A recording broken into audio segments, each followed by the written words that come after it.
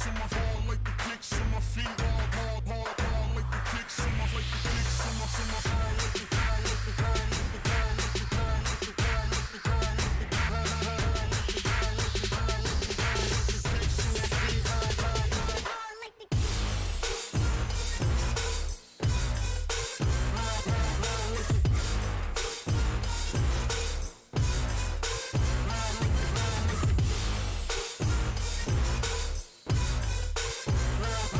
like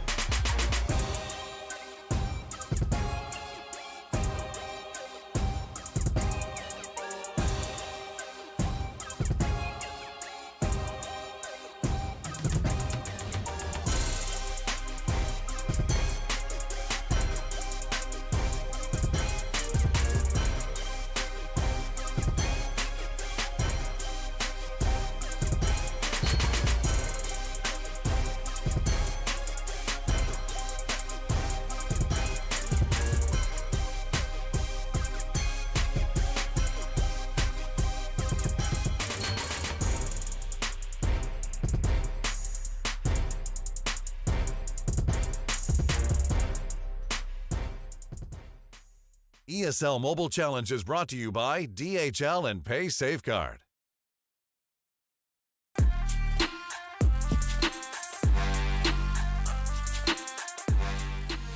Hello you beautiful people and welcome to the ESL Mobile Challenge for Clash of Clans. We're finally here, it's the final play date and we're finally going to determine exactly who is going to qualify the ESL Mobile Challenge finals. So brace yourselves, strap yourselves in as we're going to be on for a very bumpy ride here. I am Lethal, joining me is Lady B, Judo Sloth as always, and B, I'm going to be starting with you. How are you getting on today?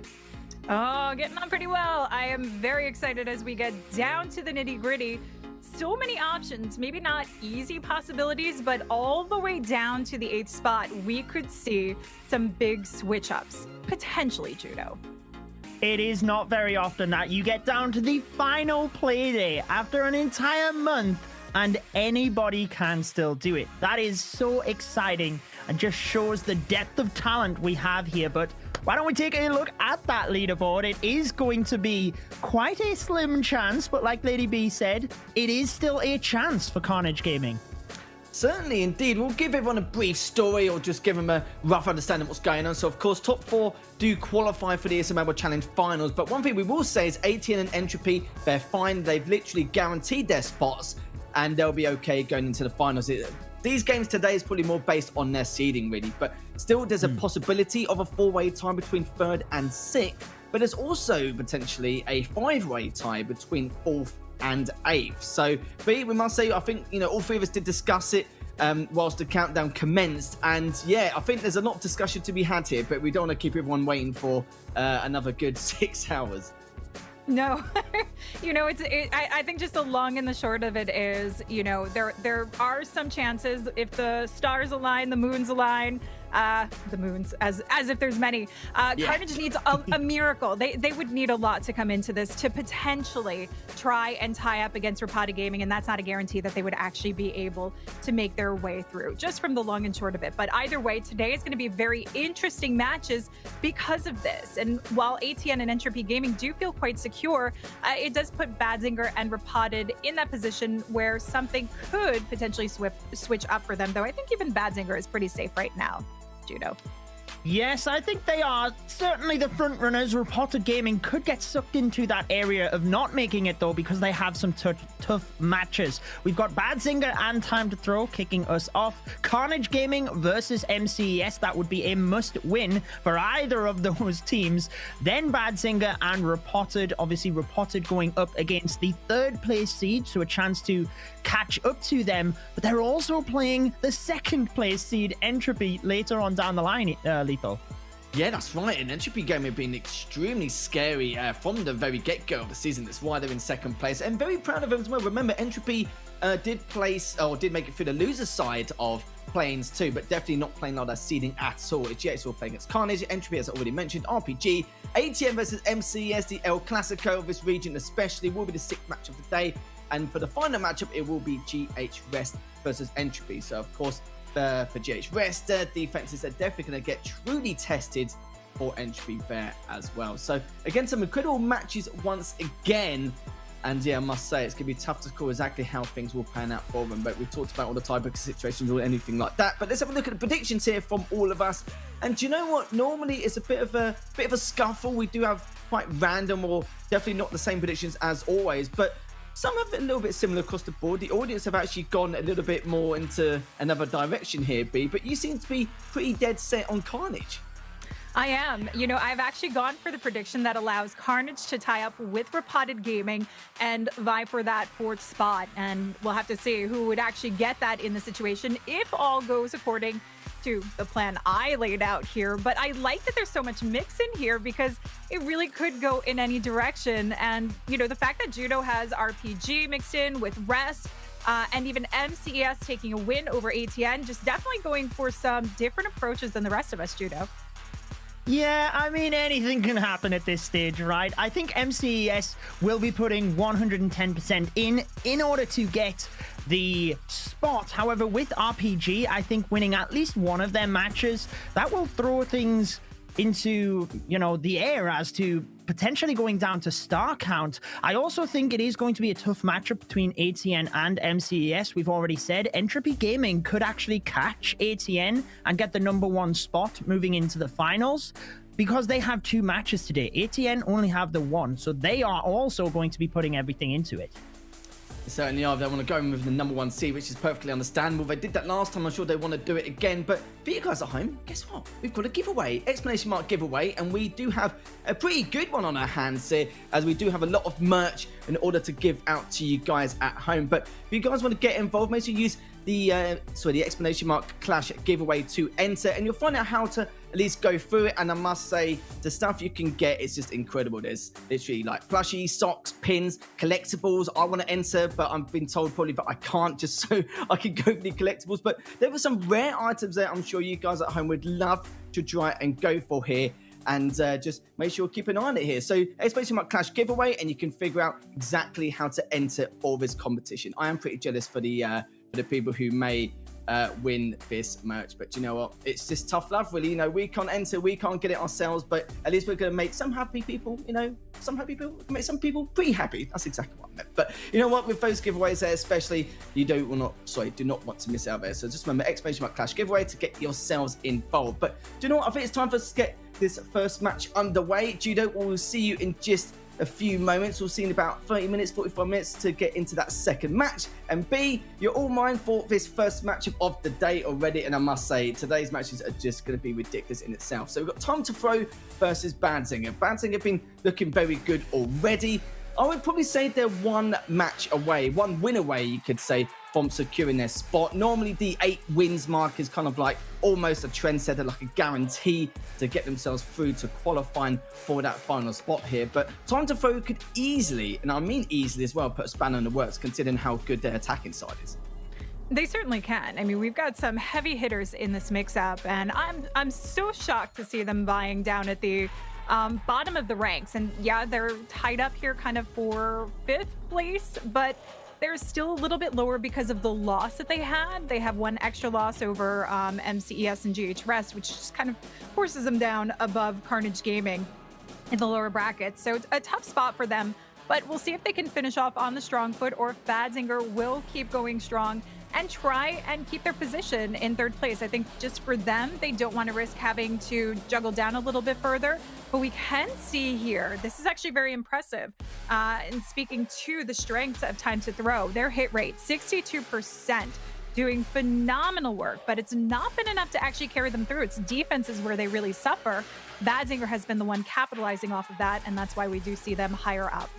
Yeah, look at Badzinger's defense as well. Just complements their attacking side incredibly. We've seen players like Ramirez, where he's just making his triples look so easy, isn't he? He really, really is. And it's just absolute madness how he just executes some of these bases so well indeed. But for Time to Throw, we've seen a lot of things from them as well at the exact same time there. There was a bit of a moment where during the first couple of weeks they were using pretty much the same attack methods in terms of their compositions, but then they've kind of been a bit more diverse about it along the longevity of things here. I'm not too sure it's been a bit of a detriment to them or whatnot, but I do feel so for at the same time. They came in as 1st seed. They still got a chance to maybe make it through, but the percentages are super low here. But we're getting on the way with the first attack, and less chatter from us, more action here coming to the first war of the day. And we're going to see what Badzinger and what shenanigans they're going to be up to.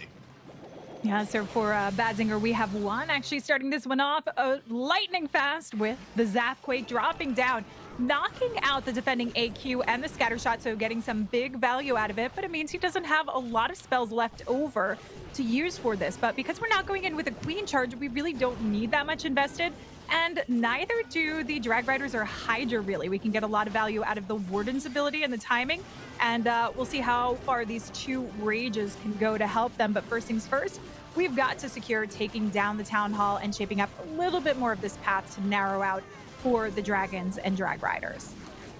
Yeah, the Town Hall's been taken down nicely there. Already a good start here. I'm using that Queen now just to try and get as much done as possible, but now being cleaned up. And see the Dragon Balloons just taking out a lot of these structures here on the right-hand side just to do what they can in order to create a safe path later on. it's all looking good already. So we'll see what Banting can do. And because against a team like Time to Throw, you want to try and get every little thing possible in order to try and make this work. He sent another drag there on the south side. He's going to send everything from the 4 o'clock position. And let's see exactly how things are going to occur here, approaching Bat Eagle. I really actually like the use of the king, not bringing it along with the queen for the town hall, just use that ice golem there, and allowing this king to path his way down as the dragons work through inside the base, getting the opening for the king on the back end, who's actually taking care of the defending RC. And he also wants to get the air defense down here, trying to limit some of the damage for those dragons on the back end. This also gives a little support for the royal champion to follow through and try and pick off that scatter shot again, giving ample opportunity for the dragons and drag riders. But this is split up pretty nasty, and unfortunately he didn't get that clean push coming in, particularly to that 6 o'clock compartment, and we can see how fizzled out this is turning. The royal champ will not be able to help this one out, unfortunately, because she's already expended through her ability. Yeah, I got a couple of drags left, but the problem is, though, with the time left and the units he has left, it's just not gonna work out here. It's been really, really unfortunate. This is not the start Banting were looking for. Of course, they're going to just try and get the best percentage possible, and it could be a decent percentage still, considering there isn't really much defense there. But now with the tornado trap just keeping that drag lingering into the center and diverting it down to the south side, it's definitely not going to work out at all here, only with the owl and the warden. But what a shame, though. This is not start Banting have wanted. And remember, they only need 1 win in order to secure that spot in the top 4. But so far, this is already not looking too good. Time to Throw could easily put a spanner in the works. And yeah, just a little bit unfortunate across the board. One thing I did forget to say earlier about the giveaway. So like I said before, !Flash giveaway. There is going to be a hidden code. There's going to be 2 of them. So make sure you stay on the stream to watch out for that code. And then you can enter it through that link. That's probably the important part I should have mentioned before, but I thought I'd add it now, just in case you do forget. But just want to let you guys know at home. But going into this, no Banting, not the best of starts, but Time to Throw can easily capitalize on this. They certainly can, especially, you know, when you're coming in from this position. We've talked about this before, where you can start off really strong with that 3-star. It puts a lot of pressure on the team who's following up. But once that 2-star comes in, it gives the opportunity and that handover to easily nab a fairly dominating lead that can be harder to try and turn around if you are the one to start off and not pick up the 3-star. So we'll see what Demo can do with this position as he starts off with the Super P.E.K.K.A. Smash. Now we do have the opening situated for leading into the Eagle compartment, straight line path down towards the Town Hall, but we just want to start shaping up the works here, and we want to limit any damage that could come into those healers. So we take down the multi-targeting Inferno, which pretty much serves as double duty here. We're taking care of funnel, and we're taking care of a flanking defense that could potentially hurt this raid. Yeah, certainly could. Let's see what Demo can do here. We know he's not known for getting numerous amount of triples like his colleagues, his teammates, but then again, he had been using Dragon Riders for the last few days, but it looks like he's gone back to what he enjoys more with the Super P.E.K.K.A. Smash now. But just using that Warden, just surgically just taking apart this base. Of course, it is a very, very slow approach, but it's definitely something which he will prefer going into this matchup here with the P.E.K.K.A. now just coming from the 2 o'clock side. We'll be into Eagle compartment momentarily, which is going to be very, very important to try and keep this alive as long as physically possible. It does have a couple of jump spells, has a couple of rage as well to use later on when he pushes into the center and into those multis later on, which is going to be very, very important indeed. And already they're looking quite good already and pretty solid, but this is where it's going to get very, very chaotic. We have to deal with a lot of his defenses here, and we've seen the RC already coming out from the 11 o'clock side to push in towards that multi around the 10 side. Yeah, notice the placement of the jump because of Royal Champ's coming in from that northwest side of the base, and she can work her way around to the bottom compartment at 9 o'clock. The jump's going to lead not only into the Town Hall, but give access to the 6 o'clock compartment, which also leads to the scatter shot as well. So this is just keeping everything circulating nicely together. He'll have the power left over here, especially since a Royal Champ's been able to take cover from the Hogs, hold on to this ability, and the same for the Queen. She's been able to hold on to the ability almost long enough, though she walks through the poison bomb, and that's going to limit it. But we should still have plenty of power with the P.E.K.K.A. taking the lead and trying to get a few shots off on the final defenses here. Yeah, I was just keeping an eye on the P.E.K.K.A. on the right-hand side, but I don't really need to at this point. He's still got the Hog Riders, still got the extra Pekka in the RC, and has so much HP she can go for another base, but it doesn't really matter in the end as Demo does manage to get the triple. And one thing to take note is as well, out of the previous 11 attacks he's done, he only had 3 triples, so now he's going 4 for 12, so at least that way he's going to be okay for the rest of his squad. That's why I was a little bit worried, because he's not known for it, but he's put some great percentages in the past here. Maybe he was just trying to try out the Dragon Rider's last few attacks. I know it's not really gone his way, but every time he's trying to use something groundish in terms of his composition, he seems to succeed a little bit better.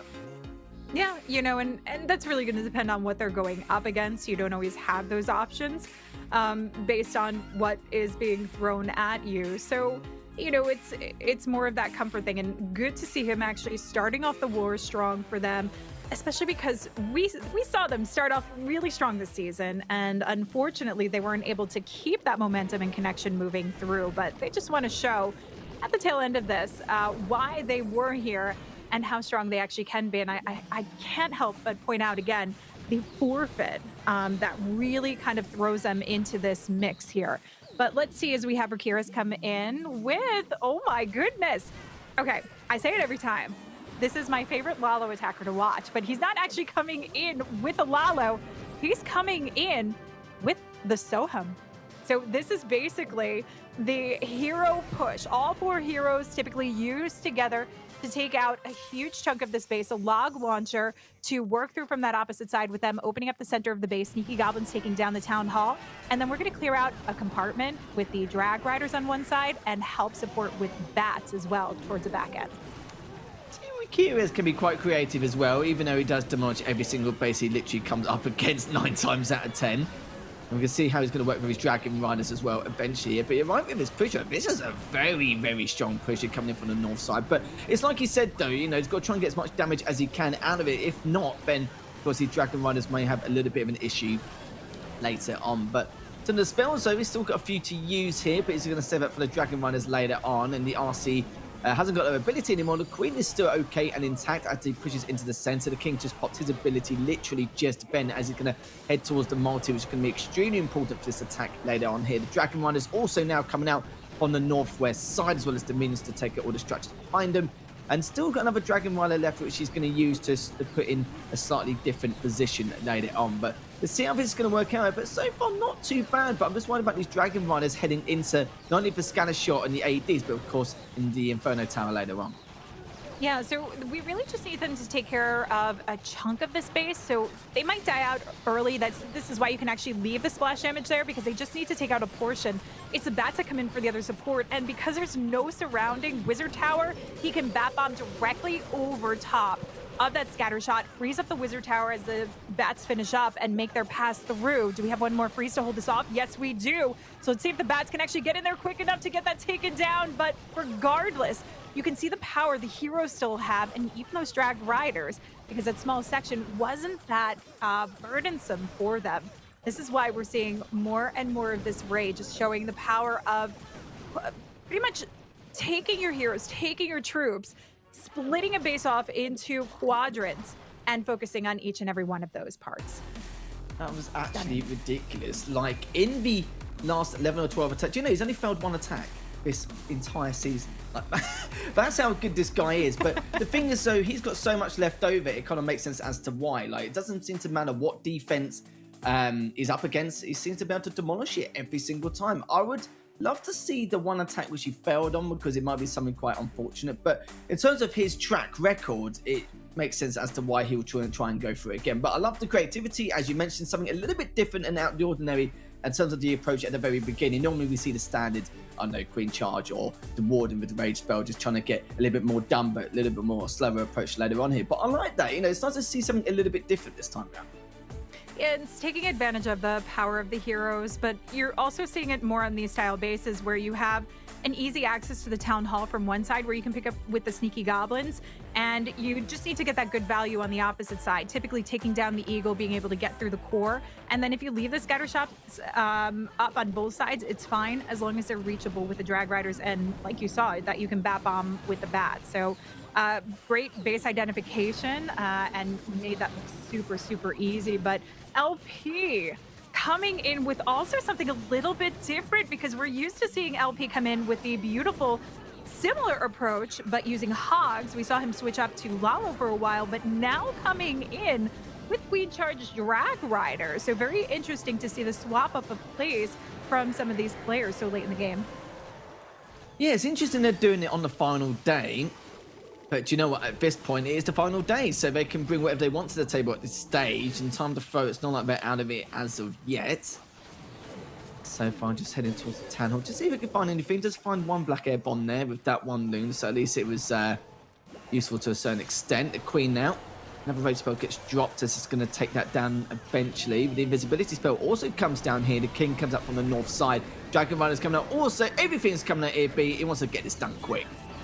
He does. Now, unfortunately, that tornado trap pulling the queen in, but he has to force through the ability. Not necessarily ideal, but the main thing is keeping her alive. Was not quick enough to get that rage down initially, so he can try and save her through it. But now she's going to contend with a single targeting Inferno. At least has the freezes to help pull this off. Typically, when you're coming in with these drag riders, you want to invest the most amount of spells coming in for your queen, particularly those rages to keep her going. I just worry a little bit because there's going to be some onslaught of damage coming in towards that back end, particularly with the defending AQ. So we'll have to keep our eye on this, see how it works out, because she needs to be there to provide a lot of support for these drag riders.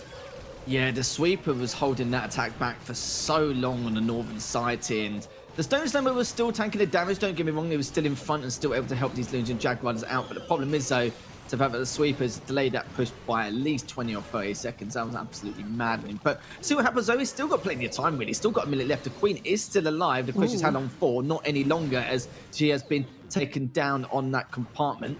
The problem is, though, he's only got the Warden Wits now. I swear, every time I say something, they get taken down. So he only got the last drag left. He does have a minion there as well to clean up something on the back line. But that's going to be it here. LP, unfortunately, makes the slip up, the first slip up here for time to throw. And it's not going to be the best of percentages either. It looks like it's going to be in the late 70s, maybe 80 at a push. Yeah, this is just volleying it back over to Badzinger now. With the 3-star they were able to pick up from Rakiraz and the high percentage from Juan, this will work in Badzinger's favor to hold a percent lead, though we're getting closer here. We've got the just around the 80%. With the 10 seconds, we should hit at least 81. I don't see anything else on the board that we could hit 82. So overall, not terrible, but it's not necessarily where you want to be. No, absolutely not here, as now they've literally just given away their lead technically, and percentage, we don't normally see that from LP, I don't think, unless I'm thinking of ND, but with LP normally he's been pretty good with his attacks in terms of execution. He's known as a player. He's the man that doesn't fail. That's how I thought so, yeah. Yeah, that's how most players know him. He is an insane, incredible attacker. So unfortunate to see that handling, and I am surprised that he had to force out a queen ability so early, because he is known for his queen charges and of course his beautiful Lalos. So you know those queen charges because we've seen him come in with those hogs at the tail end of a raid that's relying heavily upon his queen. So not typical for him, but again, gives that small slight opening to Badzinger here. Now doesn't mean that we won't see time to throw, try and turn this one around still. Yeah, let's see if they can. There's no reason why they can't. Avatars could be coming up now for Badzinger. We're going to see what shenanigans he's going to be up to here. Starting off with the queen here on the west side. We're taking out some bits and pieces near the town hall with the lightning spell.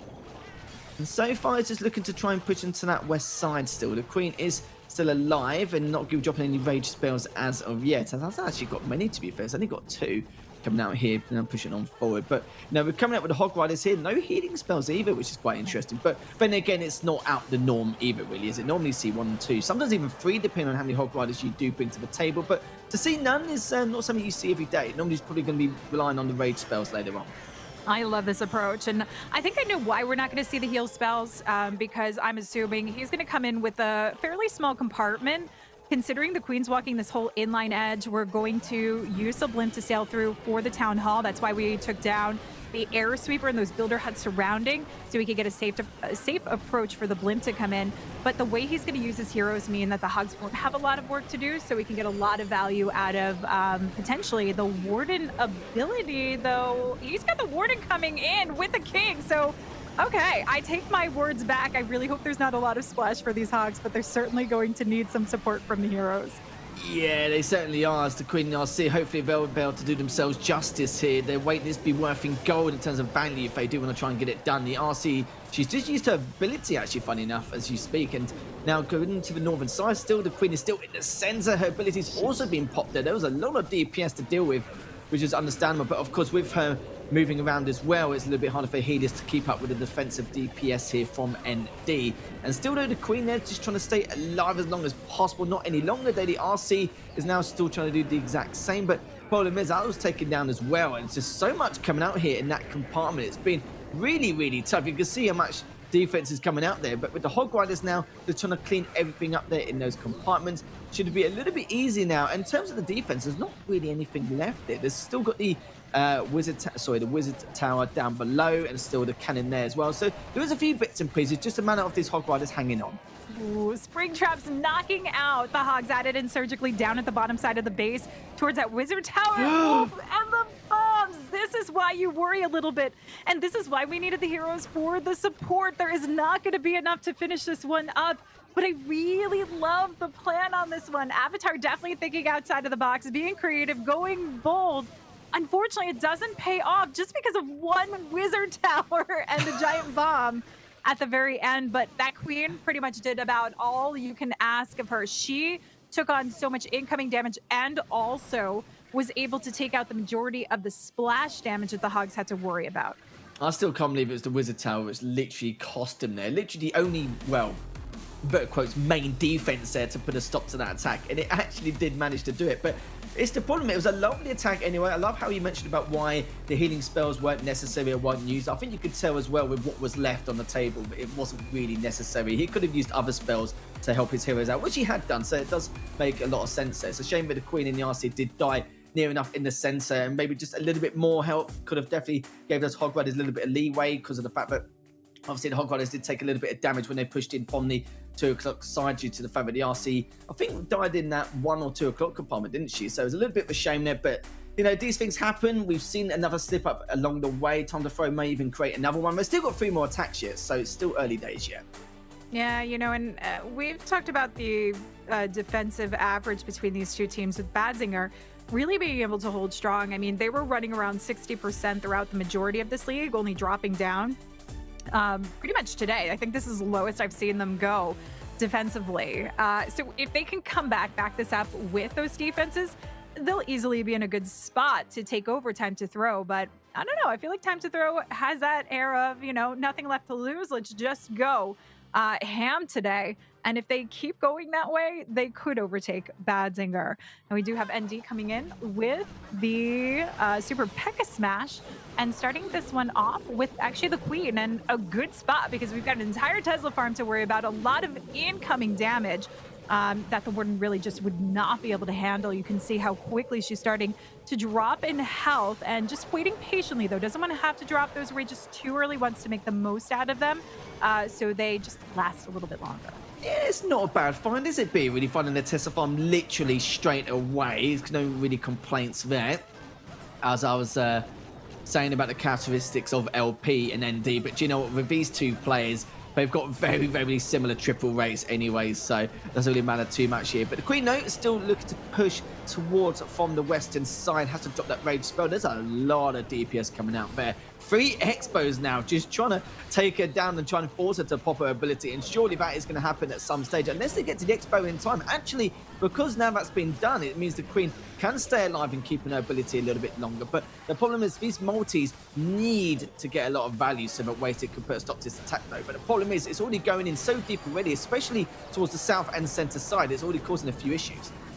That was such great timing on the Warden ability. He pretty much clipped everything in there, and just as the CC troops are coming out and everything's taking on damage from the scatter shot and the defending heroes right there inside the core of the base. Plus, look at those surrounding bows that are still trying to ping away and knock these troops out. This is where we need to see the P.E.K.K.A. taking the lead and the Super Wizard sniping them off, or even the Queen as we have moving in. So this still has quite a strong leg left over, and particularly because we've got the King with his ability as he works through the core, and the Royal Champ. As long as the Royal Champ can stay under cover here, coming in for the Town Hall, not ideal. We want her to hold this ability for the scatter shot on the back end. Let's see if she can do it. Yeah, she should be able to here. The RC does have her ability still intact, but the problem is these units are literally getting deleted as they're pushing on forward, though. But you can see already RC is still there. The ability has already been used, but the problem is the Expo might be the last defense to even pick her apart, even the scatter shot at this point here. But that is going to be it. The RC has finally been taken down, finally been cleaned up here. There's only so much left here. The King just trying to get through that wall, but the only problem is that when he tries to go through the next lot, it's going to cause issues because, of course, the scatter shot on the Expo is just going to deal with it straight away anyway. But, you know, it's still going to be in the high 90s. Again, very uncharacteristic here. You know, we saw it from LP earlier on, but from ND as well, considering their triple rate is, like, very, very high across the board this season. It's very strange to see them make some of these failed attempts here. So for time to throw, they get a decent percentage out of that 2-star anyway. It is going to be level pegging, but I believe time to throw will have a slight percentage advantage. Yeah, I mean, they were just tied up before this on percent, so this should give them that small leg that they want to see moving up in it. So for Badzinger, if they want to try and keep some sort of safe security where they are in that top 4, they got to bring it right now. They've got to bring those 3 stars and I guess hope for one more defense now that they're slipping down ever so slightly in percent. But just need one win, B. That's all they need. They've got, unlike everyone else where the fate is not in their hands, they've got 2 chances to do that. And even if they do, they could still qualify depending on the star count and the head-to-head situation later on. We're just going to go through quickly to see what the percentages are like at the moment. And you can see already it's only about a 2% difference between the two, I believe. So can't really complain there. So 272% for time to throw and 270 there. Yeah, so literally just a 2% difference, and that's how close it's been for the both of them. But for Badzinger though, just getting this win, it's just gonna make in terms of qualification, it's going to make their lives much easier. They won't have to worry too much about the next match, maybe making another team's life a misery in terms of qualification. But by the time to throw, though, they need to win everything. And if Badzinger do lose here, then the 3-4-5 team tiebreaker could definitely occur later on. Yeah, that's kind of the interesting part of today. It's our final day, and it really is. It could change. I mean, even down at the bottom, we could potentially see some of these teams sweeping their way up into a tie spot with, of course, the head-to-head and star count being the factor that would be the tiebreaker. So there's a lot of unknowns at this point, but a lot of opportunity, which makes it exciting. Now, Dima, though, needs to try and keep hope alive for Badzinger. They, again, want to secure their position. So feels that the Hydra Bat is going to be the option to go through and getting some great value just out of this King in the scattershot compartment, clearing up this path, and this is going to allow the Queen access to work alongside of the Dragons and keep them nice and fanned inside of the base. Yeah, they certainly are. Nice, fast approach here from Dima, going straight for the Eagle straight away, but these multis are going to be the ones that are going to be causing a fair issue here, depending on how much value he's going to get. The Sweeper trying to keep some of it back, but it's just not going to happen. And the good thing is there isn't really a massive wide swing here with these units. It's still got a bunch of those Drags and the Queen on the western side, but it's the center we need to really concentrate on at the moment here. As already now just looking towards to take down those 2 Wizard Towers on the eastern side. The other Drags though, and the RCs now come out also from the 8 o'clock area, will be greeted by the Tesla farm also. So a nice little find there for the RC. We'll put a little bit of a delay on it, which would be a bit of a pain, but that's going to be okay. But the problem is, so this attack again is just pretty much evaporated across the board. The Queen is now just popped her ability. The RC still got hers, but not for much longer though, as she's just used it in that scanner shot compartment now. And there's still though, there is bits left here and there. It's just a matter of getting this job done quick. Yeah, I mean, there's no splash left now for these bats to have to work through. He's got the invisibility spell. He does have the freeze to hold off the AD, but no Wizard Towers, no scatter shot. That was all cleared out by the Royal Champion and the Hydra. And even though we lost out all those Dragons and Drag Riders on the back end, the Warden's been able to carry through, taking care of the cleanup. Dima actually absolutely knocking this one out of the park for when Badzinger has really needed it. They needed this 3-star to come in and try and situate them, putting the pressure onto time to throw to continue their push. Yeah, I think Badzinger have gone, look guys, let's not let's not muck around here. Let's just try and sort our lives out a little bit and let's just end it here because we don't want to go through any kind of awful situation which we might regret at the end of the day. And it's perfectly understandable because it's going to be a long day for a lot of these teams here. And I think at this moment in time, Robotic Gaming have looked very strong. Bouncing will be playing them in the third match. So I think if they take out time to throw here, they won't have too many worries because we're not really going to know what type of RPG we're going to see. But for them, though, for Reported, they've been looking very, very consistent. They've been looking very strong, actually, the last 2 weeks. So long as Banzinger just end it here and now, great. But the problem is it's not in their hands. You've got to remember also that they've got time to throw, have that 2% advantage coming into. That's, of course, they get triple in this next attack. Yeah, we'll see if they're able to handle the pressure. I think that's pretty much the issue, but considering they know they're in a spot that makes it harder to turn around, that's where I do think that the whole, we have nothing left to lose, so let's play comfortably approach comes into it. Though it's interesting to see Flexi coming in with the hog. So we're going to have some queen charge hog action from him. We've seen some beautiful work from Flexi, but we've also seen some unfortunate go-throughs where he's had these great plans that just have not made it through fruition. And I feel like hogs are those kinds of strategies that we see it. They have a lot more power these days, but they can also be very finicky to use. What I like, though, is that he's got the 2 heals for this. It makes it a lot safer of an approach coming in. Particularly with a lot of open areas and splash, where you could potentially see not only the splash coming in, but the giant bombs at the same time as well. Yeah, the Queen is starting off from the west side. We'll have to deal with the defenses there, but it'll take a little bit of time at the moment. I'm interested to see how Flax is going to approach it with his Hog Riders as well. Does have those 2 important healing spells if he gets into a spot of bother later on. It's just a matter of where he's going to place them and how as well. He'll be really cautious with those scatter shots and the wizard towers later on when he does use those hogs. But the Queen, no, still heading towards the northern side here.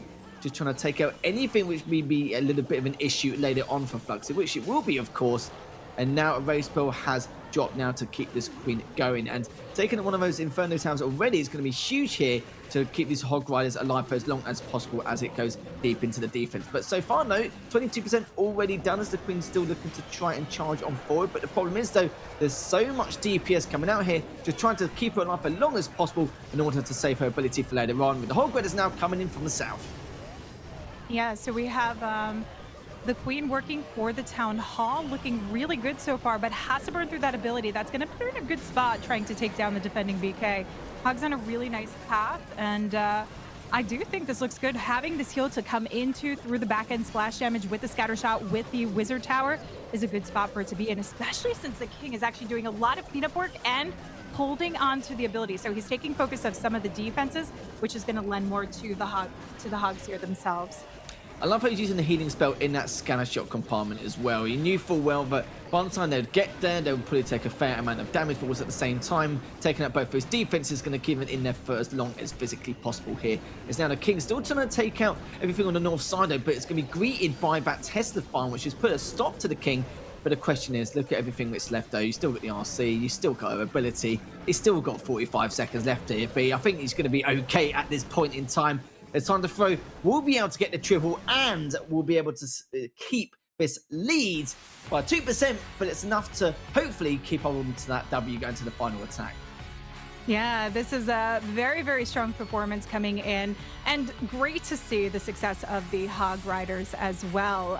They're one of my favorite troops to see coming into the mix.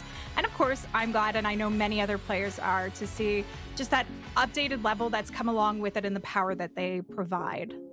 Yeah, it was definitely in the shadows quite a lot, but since then we've seen it a lot, especially over, I wouldn't even say the last 2 weeks, but just over this week, because I've spoken a little about it before where it was mainly MCS using it in the first week, and there was a lot of failed attempts, like a lot. That's when they put themselves in that 1-3 situation in last place after the first week, but after a lot of trial and error and executions and having the right base layouts to fight against, they seem to be a lot more of a viable option nowadays, and it's nice to see everyone actually able to make it work here because they haven't been very successful, especially over the last week.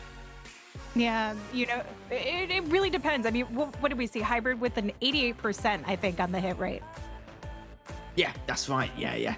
So, Wasted, final attacker here for Bad Singer. He definitely needs to get a super high 2-star percentage. or go for the triple. But at this point, just go for the triple, mate. Just assume that they're literally above in any way, and Wasted just needs to try and do just that. But will he be able to, though? That's going to be the next question here. The Queen starting from the south, heading towards that multi in the south side.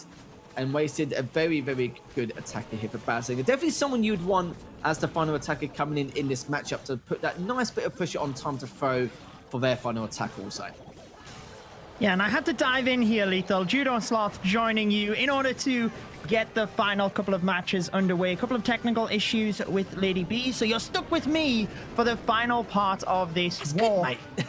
It is certainly an interesting one. Wasted has been one of the top attackers for Badzinger, so it's great to see him coming in last here when they really need him. And so far, so good, taking out the bottom area of the base. Eagle Artillery already down, which is key for a Lava Loon attack. Look at the Tesla on the outside of the base there, catching the King off guard. Thankfully, it was the Barbarian King, though, because he can absorb that damage, and the Arch Queen can help out. Yeah, no, I'm not going to lie to you, that is definitely a strange position, but do you know what? It's making it work just a little bit here. It's trying to force the King to pop his ability, though, and if I did, that would have been huge here for Flux. It's just due to the fact that, of course, you know, you have to try and get it a little bit quicker in order to try and make use of the ability as well. But from the look of things, though, the Queen's still alive, still well, has still got a lot of things to work on here, especially taking the cannon in the Expo also. RC has come out to play on the 3 o'clock side as well, heading straight into that scanner shot compartment here and still pushing on forward, though. But the King has been taken down. It doesn't matter, though. He's already done his job. Both the RC and the Queen just working together, heading towards this compartment. 45% already done here, Judo. Looking very solid here from Wasted. Oh, this is difficult. It would have been nice if the Arch Queen could have got in towards that multi-target Inferno range to be able to pop that off, but obviously she has moved across to the right. Given what happened with the Battle Blimp moving towards the Town Hall, though, hopefully he can still have enough strength with the balloons to get there. Nothing to support the Battle Blimp, though, at this moment. It looks pretty good for that Town Hall going down with the sneaky goblins, but the RC seeking shield would have been able to help out. He's not got a lot of time here, though, Lethal, and you see the balloons did miss that multi-target Inferno, so he's got to send all 6 into it through that haste spell, surely. Or actually, he's just going to try and get as much percent on the outside of the base, I think. Yeah, and the thing is, over the time left as well, I'm not too sure here. It's such a shame how this is going to work out. 7 seconds left. You don't think he's going to get the triple, but mind you, though, he's got a very high 2-star percentage here, and after watching that from time to throw, they basically need at least a 2-star 95% to either tie up, or at least a 2-star 96% in order to try and guarantee themselves this victory here. And if Badzinger loses, it means the only way they can make themselves sure thing to qualify, they're going to have to beat Reported, and Reported have been looking absolutely lethal the last couple of weeks. They have. They are right next to Badzinger there, aren't they? It's actually interesting to me that he didn't send those 6 balloons. It looked like he was fine up the top. There was a haste spell already in place, which would have pushed the balloons towards the multi-target Inferno. So I'm not sure why he didn't take that risk, given how close it was. But maybe he did just want to shoot for the percentage, try and assure the cannon up top went down, I guess. It either way puts them in a relatively good position, but obviously we know the 3-star here would indeed take the war for time to throw, and the percentage, well, they've got to get pretty high if they don't get that 3-star. They certainly do. They might as well just call it a 3-star at this point, because that's going to be what they need almost. At least a 2-star 96-97% will confirm that once it's all said and done. Warden will be kicking things off here for Elic from time to throw, but let's see what he can do. Already making that start. We saw Demo come out with the Warden earlier on. He did a great job with a Super P.E.K.K.A. Smash, but can they now try and finish the job here? That very high 2-star or 3-star. No, his question will be answered soon. Avatar's had some good defenses all round here in the past. Let's see, it's for doing some wonders here. This time is now already just making a start towards the eastern side. The Queen coming out as well, heading into the Eagle compartment. And this is one of my favorite things to actually see coming in from Elic is the Super Witches. We don't see a lot of players using it these days, but it still has power. We just have to worry a little bit about the time. He started it off perfectly. We've got more than 2 minutes on the clock as he starts rolling his way through towards that town hall. And the log launcher here just to open up those walls and ensure that we can get the full clear path, but in case, if it doesn't happen, we bring in the jump. But this can also help connect us into some of the scattershot compartments towards the very tail end of the base. Warden timing here still holding off as he makes a pretty deep dive. I would have expected this to come off already and try and protect everything, but we unfortunately, I was gonna say we didn't get the healer swap over to the Super Witches, but we actually do. I'm just impressed on his patience on this Warden timing. Yeah, a lot of discipline there, especially from Alec now, just trying to push in towards the center, now into the town hall. Good freeze, especially, he's got a Testaphon, of course, on the backside of it, and look at the amount of damage coming out from Avatar's defense here, just trying to put a stop to this attack here, but one of the multis already been taken down here, heading towards the town hall. Still got one more multi left. It is getting a huge amount of value, but the question is it enough? Just using that rage spell just to try and speed things up a tad. Any invisibility spells straight after to try and keep them alive. This is going to be very, very close. 50 seconds left. Still having to deal with this compartment. And the thing is, though, with that Tesla farm being there, it's actually added a little bit more time wastage for Alec now, as he's going to push him towards or through that poison at the time. But the Warden almost taken down. The Queen is still alive.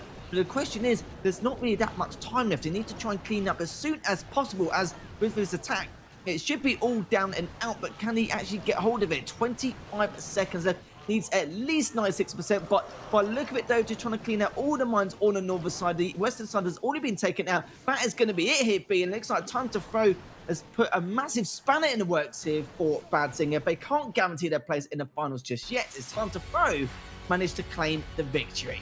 I gotta give it to those healers that switched over to the Super Witches, because had that not happened, they were taking on the damage coming in from the scatter shot. If those healers weren't there to keep them alive, this would not have been the 3-star. With how close it came down to the time, there would have had to have been a full wraparound to take care of everything from the 12 o'clock side. So kudos to Time to Throw, switching this one up, not only taking over the percent lead, but getting that 1-star lead and win here as well today. Yeah, they had a 2% lead for the majority of that matchup, didn't they? And the good thing for Time to Throw is they didn't let it go. Kind of what we saw from the first couple of weeks, wasn't it? They won by 5 or 6% anyway overall. They had a 1-star lead anyway. But great consistency. Nice to see Demo add another triple to his rally as well. It's weird we didn't see LD or NP with their failed attacks. Not something we normally see every day, but don't worry, we will be seeing them again later on. We've still got another matchup here between MCS and Carnage Gaming Judo. We'll be back in the hot seat with Lady B, and we'll be back in just a few moments.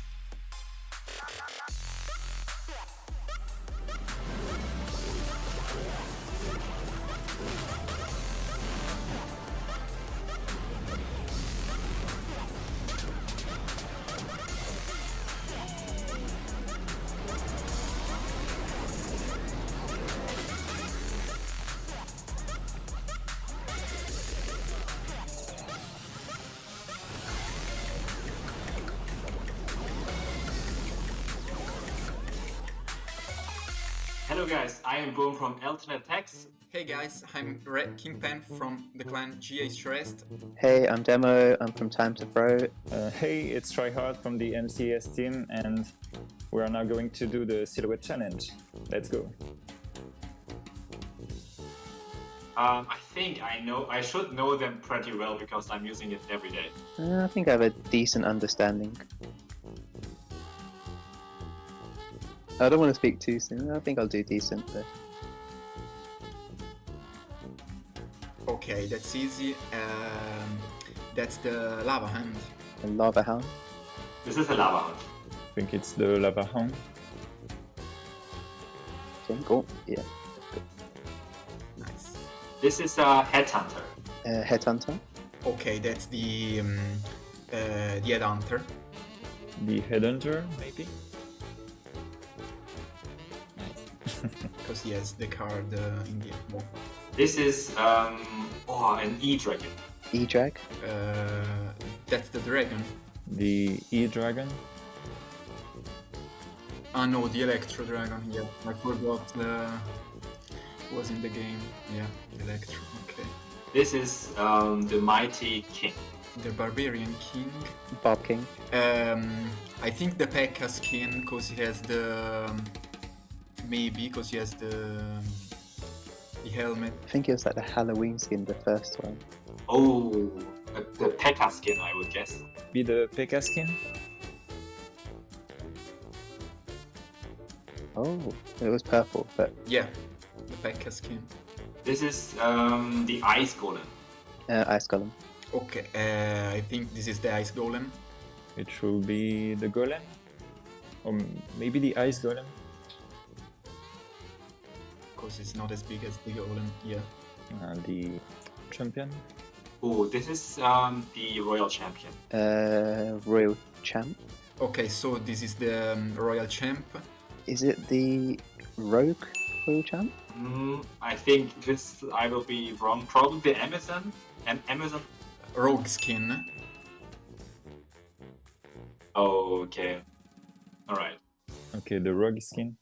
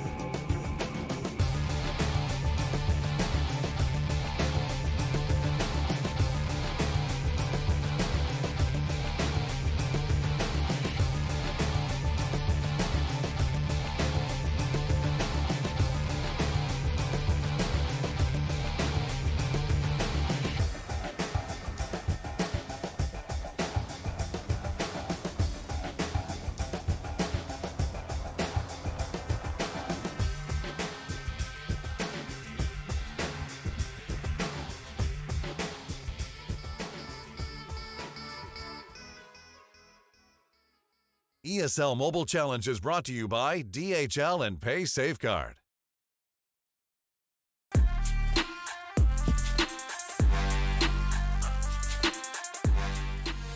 Welcome back to the ESL Mobile Challenge. We are on our final day for the challenge round, and it is really heating up with so many possibilities still in store. I'm Lady B, and I'm joined back by Judo Sloth. Judo, what do you make of what we are potentially going to see today, particularly in this matchup to come? I think everything is going to be changing after every single matchup. Even just after the first matchup there, Time to Throw were not necessarily one of the teams I was thinking could be able to get that fourth spot. However, after that victory, they now are in joint fourth. However, in that same position is MCES, who are now facing Carnage Gaming. Carnage Gaming, as you mentioned earlier, they're now in an even trickier spot because Time to Throw did get that victory. They needed to win both of their matches. They also needed the teams to basically lose that were down at the bottom of the table. So even after that victory from Time to Throw, it might not be possible for Carnage Gaming now. I guess they'd have to start working all of that out and theory crafting, but so much on the line here. MCES either way are in with a shot, and that is, well, who I picked for this one. I think everybody picked MCES for this one though, right? Not me. Everyone except for me, Judo. I went for Carnage. I went for the Carnage prediction on this one. Carnage has been on fire in some recent matches that they've had in other tournaments. We've seen them actually coming in with perfect wars. So if they can keep that steam going along, I do think they can take over MCES. So I do see Remio in the mix-up today. He's obviously one of their stronger Lalo hitters, but not only that, the Bat Lalo. So he comes with the creativity, which can be a little bit harder to defend against, which I think puts MCES in a really good spot against most teams. But Carnage has Hugo Stiglitz, and he knows a little something about this team in general. So that gives them a leg up too, doesn't it? Yeah, I think there's always just going to be that bit of rivalry between these two teams, isn't there? For that reason alone, ex-teammates. But when these teams first played, on play day 1, it was the first match for either of these teams. Carnage Gaming didn't get off to the best of start, to be honest. They only got the 12 stars, 88% average destruction. MCES won with 14 stars. And everything kind of changed. I would say both teams have been a little bit up and down in terms of the challenge stage, hence why they are both in a tricky situation. But in terms of the stats, MCES clear winners in that regard. Yeah, I think the tricky part for Carnage Gaming is the defense rate, but it is a bit low for both sides. It seems that both teams have struggled in finding the right combination to work along, though with a 62% hit rate that can really carry you through. I'm just curious to see what kind of confidence Carnage Gaming has coming in, because it seems like they've built it up, at least what I've seen from them in Clash Masters this week. You know, those perfect wars kind of show how much they've maybe learned from working in ESL and going up against all of these top tier hitting teams. I think experience is something that cannot be counted out because, you know, stats are one thing, but being in this situation, the pressure of knowing they are must-win matches or you are eliminated from the competition, that's something that you can't really train for, essentially, until you have been through that situation. You have lived through that experience, which I would say MCES definitely have that more than Carnage Gaming. But like you said, they are certainly an up-and-coming team. They're getting their fair share of it. So it is going to be a tough one to call. Both of the teams putting everything they have. You can obviously let us know what you think, hashtag ESL Mobile, because our predictions are as good as anybody's, I would say. Yeah, it's, you know, it is a coin toss with who could actually get the win in any of these matches on any given day. So it does make it a lot harder to predict, though. I think maybe the audience is doing a little bit better than you and I, Judo. Yeah, I got the first one wrong out of the gates, but I don't know. I think if anybody that hadn't watched the previous matches looked at the leaderboard, maybe they'd have gone with Bad Singer as well. They were right up the top. Time to Throw were down the bottom, but clawing their way up to 4th position, or I guess say down the bottom, but they were closer to the bottom. MCES need the victory to pull themselves up to 4th place as well. That would give us a 3-way tie between Reported Gaming, who we will be seeing next, versus Bad Singer, and MCES and Time to Throw. So really getting a little bit of a clump of teams together. But as we've already mentioned, GH Rest just below that as well, with 2 matches coming up today as well. Yeah, there is a lot on the line, a lot of pressure for some of these teams that they still have the opportunity to try and switch this one over, though ATN and Entropy Gaming sitting in a pretty solid position. I think they're feeling very secure in this regardless, especially since ATN, I think, only has 1 match later today. Yeah, they are going to have to go up against MCS, so I'm sure they're paying close attention to this war right here. It is, though, Hugo Stiglitz kicking this off. I think they're going for the full power. They want to make a statement, so they're bringing their top dog into the mix. And of course, coming in with the Queen Charge Hybrid. The attack, which has the highest stats in the ESL challenge, it is right up close to the 90% now because of, you know, a couple of fails we had last time on Monday, sorry, but also a number of 3 stars. And like you said, interestingly, Hugo normally attacks towards the end of the war, so putting him up first could really put the pressure on MCES, and so far he's doing pretty well. The rocket balloons did get to the Archer Queen, but getting that freeze off alongside the rage to keep her alive now that she's on the town hall, once that goes down, he knows he doesn't have to worry about that with the hybrid, which is clearly a bonus. Yeah, and the fact that he's been able to hold on to this Queen ability is going to be huge for this, giving her just a little extra life coming through the back end, especially since she's going to have to contend with a single targeting Inferno, and there are really no freezes to take this on. So I'll be curious to see if he's going to drop this invisibility spell just to give her a little bit more power, because with these hybrids, we want the Queen working through as much as possible. You can't rely on the hybrid to take care of all of the cleanup. Pathing looking superb so far. Just a slight veer to the outside edge, but everything coming back around together. I'd love to see the Specca take the lead, though, and just keep a clear cut to find course.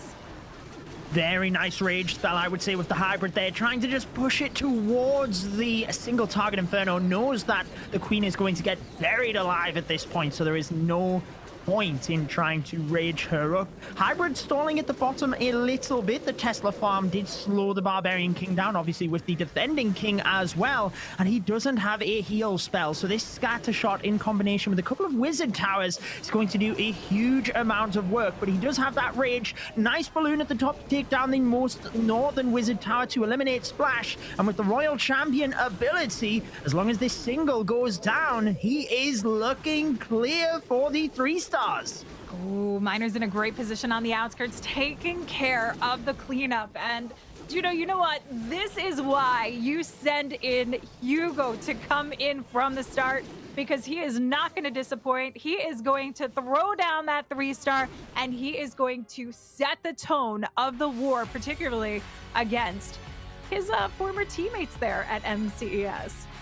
Absolutely, and the stars on the board is what counts. It's an interesting play because sometimes you do want your more experienced attackers to be at the end of the war to handle that pressure situation, but do you just put them up first where they are not under as much pressure and can get the 3 stars hopefully a little bit easier? That seems to be the play that we have seen there from Carnage Gaming, and when you are 3-starring ahead of the other team, it is a huge advantage. It's really whether you just fall down and it doesn't pay off that it backfires. But what do you know? Right back at them. Kingsman, the highest hit rate player for MCES. He has 10 3-stars, only 2 2-stars, in 97% average destruction across his attacks.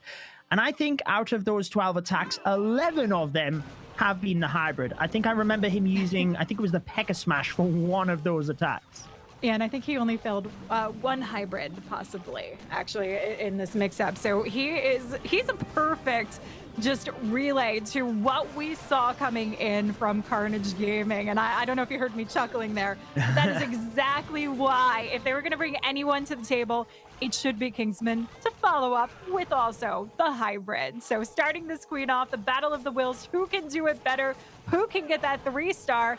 It does put a little bit more pressure on to actually perform, because you don't want to be in the situation to follow up with the same attack and not make this connection. But beautifully approached. We've got the lure of the CC, and the patience here is beautiful because we give the time opportunity for the super minion's ability to actually wear off, and gets it in the poison spell, which gives the Queen just a little bit more time to get to the town hall and not have to worry about burning through the ability.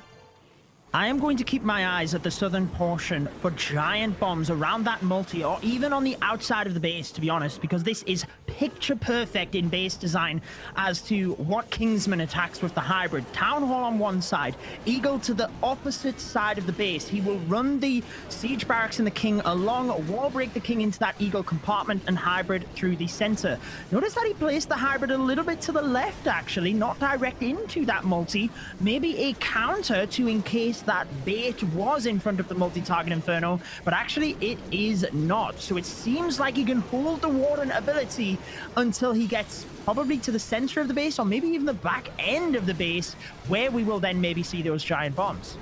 And so actually using it here just to get a nice spread out as we come right into that splash damage towards the center, gives a little extra bump and allows him to use the heal just slightly later, a little bit more delayed coming into the scatter shot and wizard tower. But we do have to worry about additional damage because we've got one more wizard tower, one more scatter shot to worry about, and the queen could be in a good spot here for that narrow channel to work through. But looks like the Hogs are actually going to meet up and pass her first, but she's taking on that back end. I think it was a multi, which is going to give this every bit of leg that it needs to stand on for the 3-star, except, however, 11 seconds left to go. This Royal Champ ability holding on for the very last second, Juno. Oh, I think he made the right call, not breaking his King into that compartment, because he needed the cleanup on the outside of the base, and can you believe it? He timed it perfectly. That literally went down to 0 seconds as the final building went down. And, you know, I might have called that. I've seen bases exactly the same. He's been attacking, charging the King in, but had he have done that, he would have time failed. So a brilliant, genius call to keep him on the outside of the base and just use the wall breaker at the end for distraction purposes. Yeah, he handled every bit of that exceedingly well. And this is why we do see him with such a high hit rate across the board. And of course, why MCES would choose to follow up that initial attack from Carnage Gaming with bringing him to the mix. But he has actually been hitting, I believe, if I'm not mistaken, first in most of the attacks. Have we not seen him coming in as a frontline runner? I'm trying to think if I've seen an MCAS wall where he didn't attack first. I think I've seen him attack first in pretty much every one. Maybe I'm trying to think of one, but really it just hasn't happened, because 99.9% of the time anyway, he has attacked first. Now, we often do see Fabian towards the start of the war. He always uses the ground smash style attacks, and he's mainly been using the P.E.K.K.A. Smash, although he has 3-starred with the Super Bowler Smash a number of times. So it always intrigues me as to which variation he's going to attack with. Yeah, and I had someone recently refer to him as the Stadra of Carnage Gaming, because he's our player. He's our go-to for this ground style attack, which is really great to have. It becomes a very reliable person that you can count on. Beautiful approach through sailing the blimp across that warden ability, giving everything the power they need, particularly because we have the multi-rating down. We have the CC troops coming out, so it gives them power to work their way along. And of course, get that blimp safely and directly into the town hall compartment with the King funneling to the outskirts and the Royal Champ coming in. This is a beautiful path, and hanging onto the hero abilities are a must, but he's done that. Yeah, absolutely fantastic. Tornado Trap also popped over by the Town Hall, so he knows he will not have to deal with that at all. Hopefully he can get across onto that single target Inferno, though, because he's trying to save onto this freeze spell as much as he can for the Royal Champion. The single does go down, but the ground expo to the north of the base is my main concern right now. Yeah, the scatter shot went down, which is great, but this queen is going to be landlocked here unless she walks back through the center, but I don't see that happening. I mean, how many times does a queen just want to beat through the wall? That is her namesake. She is a wall-breaking queen. With the ability, she still has some life left, but she can't do this alone, and this is giving the opportunity for the Royal Champ just to get absolutely slaughtered. So she's going to have zero support to work her way all the way back around towards the 10 o'clock side. This is a huge defense for MCES, isn't it? I mean, even though he can push the percentage with the Queen ability here, any defense in a match like this, particularly early on in the war, is fantastic in terms of the swing in momentum it can provide. I thought we might have seen the Wizard onto the cannon directly, maybe misplaced just a touch there, but it's not really going to matter, to be honest with you. Does get up to that 90% mark. But the defense is a defense, and if MCES 3-star, they will then be taking the lead. Yeah, this is a bit unfortunate for Carnage Gaming at this point. Percent's high, but they don't want high percent. They want the 3 stars. They don't want to give MCS an opening because we know easily, as we've fairly, I can't say fairly often, but we've seen a few hit and miss attacks here. We've also seen them come in with a perfect war, and I think that's what would be the most fearful part for Carnage Gaming now. I think particularly when you interviewed Tryhard at the end of the Monday play day, when he said they had a lot to work on, they obviously had 2 losses. He knew they needed 2 victories today. They were still in for a running to get into the finals, and they are the current champions. They will be wanting to retain that title. So I personally feel they will have put a lot of work into today's matches. I know they have a lot of other things on their mind as well, the last chance qualifiers, which is massive, but the fact that they can focus on just today, just 2 matches, and that gives them the possibility to get through, I think they will have been preparing more than they have been for these ones. Yeah, they're a team that if they get knocked down, you're going to see them come back and come back stronger. So I would agree. After talking to Tryhard, it wouldn't be surprising to see just an absolute blowout of a war from this. But I've still got my hopes on Carnage Gaming to find some defense. And Arium, though, coming in with the Drag Riders. Now, I don't know. We've seen the hit rate on this. It's a 50-50 attack, and I always feel it's a risky attack just for that, because you've got a 50-50 shot to try and get the job done. And of course, relying heavily upon the value that the Queen can offer here. Now, the Queen's got her way, leading through the base, but I'm looking to see if he wants to actually drop the King in for the Town Hall compartment and make the most of it so we can force the Queen along into the core.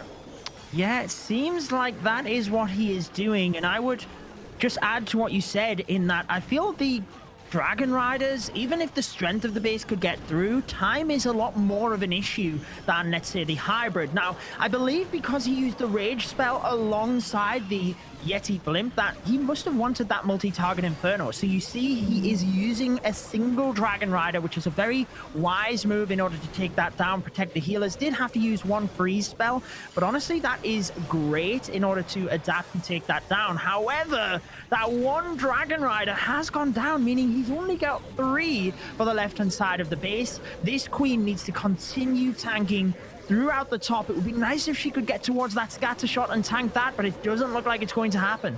No, she's a bit landlocked here and just slow to move, but we do have the Royal Champion who's just launching that Seeking Shield right there on the scatter shot, which is going to help pick up some of the back-end defenses.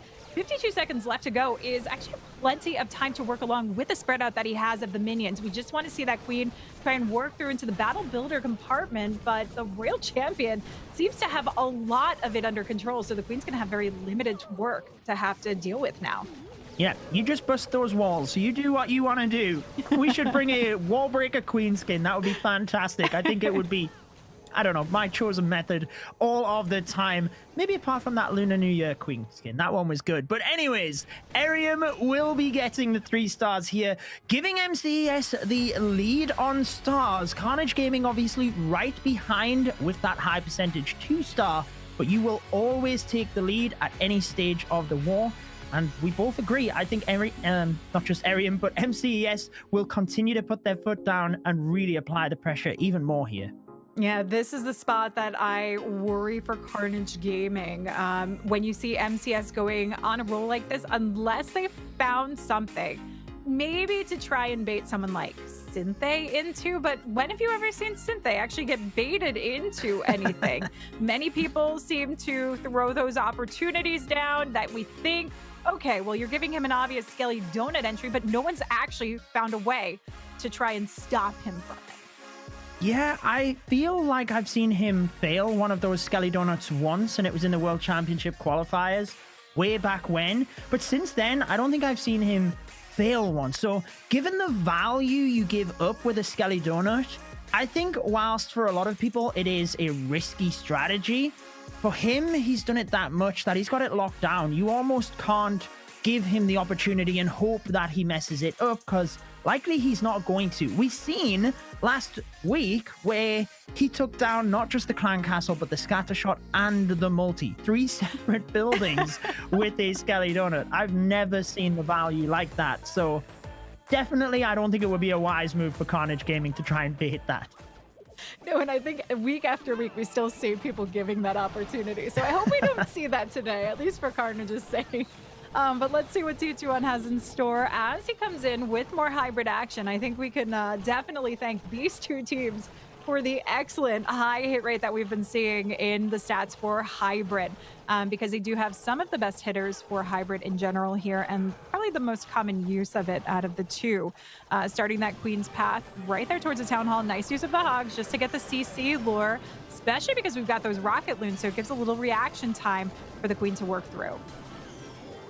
Yep, nice job so far, and I feel like everything relatively under control. I know these super minions did lock onto the healers, and he's got to hope that poison goes down before they start wiping them out. Losing one healer, though, is not too bad. I'm more concerned that the health is low across all of the healers. Trying to just sneak a balloon in and take that Tesla down, not the Tesla, the mortar down, but Tesla pop and does scuffer that plan. Oh my goodness. I was going to say the Queen is going to get distracted on those Tesla before she goes to the single, but she actually nearly went down before that.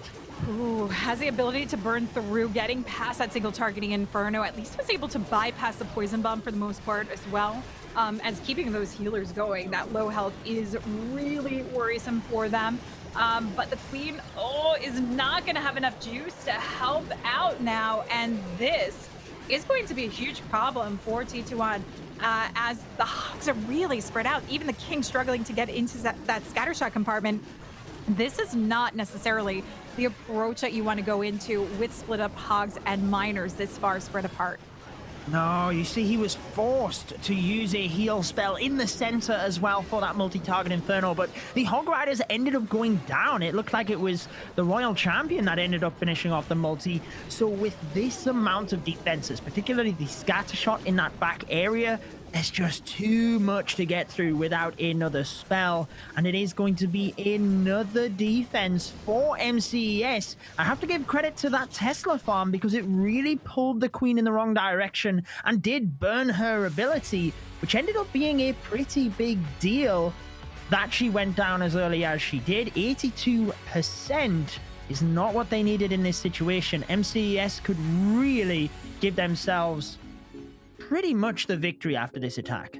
Yeah, I think another 3-star coming in, and it would almost seal the deal, because MCS, again, is not a team that we would necessarily see hitting too low percent, especially once they know the advantage is in their favor. With a ball in their court, I think they're still going to try and make sure that they have the safe calls to go into the majority of their attacks. And, you know, we talked about like the use of the Dragon Riders and how neither of us are really that confident about the use. But with it being that time factor, those are some of those safe approaches that you might want to see.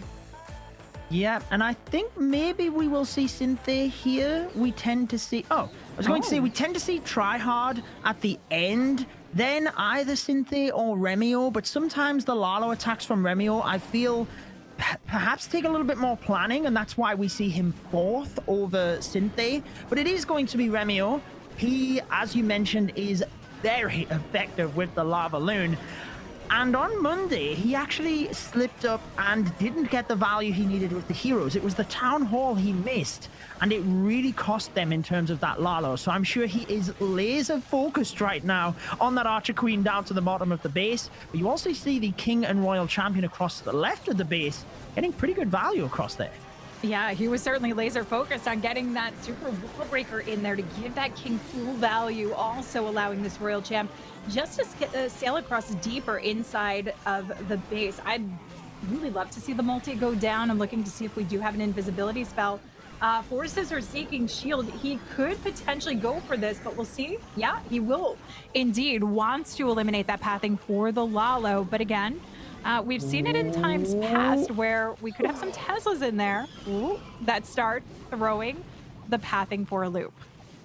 Yeah, we've seen one of them pop, and it wouldn't surprise me if there were others as well, but getting the multi-target Inferno down in itself is a huge positive because it's always touch and go with the Royal Champion in the middle. Sometimes you can just miss out. But you see the Lalo moving in from each and every direction to try and eliminate Splash at this point. He's got the Skeleton over to the right-hand side, the Skeleton spell with the Rage, the Warden ability, everything pushing into that right area super quick. Scattershot will fall. Splash damage going down, but you see all of the red air bombs in the center did wipe a lot of the balloons. Doesn't look like it's going to cost him too much, though. He's still got an Ice Hound up there. Yeah, that Ice Hound, absolute clutch for the back end of this, and he handled it well. I don't think he's one of those players that worries about the risk of having to go through the core, because he has plans for every which direction should something go wrong. But it's just the way that he forces the pathing with inside of the base and is able to actually hold on to the spells to support for the back end that is insanely impressive. And this is why he is one of their top Lalo attackers that they have on the table. I gotta say, for MCES, they really showcase what a well-rounded team they are this year. They certainly do. 2 stars in the lead now. And what I would add to that as well is it always impresses me when, like you said, they force the Lalo in because they know exactly how many balloons are needed in every single area of the base. It's very well calculated so that there's not, not enough essentially in that they go down because they don't have the DPS. It's very well calculated to be able to push in from every angle, just enough, not too many, so that you do have that wide spread. And that's then when you see the crushing lava balloon attacks as we just did. So Carnage Gaming now have to 3-star both of their attacks and hope for defenses as well. It's a big ask and they really need this. If they lose, they are out of the competition. There is no way they can progress to the final. And Carnage really needed to secure the wins, not only on their matches, but really needed to see some wins coming in from the surrounding matches. So they had a small bit of leeway in this. This is going to be absolutely crippling for them. But let's see what Diz can do, and let's see what defenses maybe they can bring to the table. Diz opting to go for that Queen Charge Drag Rider. We've got 5 Drag Riders actually in the mix, so this could give him a little bit more power. But already starting the course for the town hall, but we've got 4 super wall breakers. So my assumption is we're going for a big sweep around in order to take that down. Yeah, it certainly looks like that, doesn't it? Walking the Queen one direction and then back across to the town hall, because he should be able to open up that compartment.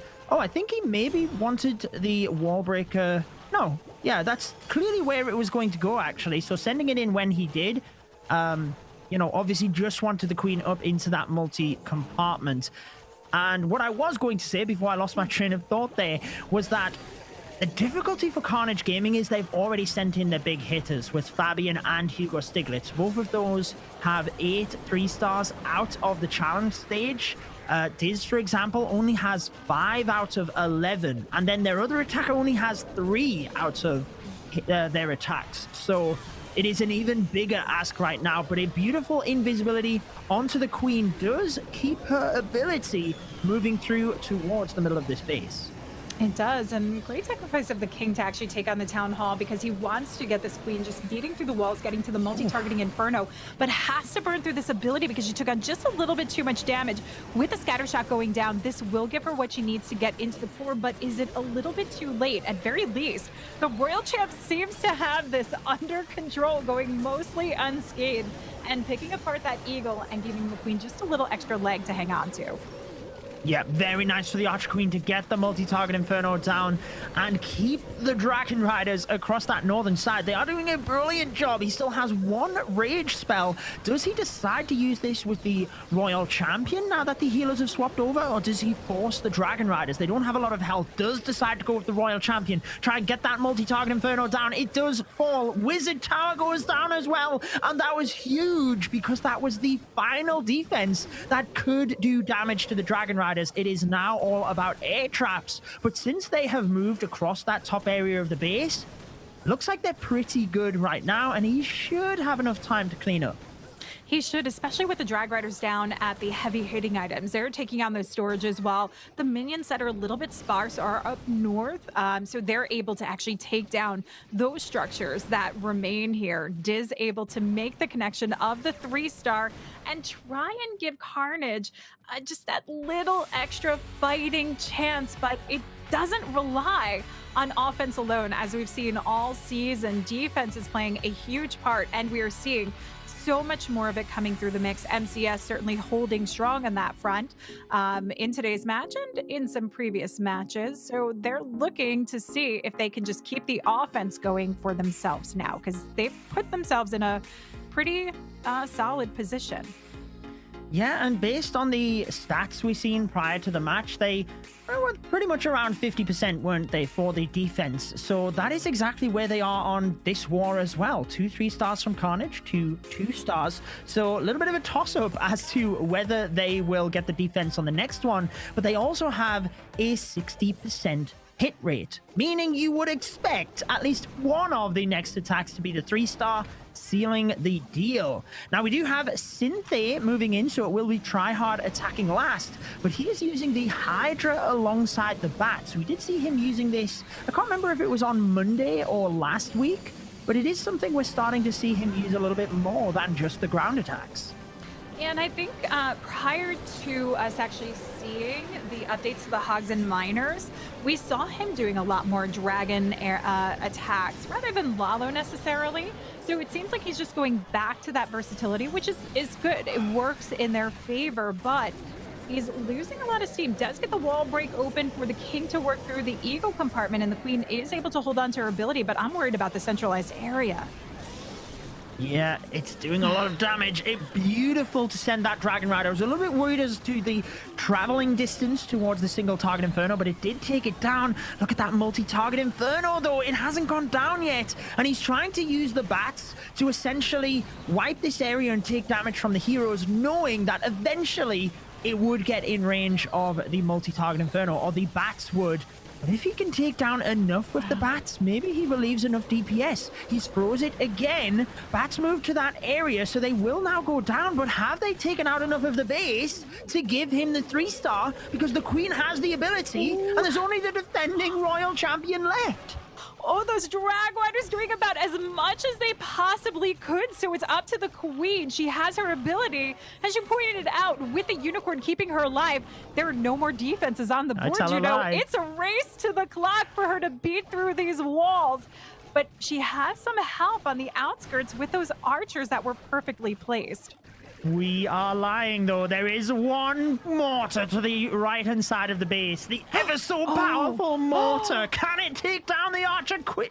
Of course, it's not taking down the Archer Queen. Synthé is fine here. All is good. Maybe could have deployed one of those archers inside the dead zone of the mortar. That would have been pretty funny. Just to speed up time a little bit. But it really doesn't matter because they are so far in the lead with this war. Can they even, dare I say it, get the 15 stars to give themselves the best chance? Because we know in the event of the tiebreaker, it comes down to head-to-head, it comes down to total stars. There's a number of different ways that will break the seedings, so we know exactly who is in 4th position. And MCES not leaving anything to chance. They are trying to put as many stars on the board to make sure they do qualify.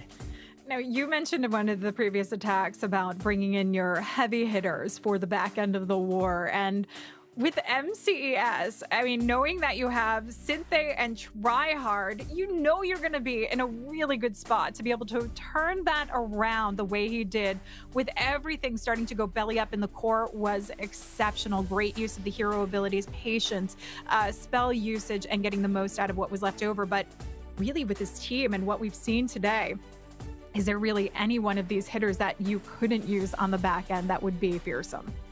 Yeah, absolutely. And I also would like to point out, just for anybody at home as well, that maybe decides to use the bats. Sometimes I feel like you can get locked into the situation where you feel the bats have to survive. You have to take down the splash before you deploy the bats. He did it the other way around. He used the bats to basically wipe out an area and then was fine with them going down because they had taken out the DPS needed. Had he have waited for, let's say, the wizard tower up the top to have gone down, the heroes would have took unnecessary damage. He probably wouldn't have got it. So the bats do not always have to survive. Just make sure you're using your army to its strengths, essentially, and he did that to support the heroes. Beautiful job. Pretty much guaranteeing the victory now. We can't see anything drastic going wrong, but like we said, it's whether they can put up maximum stars or if there is a tie for that 4th place. Yeah, I mean, at this point, Carnage just needs to follow up with a triple, and they would need a 1-star. They would need a 1-star defense to carry them through this. So let's see what Viking can do. If he can potentially hold that hope for a 1-star, but it's a tall order there, I would say, for sure. Coming in with the Queen charge, Lalo, but we start this off with the Yeti Blimp, getting the CC lure, eliminating the scattershot compartment, just clearing out the path to start this Queen on her journey towards a town hall. Yep, so far so good. And we should also mention that whilst this would give MCES the victory, obviously, so long as it does actually follow through, they would still only be on 6 wins, which would put them level with Reported Gaming, who we will be seeing next versus Bad Zinger. So potentially Reported could pull themselves back above, and MCES also need to beat ATN later on. So nothing defined for MCES here, but does give them so much of a better opportunity. But in this one, wow, I thought the Archer Queen was going to use her ability there. Somehow he waited and maybe knew that the single would be out of range and switched to the Unicorn. Yeah, so Queen has the opportunity now just to forge her way forward and reserve that ability, and that's really critical in the majority of these Queen charge attacks. You do not want to use that too early, because as you push her towards the center of the base, you need the ability to actually carry her through, where we have a lot of damage coming in, particularly once we have these expos. But she is hanging on by a thread, and the tornado trap temporarily keeping her out of that poison bomb, actually. Lots of air traps in that area. To be honest, I thought he might have sent another Coco Loon because there were so many. We can anticipate at least another 1 or 2 here, but maybe he has got the value essentially he wants from his Queen and wants to assure the Lava Loon has maximum amount. However, it doesn't look like the healers are hitting any at the moment as the Lalo pushes in from the south. King trying to get towards that Eagle to push them through the center with no warden ability. It's a little bit dangerous. It certainly is, but this Queen carrying on nicely. And the Royal Champ working through. This is actually giving great... Yeah, this is giving great power. This is exactly what we're seeing with the use of Drag Riders and even what LP has done with the Hogs. But the Loon's actually struggling to get some of the outlying defenses, so we still rely on the heroes to carry through this back-end compartment. Holding on to that Royal Champ ability, though, was huge for this, because the regenerative health that she gets out of it is enough to pick off these defenses, Judo. 10 seconds, though. Oh, and look at the bottom of the base. I didn't even see the Siege Workshop down there. I thought he was going to get it. And if the remaining buildings were at the top, he did. But I did not notice the Siege Workshop until everything was zoomed out. 99%. What a kick in the stomach for Carnage Gaming. I have to say, I really like what he did there. 2 mini lava loons, essentially. He didn't want the balloons to track over the middle. He just sent enough to take the southern area, help the Royal Champion so that she could get the multi, and then used a second Lalo to the top. I thought that was fantastic. Very creative. basically did work out for him. Just missed that one little building at the bottom, 1 minion to the bottom, and it was the 3-star.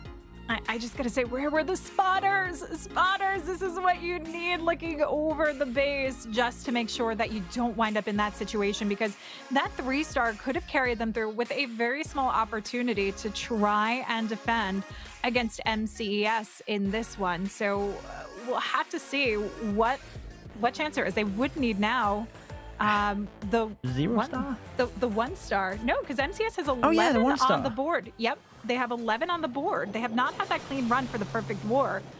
So let's take a look and see. I don't expect Tryhard to come in with a 1-star.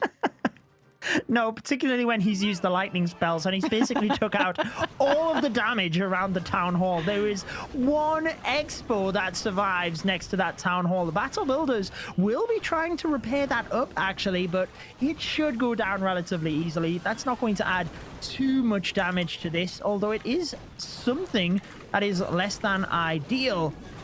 Let's find out here, though, if he can manage to get the push into the base successfully enough, because he's got the wall wrecker, interestingly, for the town hall. So that is the only thing that will get that town hall and breaking the queen into the southern area.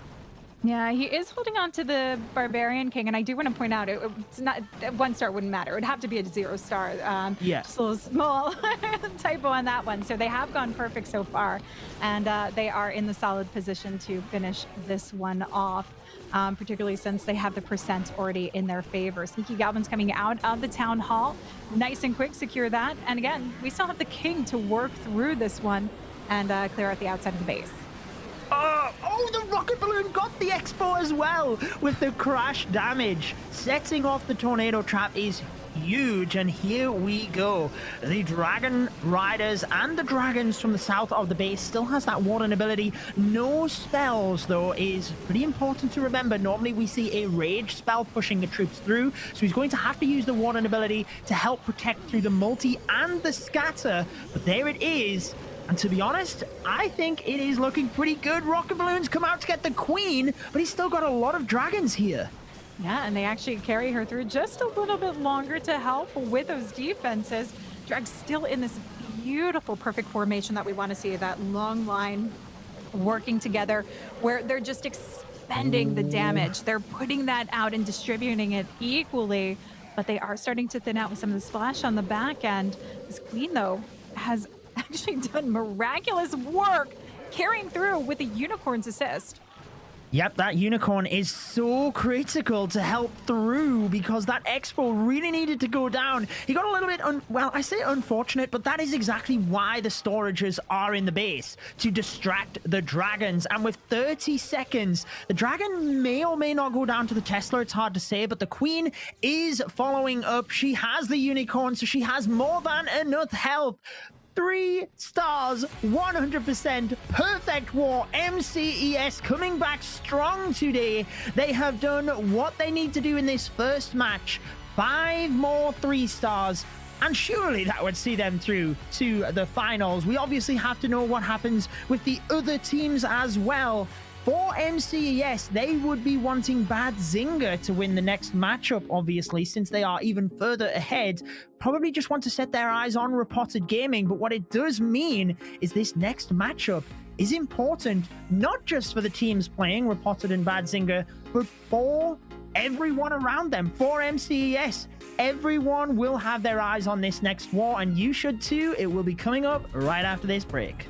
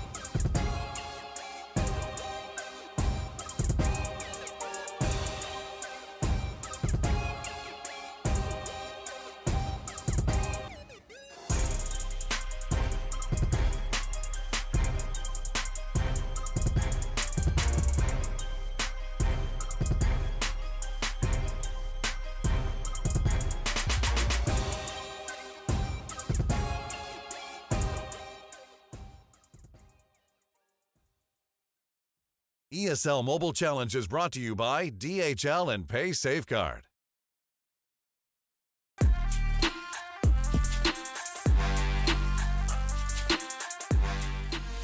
Welcome back to the ESL Mobile Challenge. The day gets even more eventful as we knew it would, and it is time to welcome back Alito. How are you doing, my friend? Doing very well, Judo. An interesting series already. MCS starting out with a perfect war. Could end up being a perfect day for them, depending on the circumstances of the rest of these teams and their win-loss. But I think this matchup here is very important for both. But we could say that for these teams, every single match at this point today is very important. So it's going to be Bad Zinger versus Reported Gaming for Bad Zinger. If they win this matchup, then it does mean they'll guarantee themselves their spot in the finals for the top 4.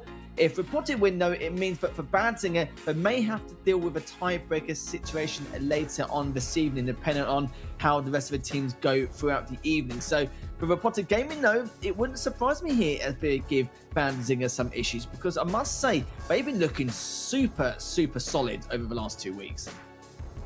They have, and that's one of the reasons I picked Reported Gaming actually in my predictions, because as good as Bad Zinger are, I just feel like Reported are going to want this a little bit more, if that makes sense, even though we know Bad Zinger will be going through if they win this matchup. I think coming out of the lost time to throw, it's going to hit them a little bit because they can still qualify, but it leaves things to chance, doesn't it? And they might actually not qualify if they lose this match, depending on what happens. For all of the other teams underneath, if Bad Zinger win, it opens up the doors for them so much more, because this would mean that Bad Zinger are through and Reported only have 6 wins. MCES now on 6 wins, GH Rest on 5, 2 matches for GH Rest. There's a lot of catching up to do, and you can see the stats are relatively close in terms of hit rate, but the defense, that is a stark difference for Bad Zinger in terms of being ahead. Yeah, it's awful, isn't it, compared to what we've seen compared to other teams. It's always been in the 40s or 50s, and we've seen other teams where they actually started with a low percentage themselves, and then they're able to creep up during the last few play days, just realizing exactly what needs to be corrected. But yeah, sure, don't get me wrong, hit rate for RPG, fantastic, but the defense, that's super low, and I'm hoping for their sake they'll have some good, or at least some decent bases in order to keep Bad Zinger at bay, because Bad Zinger got players like Rakires where he just destroys absolutely anything in his path. I think, if I remember rightly, he's only failed 1 attack this entire season, and that just says it yourself. And hashtag ESL Mobile, I'd love to know exactly your thoughts, guys, at home, in terms of who's going to make it through here into the ESL Mobile Challenge Finals, or just the results in this match alone, because this is going to be a doozy, and it's going to be a big determining factor for a lot of these teams, especially if Bad Zinger lose this matchup as well.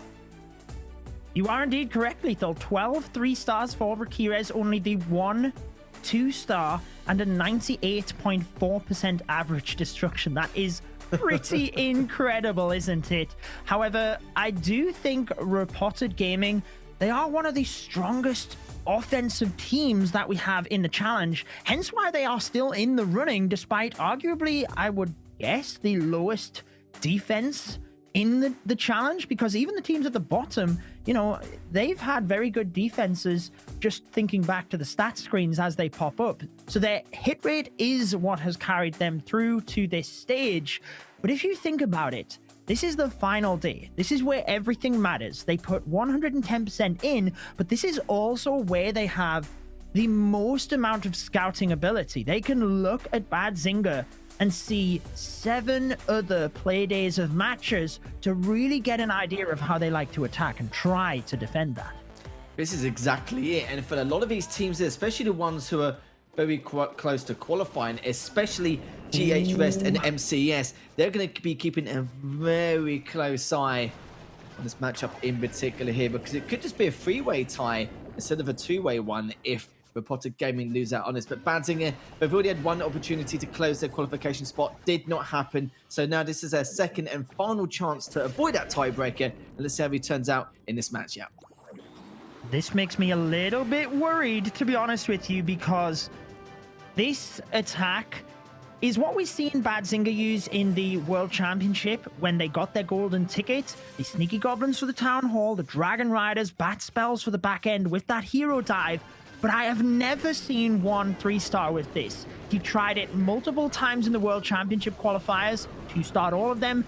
I think we've seen him use it at least once for sure, but I want to say twice in the challenge, and he also didn't 3-star with it. So to use it right now is a interesting move, but maybe he just wants to recuperate that stat. I don't know. Town Hall is down. He did a very nice job at that, testing for the traps with those sneaky goblins. Make sure he was patient, getting the log launcher in. All is looking good at the moment as the heroes are funneling into the base. You do have to be somewhat preservative on time with this attack because it can be quite extensive at the start, but I would say where he is at the moment isn't too bad, to be honest with you. He does need the Archer Queen to get in towards that central multi though. That is key, and right now she is touch and go on where she is going to go. And the King's already taken out the Scattershot compartment on the north, so it's going to do a bit of leeway here. But you can already see down south just pushing on forward. The Queen is going to be stuck now, pushing on forward. Going to be a little bit late to the party, but at least she'll be able to make it in order to try and deplete this DPS on the bulk of his attack there. The problem is the RC is already taking a brunt of that damage. Will be popping ability momentarily, but thanks to the invisibility spell though, it's going to keep her going a little bit longer here. But these multis are going to cause a bit of an issue. The bats are coming out, and depending on the splash damage to see if they can try and keep them at bay. Let's see exactly what's going to turn out here. Already pushing in from that south side. The Queen's going to be stuck again, sadly, but thanks to that freeze spell gives these bats a little bit more room now to try and take the rest of this out. But the 3 Dragon Riders are looking to turn out the Inferno Town once again. Another freeze spell has been dropped, but with these 4 Dragon Riders, it's still going to be quite close, just being an extra little bit cautious here, considering what they have to deal with going into this northern side. And I must say, you know, the last couple of matches I've casted today here, Judo, I've been seeing the bat. I think this is the 4th attack I've seen involving the bat spells. I feel like EU is going full NA here today. The bats went down to the red air bomb, and this happened to Juan last time he did this in the challenge. This was a 3-star all day long, and the bats going down to that red air bomb might have indeed. Ooh. Oh my goodness! A couple of times per second. I will be honest with you. When the bats went down, I wrote that attack off. I thought it was history. I did not think he could clean up the base fast enough. That's why I was so shocked for him. But he beat the stat against all odds. I have now seen Juan get the 3-star using that attack strategy when he really needed to. Like we said, that is with losing the bats. Can you imagine how overpowering that would have been had they not have hit that red air bomb? That would have been ridiculous. Do you know what's funny? I even heard production hold their breath at one point, just thinking, oh my goodness. And the way he couldn't have asked for a better split at the end, even if he tried, Judo. Like, it was so fortunate to be able to get that. But for Banzinger, nice shoot, sigh of relief. They do get the triple. But you are right, though. That was a great attack nonetheless. And it's, well, yeah, I've just seen so many attacks involving these bat spells already. That's why I was saying it's going full NA, or just literally taking something out of the book anyway. But they're getting a lot of use out of it, and you were again right as well with the fact that, you know, even with those bat spells earlier on, if it was not used or weren't taken down so early, then yeah, that attack would have been a triple much sooner. And we're coming up with the E-Drags here. We're getting a lot of fruity compositions to kick things off with, you know. Absolutely love it. Yeah, we've seen the E-Drags have mixed success. We have seen General X use them a couple of times, and I think, I don't know if he's 3-starred with them, but I know I've seen 2-stars with them. So let's see what kind of value they get through the middle of the base. And to be honest with you, it's going pretty good so far. If he can get the chain value through the Senza here, that multi would be super important, but he's not going to get it. Town Hall does fall, and most of the E-Drags down to that western side of the base does send the Royal Champion towards the center, which is wise in order to get that multi. But with the Archer Queen standing in that area, it's a tough one. He has to freeze the Archer Queen and hope that the Royal Champion will indeed take her down in order to support the back end of the base. E-Drag's also taking fire from that air defense. A beautiful RC ability will get that down. Using that early was key to protect the E-Dragons to the west, and that has pretty much secured him now the 3-stars. That was ridiculous. Yeah, I was thinking to myself, that AD is going to get a lot of value if it's not stopped soon enough, especially with the fire rate of these E-Drags. But with the RC ability just coming in hot, it's going to make it very successful here. They have used the E-Drag composition twice before, and well, obviously now third time now, but General X has used it, and 2 out of 3 times he managed to get the triple there, because it's been said before that it can be a little bit risky at times, but nice to see that made that work beautifully there. Yeah, really did pay off for him, swagging the freeze spell in the end, but also the time was massive. He had so much time left over there. So whilst Bad Zinger get the 3 stars, they will be, you know, happy with that. What better response can you have than an overwhelming 3-star to really just stick it to Bad Zinger? You might be able to put up the 3 stars, but we can do it easier. Bring it on.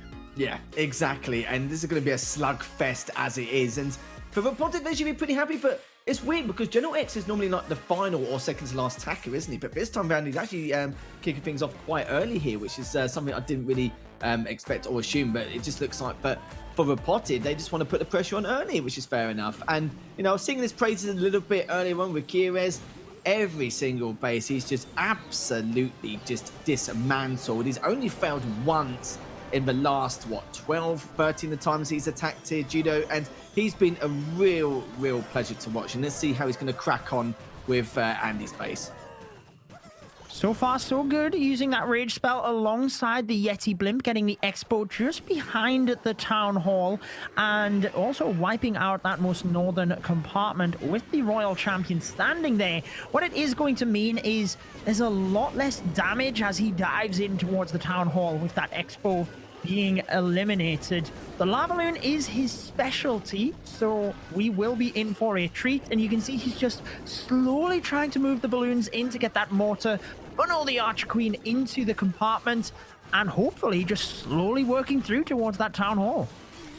Yeah, he certainly is. He's taking his time nicely here, which is fair enough. He wants to get as much value as possible as the Queen heading in towards that Town Hall compartment here.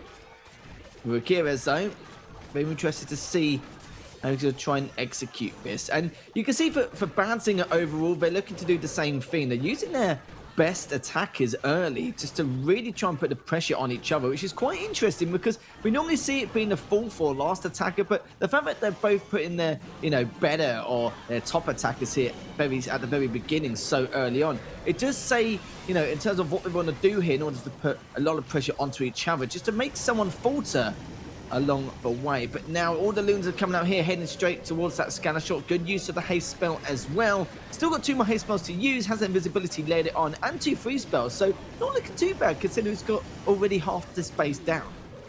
Yeah, this looks incredible, and Bad Zinger actually have a set attack order, so they always go with the same you know, people attacking when they do.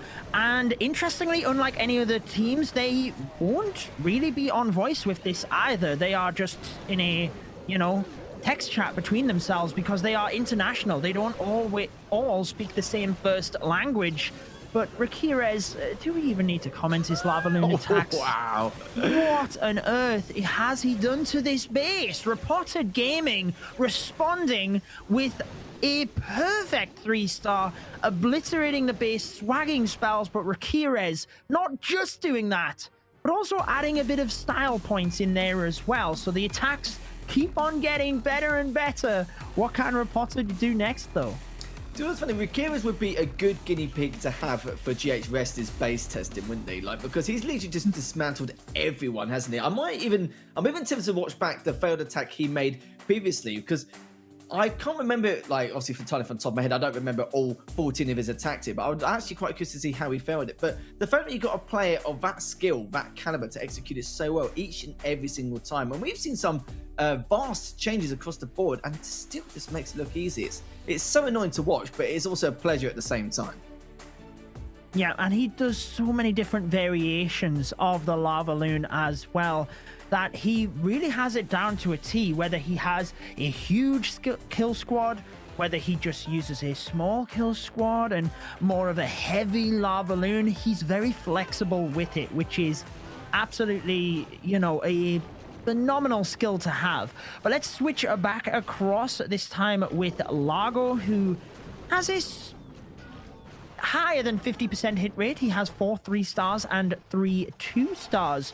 But now is the time when Reported Gaming really need it. Like we've said, they can qualify they could actually only win one of their matches and qualify. But if they only win one match, they are then counting on beating other teams in head-to-head and total stars. We'd have to see which teams there was that was battling them for that spot.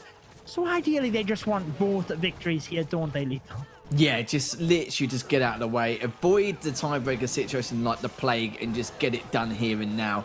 And the question is, they probably could. And for Banzinger, they're looking for the exact same thing there. The only problem is they've had 2 opportunities. They wasted the first one earlier on, but then again, Time to Throw did play extremely well considering here. But just coming here with the Dragon Riders soon enough. But first, just trying to get a bit more value with the Queen. Just taking out the alien next opponent shortly. But in the meantime, they're having to deal with some of this defense along the way, which is going to be a little bit of a nuisance coming on in. And we can see the RC also coming out in the compartment next door. And good use of that free spell, just keeping that defensive Queen at bay whilst the log launchers continue on to push forward. And she's actually going in straight into the multi now as well. So this is looking pretty good. Getting a lot of value from Largo already.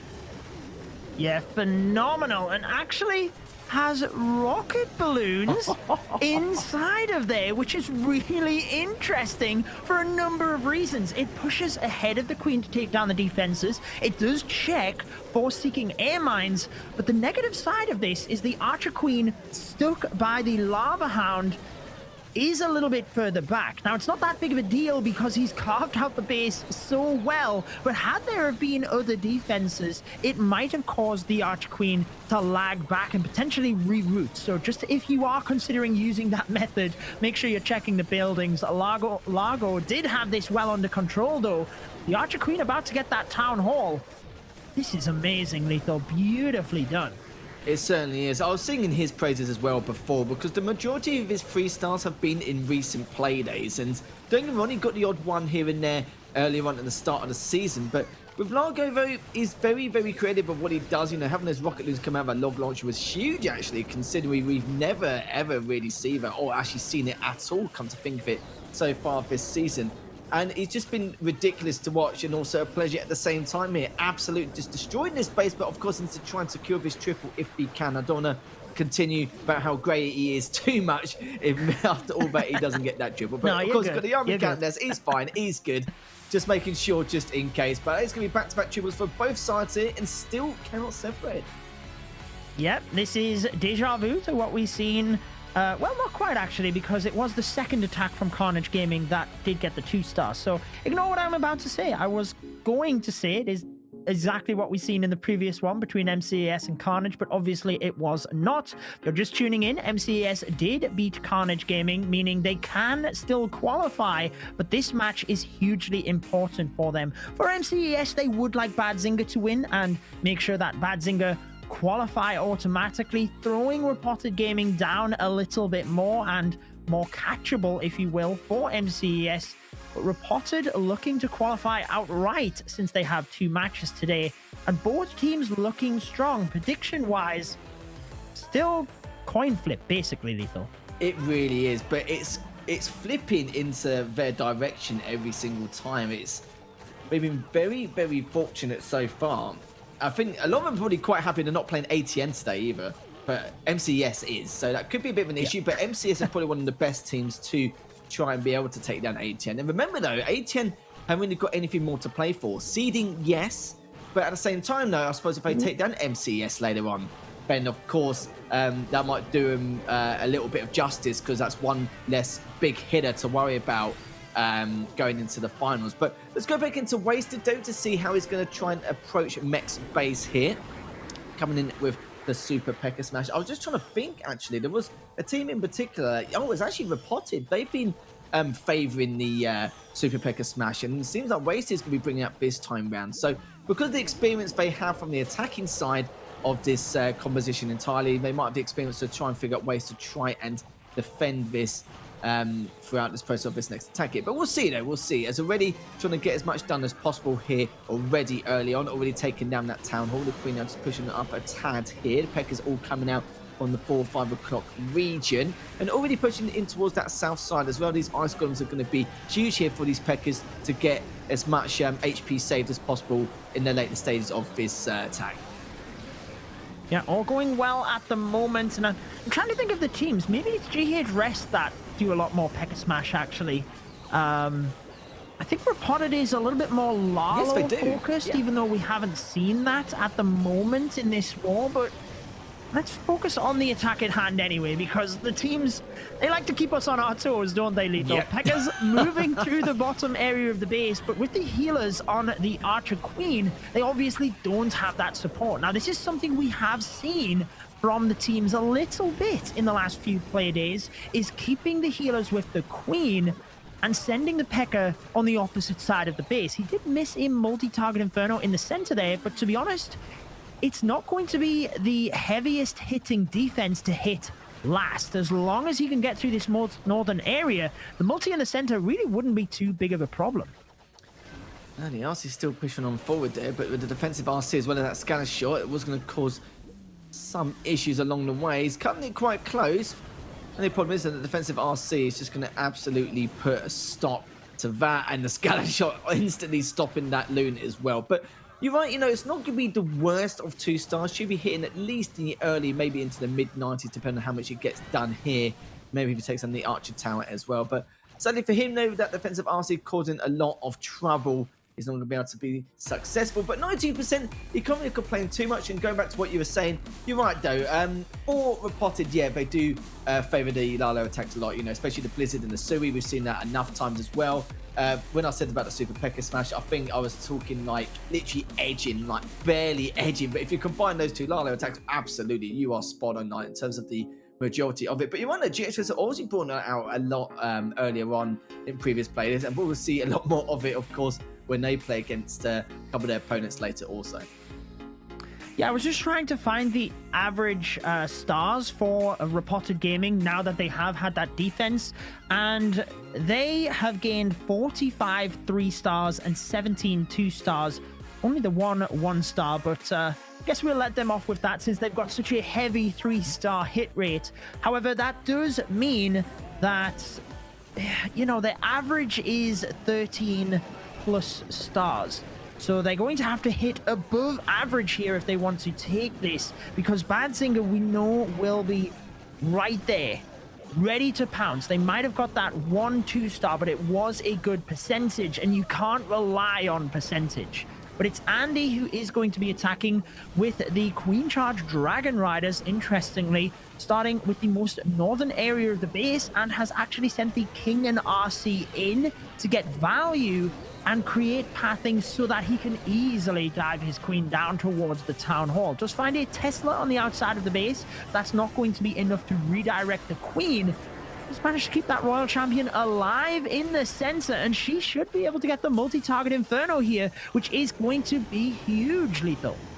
Certainly will be indeed, and the, oh my goodness, the Queens had to do with so much defense. The Eagle as well, and defensive, everything coming out of the Clan Castle.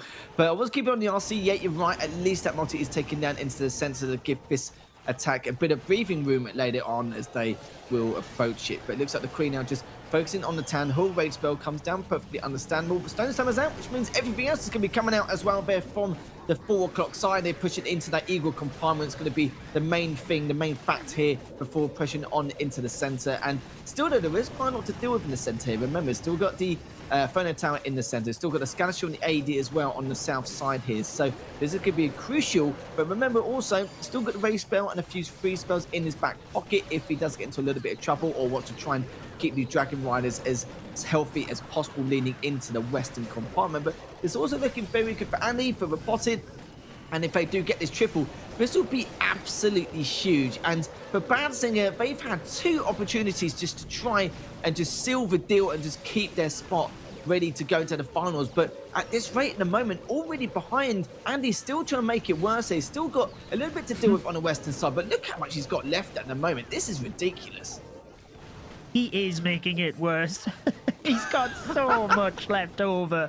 What an incredible attack. The value initially from the heroes was fantastic, and I really liked how he placed the Stone Slammer where he did, because you notice it just drifted across to that multi-target Inferno and assured it went down. 3 stars means at this point, 3 attacks into the war, Reported Gaming do indeed get their lead, a 1-star advantage, but Bad Singer right up there on percentage. So Reported have to make sure they do not slip as they tend to in the wars. We did see one perfect war from them. I think it was on Playday 1 or 2, although I could check that. And other than that, they always have dropped at least a star. So going to have to keep their foot strongly down on the gas here to make sure that Badzinger cannot catch up. Or alternatively, just get another defense.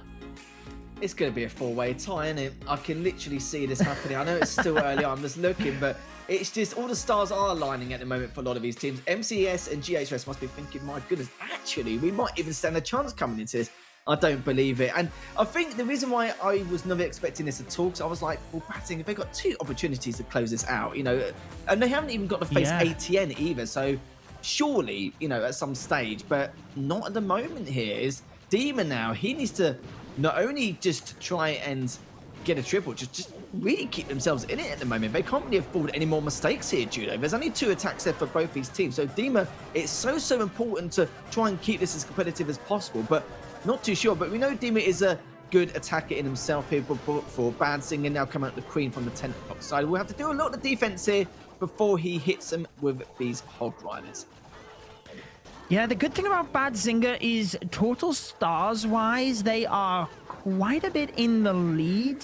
MCES right behind them, but Reported and Carnage are significantly behind them with less 3 stars and also less defenses as well. They've conceded more stars against them, but it also always comes down to the head-to-head situation first. So it really depends on which teams are in that 4th position. Badzinger would still be looking good even if they lose both of their matches.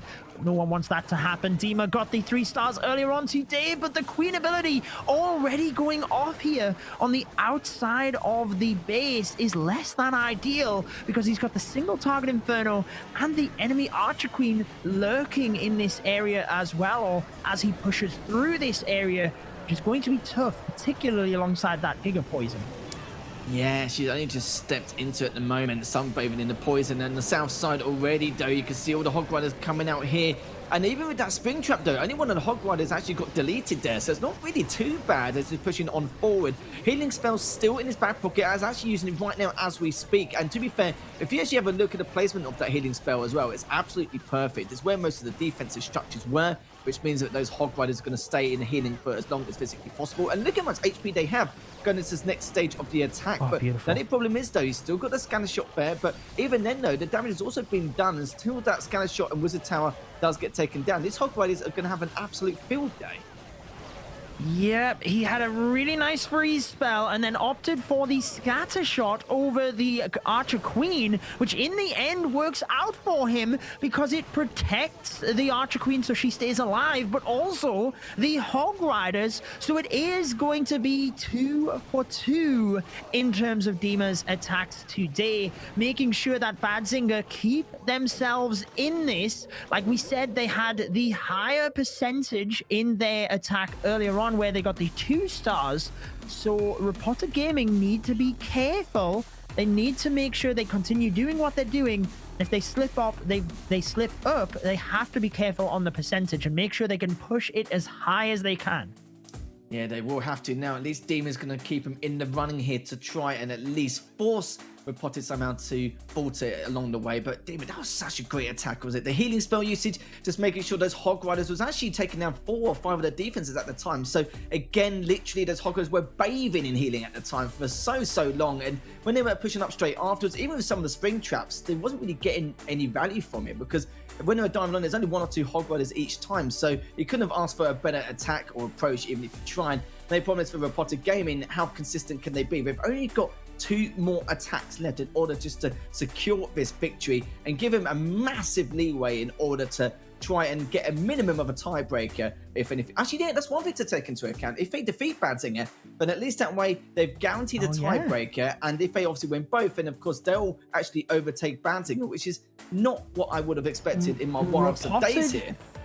They did win the opening matchup when they faced each other. So Reported would have won both of the matches. So you're right, they would overtake them. I'd never even thought of that actually. But Reported Gaming, what I was going to mention, actually have their 2 highest hit rate players left to go. They have Mech attacking right now, who has 7 3-stars and 4 2-stars. And, oh, actually, it was Timtastic in the lineup, wasn't it? Not Klinge. Yeah. So, Timtastic, though, still has their 3rd best hit rate of 6 3-stars. So, basically, they are finishing off with their 2 strongest attackers out of this lineup, which is obviously the position you want to be in. And clearly, as you just mentioned, it would put them in a phenomenal position given they beat Bad Zinger on Playday 1 as well. Let's focus on this one, though, as Mech charging in towards the scatter shot. So far, so good in that regard. Let's have a look inside that Stone Slammer. The Yetis, they move to the outside here to try and take the archers. Now, what happens? He has to freeze the single target Inferno. The Yeti might do indeed bounce towards that Town Hall, but it's still touch and go. Will it go down? It is! It is! Oh my goodness! The only problem is, though, the Queen lost her ability through that. But do you know what? We know there's a lot of micromanagement involved. You can tell Mech panicked a little bit because he forgot about the Queen and didn't drop the Rage spell a little bit earlier on. But the main thing is, it doesn't matter. As you already said, Julie, like, you know, the Town Hall has been taken down. And now the Queen still continue on to push towards the centre a little bit, just focus on the Clan Castle. And now we can see exactly how things are going to approach here. But I will say this, though, for Mech, that was a very good recovery. That could or definitely would have gone a lot worse and would have become a lot more expensive. Couple of healers on the Queen, couple of healers on the Royal Champion. Why not? Try and help them both through separate areas of the base. Archer Queen ability going off earlier, though, does mean that she will go down. And that is not ideal because in investing the jump spell, it looks like he wanted to get through towards that Eagle Artillery on the back end as well. So that is just going to slam into the balloons. Forces the Grand Warden ability early in order to protect them through the Eagle Artillery fires, and nothing is going towards that multi-target Inferno in the center. He does have a freeze spell, but that's if the balloons even survive in order to get there. And keep your eye on the percentage as well, because that is going to be hugely important, Lethal. We did have the, let's think, wasn't it 92% from Wasted? So, yeah, this is close, and I don't think he's going to get that.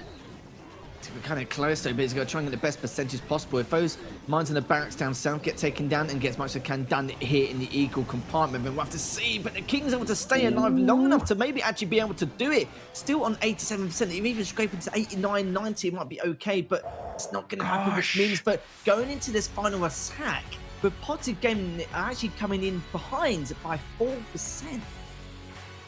Wow. That's what I've been saying this whole time, and that is the danger you run in that the percentage, as long as you get that high percentage 2-star, you know you are still in the running as long as you can get a defense. And Bad Zinger have had their opportunity.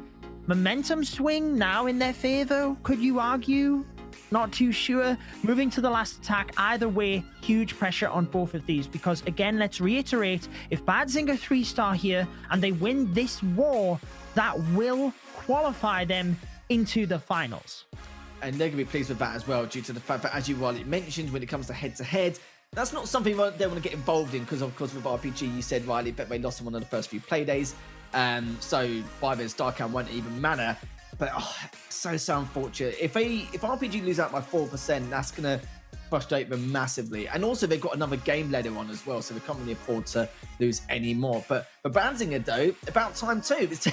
It's taken a while. Of course, in the first match they could have done something about it with Time to Throw, but Time to Throw was looking very solid, weren't they? But this is their one opportunity, as you rightly said. As long as they get this triple, just to guarantee themselves victory, guarantee their spots into the finals, they're going to be pretty pleased about that. But it's going to be Avatar for Banzinger who's going to try and seal it if they can, and we'll see if he is going to be able to do it. We know the diversity Avatar has. He is their joint second, well, actually, he is their second best attacker on stats behind Rakirez with 8 3-stars. Wasted also has 8, but Avatar has higher stats in the 2-stars and hasn't 1-starred, but let's not talk about that. Anyways, in this one, he will be pulling that 3-star or aiming for the 3-star, and it will be hugely important for MCES and GH Rest as well, meaning they have that opportunity to catch up with the King nicely now walking in front of the Archer Queen. Just as the skeleton spell started to wear off, the Barbarian King walked ahead in terms of tanking. Rocket Balloons moving out of the clan castle, and notice that he still has the lightning spells here. 3 Earthquake. That is interesting. I think he's trying to get multiple buildings that are spaced further apart, given that you can reach that with the Earthquake. So check that out. Taking out the multi in the center and making sure that rather than expel more lightning spells, he gets extra damage down the bottom so the Royal Champion can finish it off. Oh, yeah, I was going to say, the RC doesn't take it down, but at least with the invisibility spell, just trying to deplete the HP of that Eagle as much as possible. Loons coming out now from all sides here from the eastern front, but those Loons, at least they'll take out the Eagle eventually. The Blimps out as well, as the Lava Hunter's going straight towards the AD there to give his Loons a little bit of breathing room later on, but just keeping a creep on the Blimp as well. Is it trying to make it towards that Town Hall, but with the Tornado Trap as well. You can see it just manages to make it and greet with it with the Tesla Farm as well.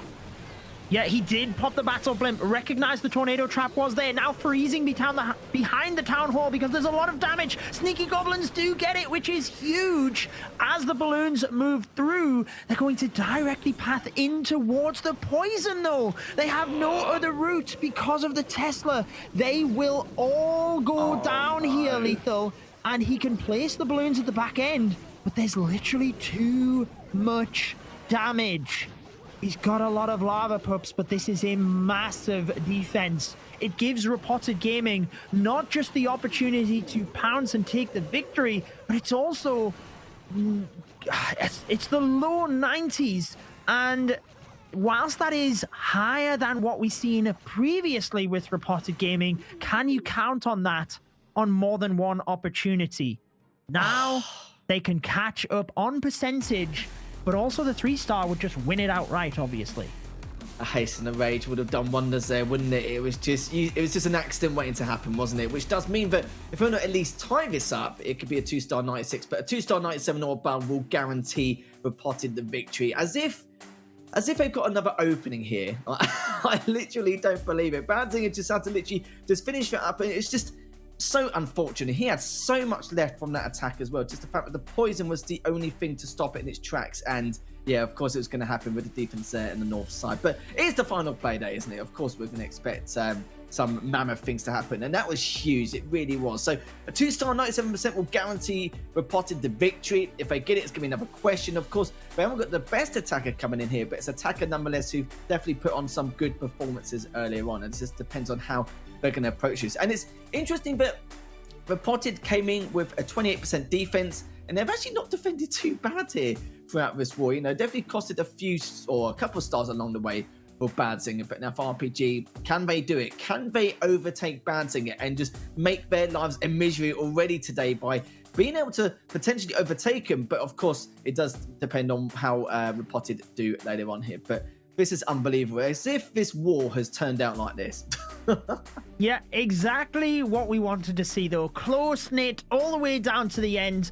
And honestly, I think you could say unlucky in terms of that last attack, but he knew the Town Hall was there. He knew he was attacking it last, so he knew the poison would be there. It's not really unlucky. He knew the balloons would track in that area. I think he wanted to use the Battle Blimp earlier. That's why he sent it all of the way across the base, in the hope that the poison was down and it was gone before the Lalo even got there. But that's the risk you take. So I think, you know, just part of the plan, really, that could have been adjusted. And not that it wouldn't have worked, it's just that there's a lot of risk involved, and maybe that will come back to get them, because Timtastic, he has started out with this Blizzard perfectly, taking down one of the multi-target Infernos. Super Wizards did get caught a little bit there on the Tornado Trap, presumably because they were stood doing nothing, couldn't quite see due to the invisibility.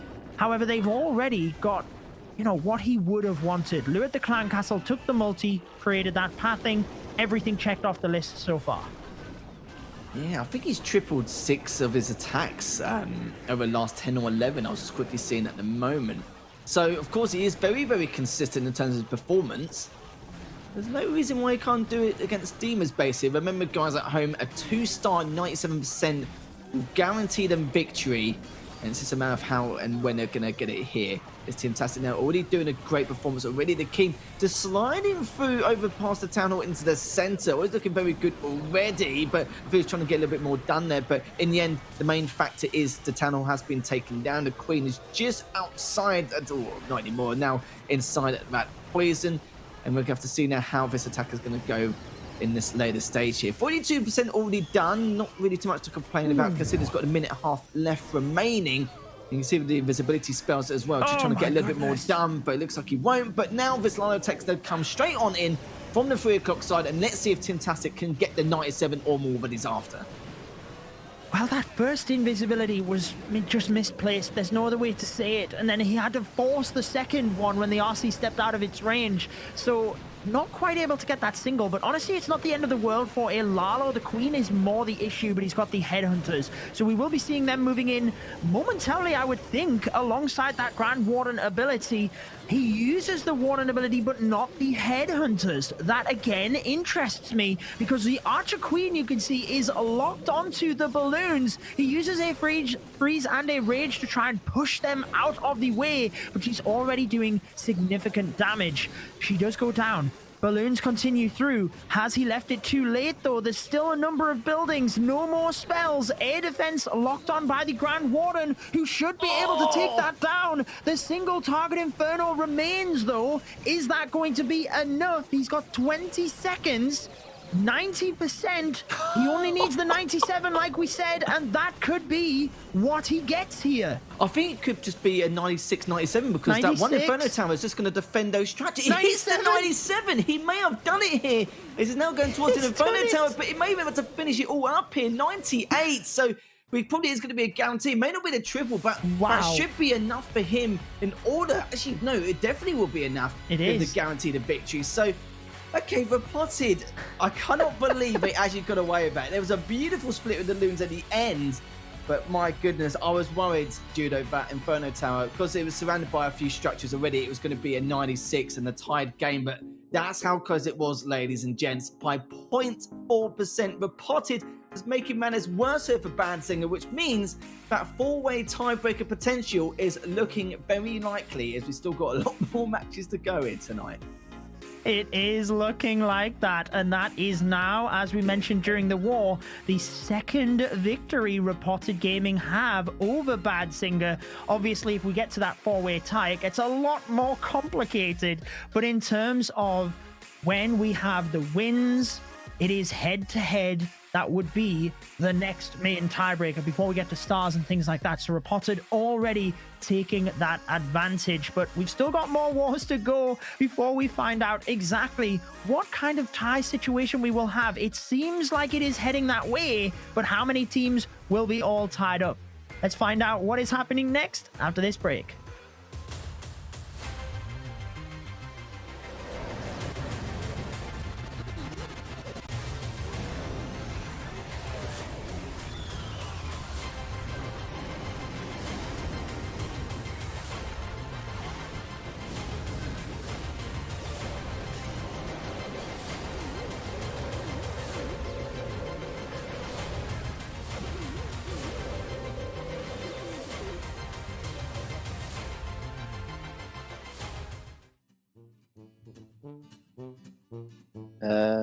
Warden. The Grand Warden. Oh, this is the Warden. Okay, so this is the Warden with the skin. It's the prehistorical. I can't think of the name. I know what it looks like, but I can't remember the name. And you will ask me about the skin, and I don't know that. Primal. Okay, that's it. Prehistorical. Primal. Sorry. Okay. Ooh, is this a? Is it a giant? I would say a giant. Maybe the giant. The giant? Maybe? Is that a super barb? Oh, like a super. It's a super giant. Oh, super giant. All right. Oh, don't tell me it's the super giant. Okay. You got me there. Super Giant. Oh, okay. This is it's getting harder. That looks like the Chinese New Year skin for the Queen. The Royal Queen, Archer Queen. Archer Queen? I think the Chinese New Year skin, probably. I don't remember the name. This one. No, I have no idea. Oh, the Warrior, yeah. I knew it was the one that cost like 10 euros, but I don't remember the name. Ah, okay. The Chinese queen, the Chinese skin. Oof, what is this? Okay, this is Super Valkyrie. Was it Super Valk or regular Valk? Super Valk. Yeah, okay, it's easy. It's the Super Valk. It should be the Valkyrie or Super Valkyrie. I thought it's a Pokemon, but yeah, we are talking about Clash. I think pretty good. I only missed like one, I think. I think I did well, but I think I struggled a bit on the hero skin part. And the in the upper list, I would say there were people who were better than me. I mean, if I would win the Silhouette Challenge, my words to you viewers are, I hope you guys had fun and also cheered for me, also for Ultimate Attacks. We will do our best not to disappoint you guys, and yeah, thank you. Good luck, and don't forget the skins you used before. Get wrecked.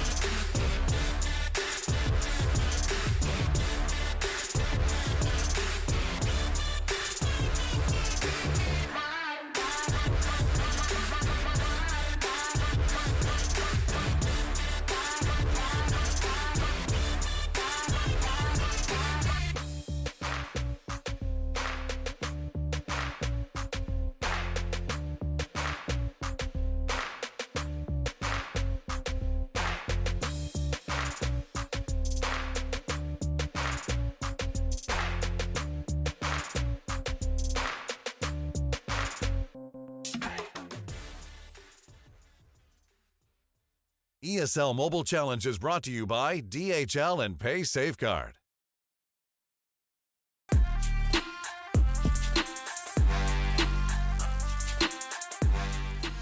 Hello everyone and welcome back to the ESL Mobile Challenge for Clash of Clans. We've still got another match for you guys. Still got 4 more actually, but for this one, it's going to be between the likes of Carnage Gaming and GH Rest. And yeah, it's going to be a 4-way tiebreaker in the B by the look of things so far. Bouncing 2 opportunities to just close it out and just basically guarantee the spot. Couldn't, lost both times. Repotted managed to take him down. And the problem is for them, if it is a tied situation, then of course Repotted Gaming will be able to overtake Bad Zinger because of the fact that they've won the head-to-head matchups. But we'll talk a little bit about that later on. We've still got GH Rest versus Carnage Gaming. In terms of the storyline though, Carnage Gaming, I think pretty much out at this stage. I'm just going to double check quickly. And because of the fact that they've got 4 wins, 9 losses, yeah, it's pretty much done for here. But remember, this is first of 2 matches here for GH Rest. They've got 2 to play and they need to win both in order to stand a chance to also be part of that tiebreaker situation. Yeah, but there's a chance for them. And honestly, I wasn't quite sure about that last week, like where they would sit in this. And they're still in a potentially good spot, but they will have to overtake Carnage Gaming today, who no longer has this chance. So we'll see how hard Rest is ready to fight to try and make their way in. Now, looking at the stats, we can see that Rest has had a much lower hit rate, and I think that's been the biggest trouble for them. Defensively, they've actually held on relatively strong.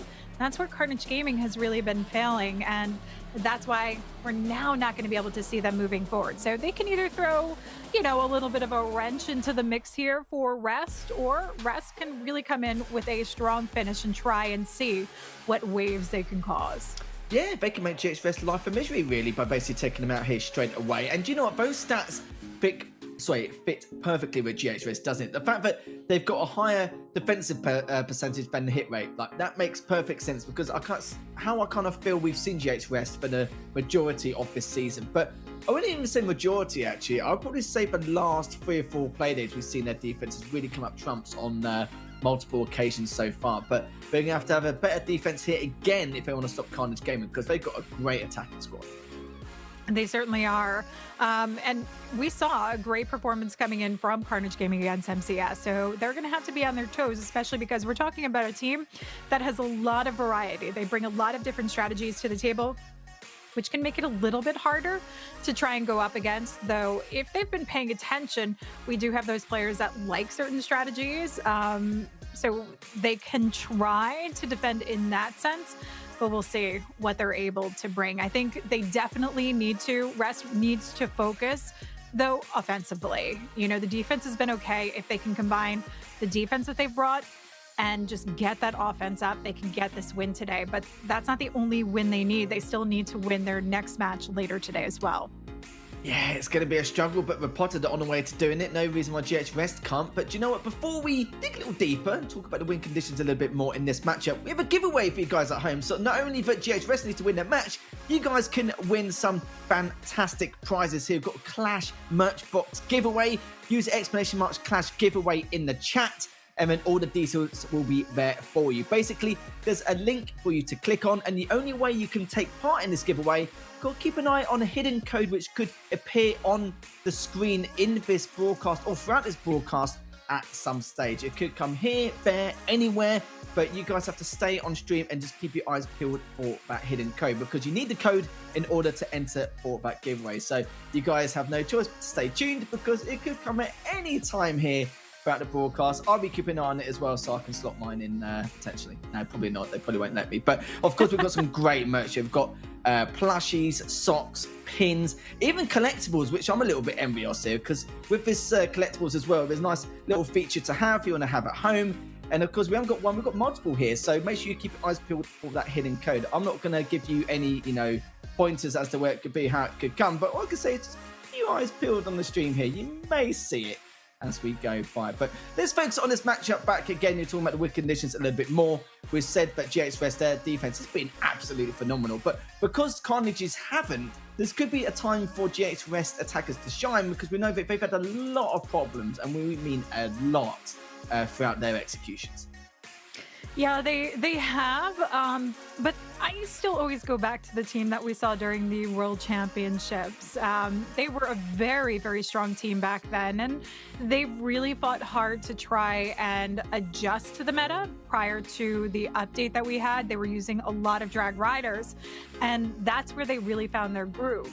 So if they've been able to find this coordination working with some of the other troops and also trying to adjust to the changes that drag riders have had, that's where we'll see them coming in strong. They've had some weeks to adjust now, and we'll see if they can kind of try and finish off here on the strong foot.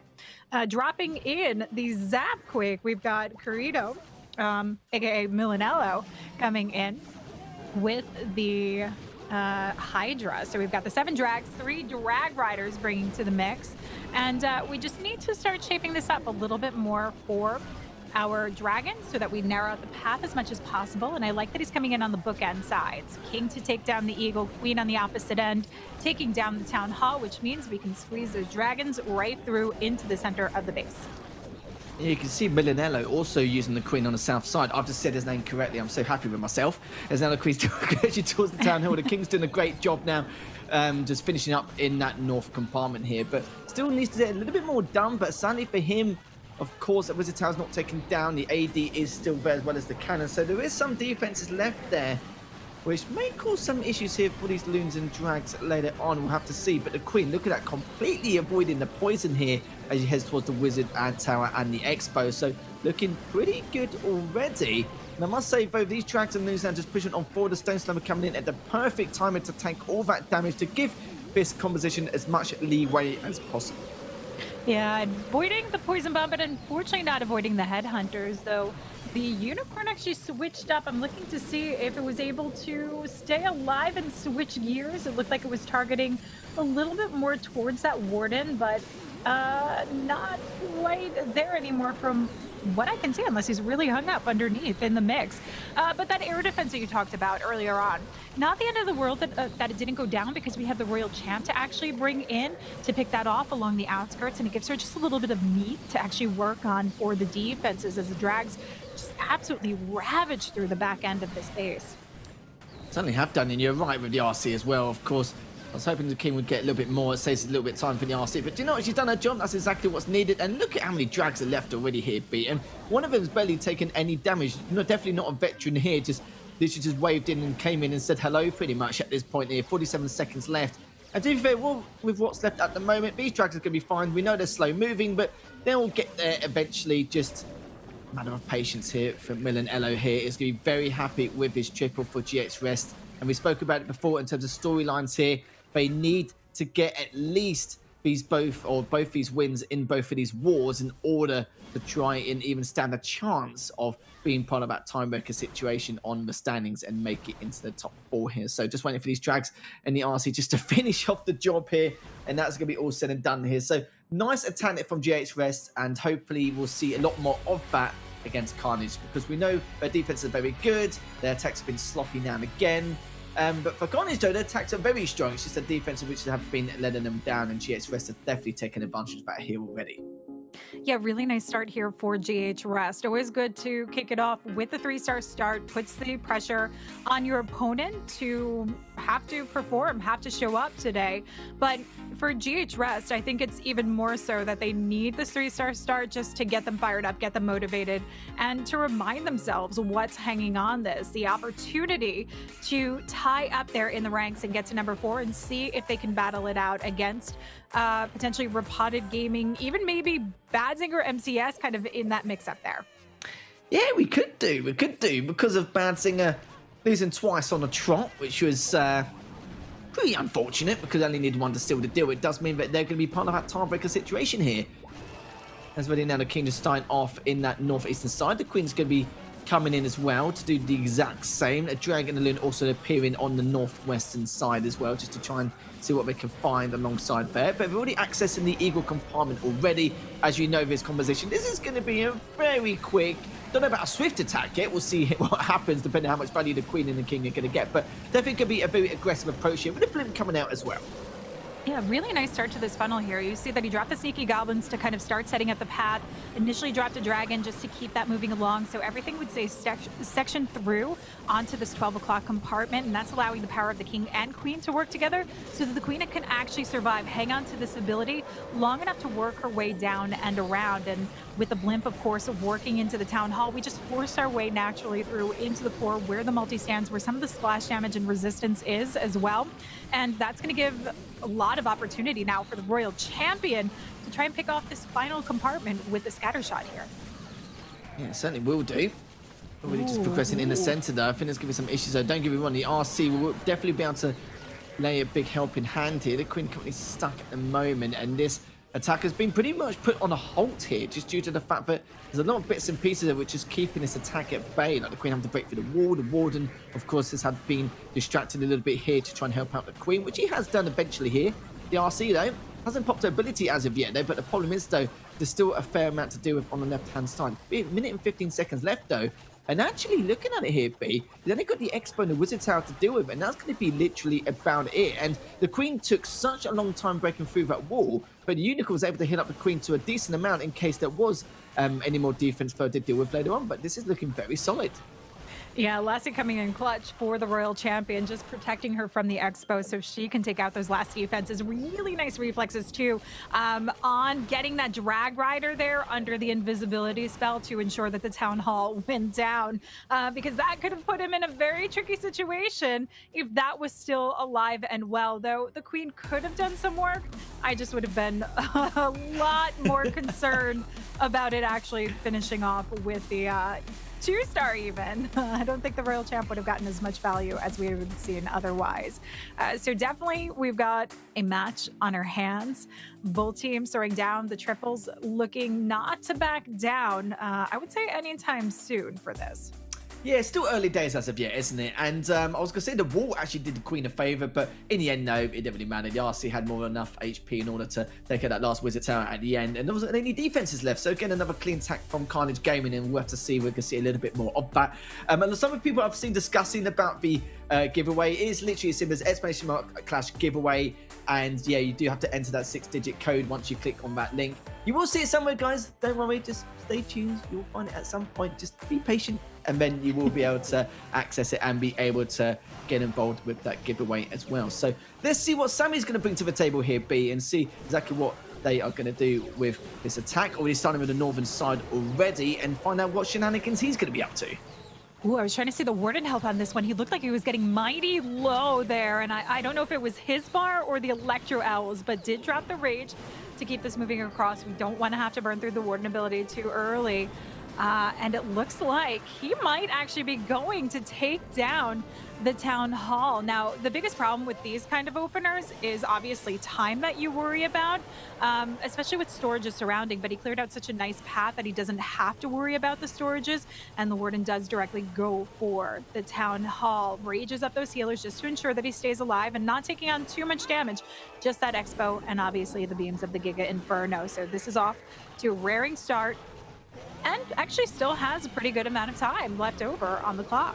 Yeah, I'm quite surprised actually, because normally we see about minute 30, minute 45 because of how long the warden takes in order to deal with a certain compartment. But considering he dealt with the town hall with a couple of rage spells, yeah, you're absolutely right, spot on. It's a little bit of a surprise at how quickly he was able to sort things out, which means that he'll avoid that time fail a little bit more later on, which he's going to be pretty pleased about. But he will execute this attack beautifully first before Sammy does that. Already now just trying to do what he can to sort out the Eagle artillery compartment before they push into the center. The multi already trying to do a fair amount of damage, but that free spell is going to put an absolute stop to that. The Pecker going straight forward there, and I think I did hear one of those super Peckers actually get taken down already. The other one might get taken down in the center eventually, which he has done. Still one more left there in the center, but you can see as well with the on the other side of things, the King Problem's ability also freezing the Inferno Tower on the south side. It's not looking too bad here at the moment, but still got to deal with the AD, the scatter shot, and the Expo above later on. Yeah, you know, this is such precision placement on the siege barracks because you saw that direct line of path for the Hogs just clearing out all the way through the 6 o'clock compartment. So doing that is actually allowing the Royal Champ to reserve her ability for the back end, which is actually going to be needed because we're losing out the Queen. Those healers exposed targeting them. So the Royal Champ is the one to have to try and recover for what remains on the board here. Launching that Seeking Shield, knowing he's going to get the shot onto the Expo, make an easy path to take down the defenses right in line and in front. So a smart move because he's saving some time and giving the Royal Champion actually the position to work her way all the way up north and take down those storages. Yeah, triple for days for a lot of his teams so far. A lot of high star counts here in a lot of his wars so far. It just shows how much it means to a lot of his teams here. ZRC now just going to finish things up here for Sammy. As for GHRS, they got 2 triples in a row. I'm a little bit surprised at the moment. It's I don't want to sound bad saying it because it's not normally a trend we're used to, but I think I'm just I don't know, I'm just really happy for them that we got off to a great start here. I'm very happy for them as well. Maybe not so much on my predictions, but I am very happy for GH Rest and yours. But it's great to see them just starting off this final day with such a strong and dominating start. Is it going to be a lead? That's yet to be determined because Carnage Gaming seems really ready up for a battle. Certainly is indeed. And you're right though, it looks like Carnage Gaming are going to have a pretty big dosage of pressure coming out of it. I don't think they expected GHRS to be so strong to start with right at the very beginning. We've still got Kingpin later on to attack. So, you know, the fact that he hasn't even attacked yet and the first 2 have already gone so well, then I would say Carnage Gaming in a little bit of trouble already. We'll just have to see how their executions go. As long as they continue their trend, then they should be fine. No one's really slipped up as of yet, and this is to be expected. This is the final play day. Everyone's going to bring everything to the table. And, oh, okay, we've got Fabian coming out here. He's had quite a lot of strong attacks in the past, I believe. And we're going to have to see exactly what he's going to bring to the table here, because he's had some good stuff in the past, and he's coming out with the Super P.E.K.K.A. Smash as well. And just looking to see exactly what he's done, yeah, he's actually had some really good attacks so far. I think he's had like 7 triples out of the 10, 11 times he's attacked in the previous wars here. So a huge amount of consistency across the board, and hopefully he'll be the one to make this composition work in order to keep this as competitive as possible. Yeah, this is off to a really nice start. And I always like highlighting the Electro Owl use with the Warden, especially in some chainable areas where you can just move this along quicker. Really, even though it doesn't survive as long because it just stays about 2.5 tiles ahead of the Warden, it can really just move things along much quicker. And, you know, as we saw with the previous attack, you need these going by the 2-minute mark. You really can't waste much more time because you otherwise worry about the risk of a time fail. Now with the log launcher, we're giving ourselves more opportunity to actually move things along because you're just cutting through the walls. And definitely always bring this jump because it is backup. In case you can't get every single wall open, you want to have that extra assurance. But we're going to see this Warden holding onto the ability as we make the approach a little bit deeper into the base where we are taking on the damage coming in not only from the CC but the scatter shot as well. Absolutely. Whilst the King's going to the western side to deal with that. Oh, he's got a couple of rocket leaders coming out in terms of the defenses so far. The P.E.K.K.A. have gone alongside with the King on the outside towards the west compartment as well. But it's the centre we really need to try and keep an eye on here. The Rage Bell has come down. The Queen is still alive and just looking to take on that Clan Castle. But the multi, though, it's all about how much damage this multi can do here at the moment. You can see pretty much doing a fair amount so far, but it is to be expected depending on the routes that both these portion attacks have happened. Is now trying to get to the multi at the moment. It's taking a fair amount. This multi is, oh my goodness, it's actually done so much damage here. It will get taken down eventually, but the problem is, has it already done more than enough damage here? We'll have to see as the Tanner has been taken down, using a jump spell now to jump and hurdle across to get to the other Inferno Tower as well. But looking at it so far though, the P.E.K.K.A. going on a 10 o'clock position here has actually got a lot of HP. The RC hasn't, but she's got her ability, so that doesn't really matter at that point. We'll have to see how much more they can do. Now, he's holding on to this freeze. You know, it could have been used to help out the Queen. It was unfortunate to see the Queen take a veer in the wrong direction, but here we go. Knows that the ability is going to be enough to regenerate her health, can hold on to the freeze to hold off the Archer Tower and Wizard Tower. So yes, it's going to pay off to give the Royal Champion ample time and position to help finish this off, but we've got more storages on the top side. The P.E.K.K.A. veering up to the 12 o'clock side could potentially hurt this because we needed to take down the Dark Elixir and the gold storages. And this is going to leave Fabian now 2% behind. And unfortunately, 1 star behind on the mix. Don't know if it would have made too much of a difference, really, if he went for Dark's Elixir storage and the gold storage, because it would have been the same outcome, really, isn't it? No matter which way the Pekka would have gone, it still would have been a 2-star, just a tiny percentage difference. But a bit of a shame, though, with Fabian. You know, I've even said it as well, that 3/4 of his attacks have been triples. This time around, it wasn't, even though it was a great execution nonetheless anyway.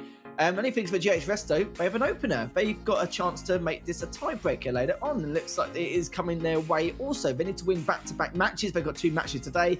But this first match, this is looking very good. This is probably the most solid start they've had in a long time. They've had a few sloppy plays, a few slip-ups along the way, but this time around we've seen none as of yet. But we are still early days. Both teams have only done 2 attacks, and now GH Resto are up by 1 star and 2%. Hopefully they can increase it in the long run if they can, because you've got to remember at the same time, Carnage Gaming, they haven't really got a lot to play for in terms of their qualification spot, but do remember they do have a nice chunk of change up for grabs, because from 1st to 8th the prize pool's a little bit different as it goes down the line. So of course they still want the best placement possible in order to have a nice chunk of change to go home with anyway. I suppose they are technically at home, but you guys know what I'm on about anyway. Going to the third attack now for GHS. Hopefully you'll see a little bit more of that. Like I said before, we've got Kingpin still up at some stage, so they're looking very strong going into this final few attacks. Yeah, you know, and I agree with you. This is a really strong GH Rest. They are doing some phenomenal work, and it's great to see. Definitely a nice, refreshing approach for them, but they've got to keep going strong, because that 98% could really knock them down fast if they wind up in a 2-star position against Carnage Gaming.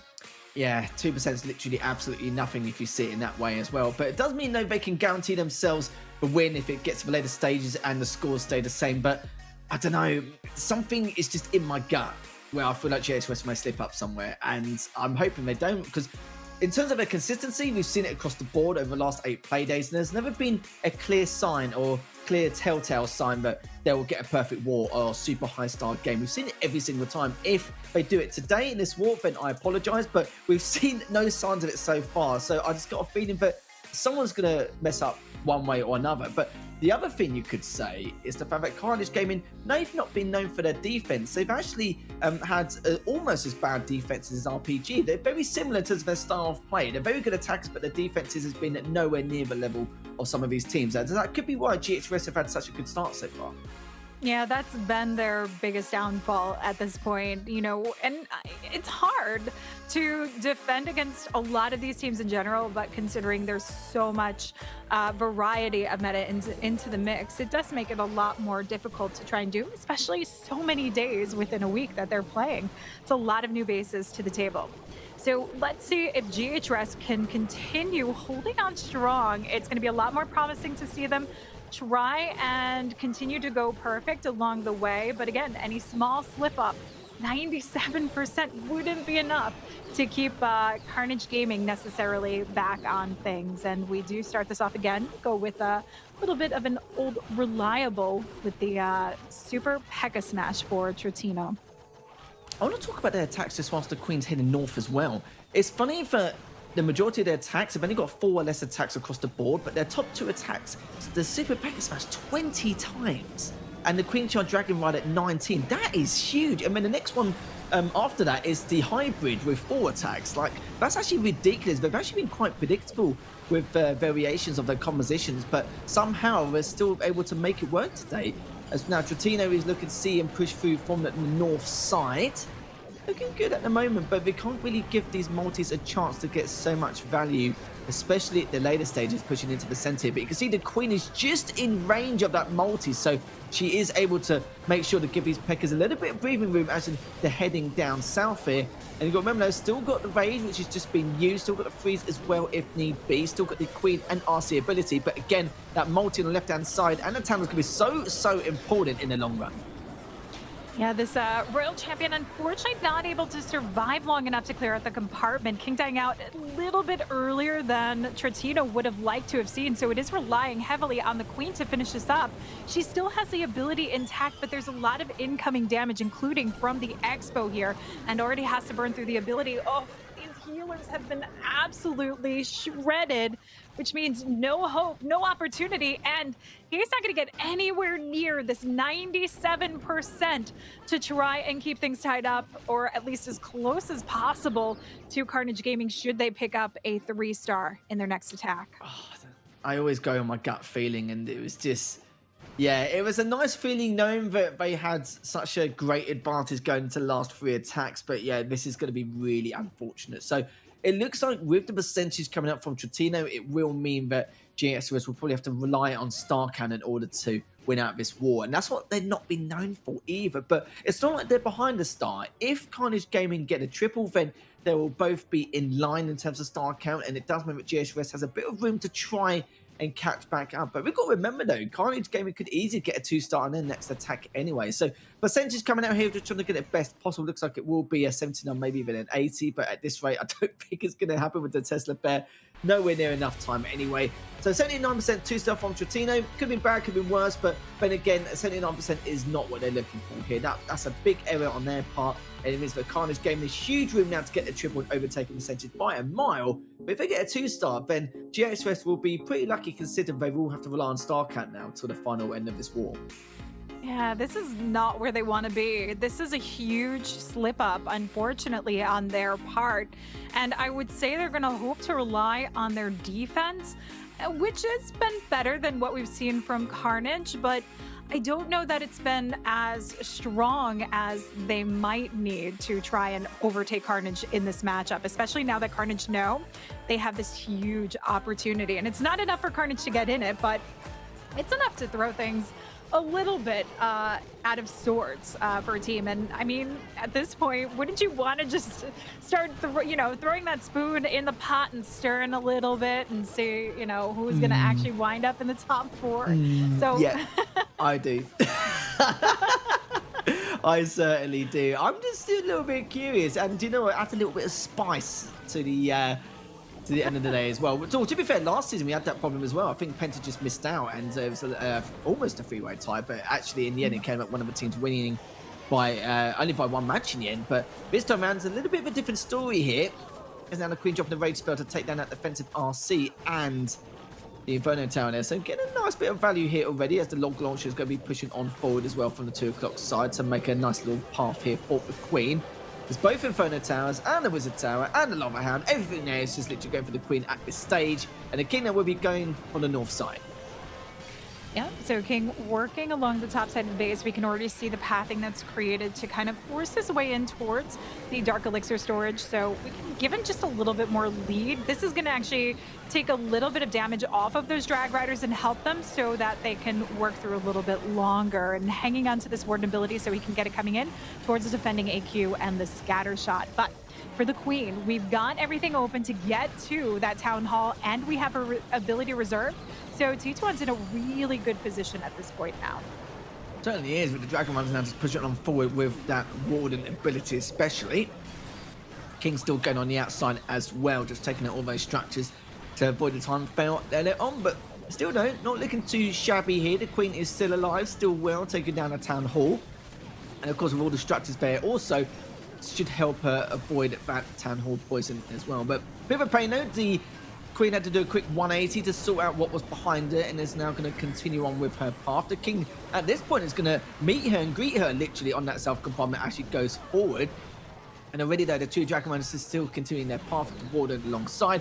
50 seconds left. Anything as though we've still got that Inferno Tower in the center, which should be dealt with okay, considering that the Dragon Runners, depending on what HP they have though, is now going to take an in the Expo also. So looking very good here for Carnage Gaming. Looks like they will be capitalizing on what happened earlier on to GXRS with Trotino's attack, which means that they may be equal in stars, but percentages a little bit of a different matter here for Carnage Gaming, because they're going to be much, much further ahead. Yeah, big lead now for Carnage Gaming. Great approach, great strategy, and great persistence for Carnage Gaming coming into this one. They're not letting that 90% 2-star kind of slow them down, and knowing they could carry this one home. I think it's still unfortunate for them that they weren't able to get that win over MCES, giving some sort of opportunity to get back in this, particularly for the secondary match. But I think they just want to showcase how strong of a team they they really are and what we can expect to see coming from them from the less chance qualifiers. I'm trying to think how far ahead they were. Was it 79% that Trotino got? So I assume he's got a 19% advantage. I think it was 79. We'll double check that. I don't think it was 80 because that's why I was laughing about the test. That it was 19%. So again, that's a huge advantage. GHS is going to be looking for Star Camp now this early on, and only a few attacks left remaining. I don't know. I feel like another slip up is overdue for GHS. I wouldn't even say overdue actually, because I know they got the first 2 triples earlier on, but it's going to happen along the way. They've still got Kingpin though. It can still be the one to continue the triple trends later on for those last 2 attacks. But the Carnage Gaming though, for their 2 attacks, but to see what Carnage Gaming can do now. Because remember, they're not known for their defenses. GHS can definitely take advantage of that.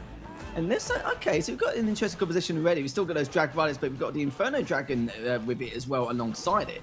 So now we're going to see exactly how we're going to try and approach this. And now, starting off from the 7 o'clock side with the Queen. Yeah, so he's only got this one Inferno Drag to come along, so this will be interesting to see how he decides to use it, if it's going to be coming in for a little bit of funnel value, if he's going to look to target something specifically. You know, and you mentioned we have Kingpin, but we also have Keko left over here, and he's one of my favorite attackers coming in. We do get to see some nice variety from him. We're going to see if it's going to be enough to try and keep Rest in it with their final attacks left to go, but you know, they're going to need to see more than just 3 stars. They need those defenses coming strong. Now, the interesting part of this is that we have the Queen completely bypassing the Town Hall so far, and the Inferno Drag here going for that scatter shot that's protecting the Queen, protecting the healers, so she can continue on her path. But are we going to bring in the King to take on the Town Hall, or are we going to use a Siege Machine? He's got the Stone Slammer, so I would assume that's coming in with the Drag Riders. Yeah, let's have a look and find out here. Still, Rose Spell comes down there for the Queen. She's still got a fair amount to take on in terms of her radius. Has to deal with 2 ice golems here, so she's going to be here for a while.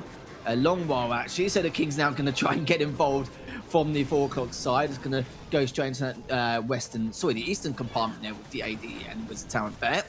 Queen, though, still there. She has not moved a muscle, and can you blame her with these ice golems here? It's going to be a very, very good way to delay this attack here for Checo. But for Checo, though, he needs to have to speed things up a little bit at some stages. The King ability has been popped. Now going straight for that multi. It's actually done a fair amount. As he's executing his attack, already 45% of the base has been taken down. And all of these Inferno Towers, bar 1 in the Town Hall, has already been cleaned up here. So this is looking very good for Checo. Oh, this is so dirty, so disgusting. I absolutely love it. Look at the value out of the King, the Warden, the Royal Champion, all in that outside compartment. The wall break for the Queen here is just exceptional, carrying her through, clearing out the entire access and area for the Splint to sail across to take on the Town Hall. Drag Riders meeting up with the King, with the Warden. This is absolutely superb. If they needed a little boost to get back in this one, here is the motivator. Gecko coming in with a massive 3-star drop in style, and look at how many Drag Riders he has left over. This just goes to show you it's not a matter of what the Drag Riders have lost, it's how you use them. And he has found just the right way to make these Drag Riders work for him. Interesting as well, because with this player in general, he's not known to get a huge amount of triples. He's probably tripled half the bases he's come up against in a lot of his wars throughout the season. So the fact that he did that so efficiently just blew my mind, really. I wasn't expecting it. I thought maybe we had to clutch it out or just barely able to do it. And even with the amount of delays he had to deal with, especially with those ice golems at the start, he was still able to do that quite comfortably, which was a little bit of a shock there. But with those 2 multis taken down straight after us and some of the ADs sniped, he just didn't really have much else to do, really, did they? This poor Dragon Runners literally just came in and gave us a bit of a wave and said, see you later, really, didn't they? So we're going to have another attack now for Carnage Gaming, as they are currently in front by 19%. But the only problem is GHS is continuing to put the pressure on here, going in first every time. So it does mean they need to get a triple once again to keep this close, and we'll have to see how this goes here for Anonymous. Yeah, so Anonymous coming in with, I'm looking to see, because we've got Sneaky Goblins for the Town Hall, we've got Bats, we've got 2 Ice Golems, and we've got Minions. Okay, so he's also coming in with something a little bit different. Oh, there's the Drag Riders. We've got the Drag Riders to come into the mix as well. So what I'll be most interested to see is if he's going in with that Sohim kind of attack where we use all the heroes together, kind of like what we just saw coming in from Kiko from Rest, which is probably my favorite attack that we've seen all day. I absolutely love that approach, how he came in. But you know, this is what we talked about previously when we saw the similar style attack. Those bases where you can pick up the Town Hall with easy value from these sneaky goblins on the outside edge, the Eagle on an opposite side where you can just cut through with a log launcher, bring your heroes in, just gut out the core.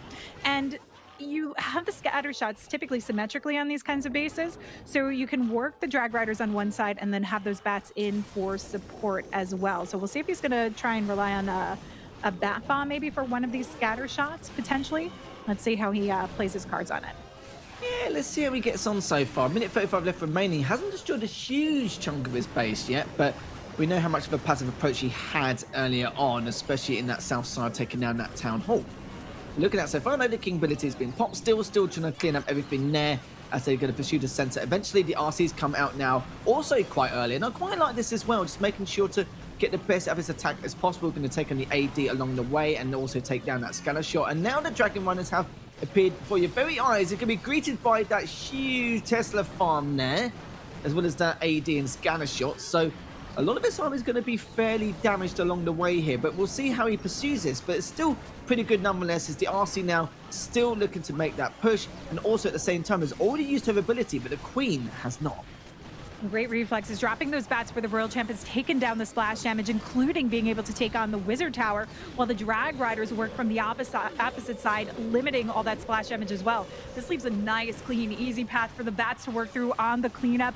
Even though this is time-consuming from the start, and we can often see a time fill because of it, when you put in that value, you get what you're hoping out of it. This is where you're going to see it absolutely going down fast, especially with those bats not having to contend with the splash damage.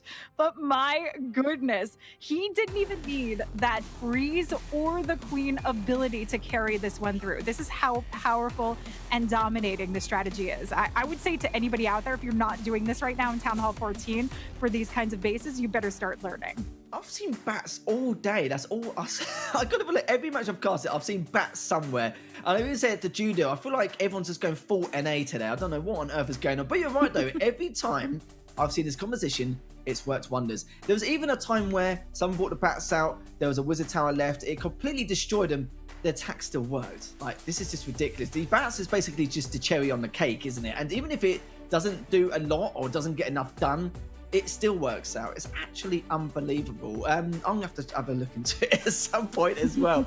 Going into attack though, it does mean that we've got one attack left from both teams. The 19% still lingering there in terms of the disadvantage for GH Respo. It does mean that they need to get the 3-star in order to try and just really try and put the nerves at strain against Carnage Gaming, because I feel so for GH Rest. They've had a really good run in so far. Their attacks have been very solid as well and been very, very successful, which is not something I normally mention for GH Rest, but definitely a lot better this time round. But we're going to have to see if Kingpin, the final attacker here, can really make the difference and really put Carnage Gaming potentially on edge. I love that Kingpin's coming in with these super bowlers as well. Starts us off though with the Yeti Blimp to take down a huge chunk, not only of the Town Hall, but the Town Hall compartment. Now, we still do have that Tesla farm that cropped up, so we don't get the full value outside of it, but we get most of what we need. And already opening up the line of path to get these super bowlers in, but just allowing the Warden some opportunity to clear out a little bit more so we don't have to worry about too much oncoming damage as he works through the center of the base. Certainly does. Still continue to do work on the south side as well. And also trying to repair anything in that northwestern side though. Still, it's going to be very, very patient. We know what Kingpin's like. He's kind of like enjoys these explosive attacks, which he normally has, and also loves his bowlers or the super bowlers. And he said it before, he always feel like with the super bowlers, they're, I'm not going to say it, but he's in his terms, they're very, very, very strong. And there's a reason why a lot of people use it in Legend League as well. And now he's going to bring it out once again. Now, this is actually the first time here, B. I believe we're seeing the super bowlers come out today, as Kingpin's been one of the very, very few players consistently using it. And we're going to see if he does make the super bowlers work again today against Siglitz's base. Yeah, Super Bowlers can be a very powerful troop to use. The only thing that I worry about is how much time was invested in that initial Warden Walk before setting in place. Just about a minute and 45 on the clock, which just puts us in a tough situation because it is very similar to those P.E.K.K.A Smash style attacks, even Super Witches, where you just have to be mindful about how much you get through. And even with the initial push of the Blimp, not enough to count this one down. And also, problem now is struggling to get through into that scattershot compartment. He's got nothing to beat through those walls to get across a jump, only leading right there through the core of the base. There's not enough spread, not enough power, and this one, unfortunately, is going to fizzle out for rest. But I don't know, it might not have even have been enough, depending on what we see from Carnage in that final attack anyway. Yeah, look at how much is left. Like, there was just, it's ridiculous how much is left. You still got the Tesla Farm and the Morris on the northwest side. Still got the scatter shot and the AD. Well, the AD doesn't really matter, of course, with the Super Bowlers. But you're right there. There's still a lot left here on the plate for GHS. That is going to be a 67%. They're already behind already as it is. And if my maths serves me correctly, they'll need... Well, it's not actually mathematically possible, but I was going to say a 2-star 48%, but you can't get that, of course. So, yeah, unless they want that. But, yeah, it's got to be a 1-star from Carnage in order for them to lose this outright. Yeah, this 98% 2-star that I'm sure Carnage Gaming was a little bit worried about, considering the start that we saw from Rest is now very much working in their favor. So much so, they just need to play it safe. Safe 2-star, and it's GG for them, which has got to be a comfortable position to be in. I mean, yeah, Town Hall 50%, you're good. Exactly. Yeah, exactly. And then you just call it a day, put your feet up, and knowing that you've just caused a bit of aggro and a bit of trouble for GHS, because of course, it's like I said, Carnage Gaming, they haven't got anything to play for in terms of qualification spots, but to get a bit of chunk of change here, they still can really, because all the top 8 placing teams here in the ESL Mobile Challenge will walk away with something. And we're going to see now exactly if Stiglitz now can really put the final nail in the coffin. And Stiglitz also, actually, speaking of Devil, has had a very good record in terms of his attacks here. And is looking at it so far, he's actually got 7 triples out of his last 10 attacks. And the 3 he failed on, we're looking at a 98, 94, 81. So statistically, Stiglitz should do this. Unless he has some monumental problem at some stage with this attack, he should be able to seal the deal. He should be. Town Hall's down, so now it's all percentage. With the Lalo, there's no way that he can't Lalo this base to a 15% knowing Hugo. But I think he's going to aim for, trying to go for that almost perfection. Obviously, they'd still be 2% away, but I do think that they want to finish off with a strong statement for this season. And Heroes doing some great work alongside of each other. The King just providing a little extra tank for not only the Queen, but the Royal Champion. Just unfortunate that we didn't see the Queen veer into the multi-compartment, but we've got the opening now to get her full access to work her way through. Yeah, it certainly does. The Queen now looking to take down one of the 2 multis, but actually the RC's done it for her, so that shouldn't be too bad. The RC will get taken down, already got a fair amount of value already. And here comes all the lovely loons now coming out towards the multi on the north side as well. But with the other Inferno Towers also down here, because we'll give these loons a bit of breathing space. But do remember though, still got to deal with that scanner shot, still got a couple of ADs along the way, and of course the Eagle as well.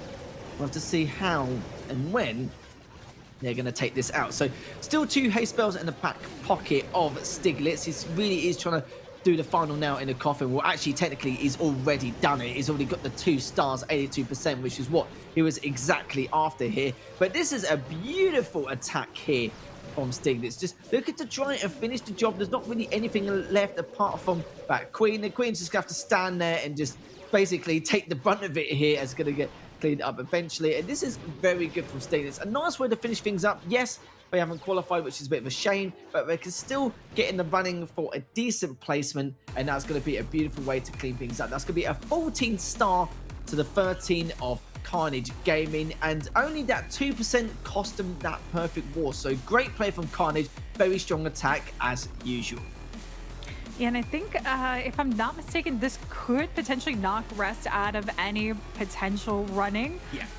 With Repotted Gaming now with that 7-win streak. So GH Rest, unfortunately, has seen the end of the road for themselves. But they still started off with a great push to that war. I think they've certainly showcased why they belong here. Carnage just throw it, they threw that spoon in the pot. They started stirring it, but GH Rest will have a little bit of opportunity to mix things around. Not so much to make a determination for Entropy Gaming later, but a little bit more on the side of just where they might sit position-wise. But we've got plenty more action to come, including RPG, who's actually going to be facing off against Entropy Gaming.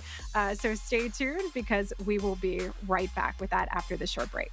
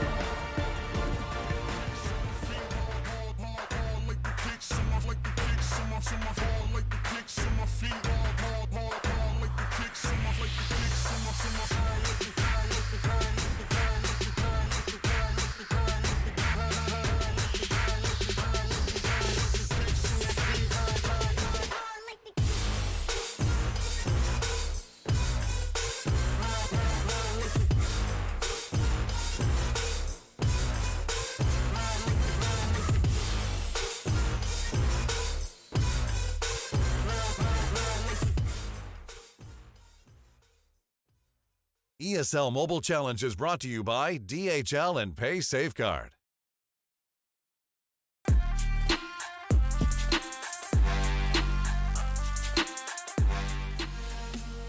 Welcome back to the ESL Mobile Challenge. We are day 4 heading into the final matches, but we are only on match 5. Plenty more action to come, and it really just continues to heat up the way things have switched around and still maybe have some small openings. We've seen teams just fall a little bit, crumble, but there's still those opportunities. I'm Lady B, and I'm joined by Judo Sloth, who is going to get to see some of the next crazy mix that we have coming on.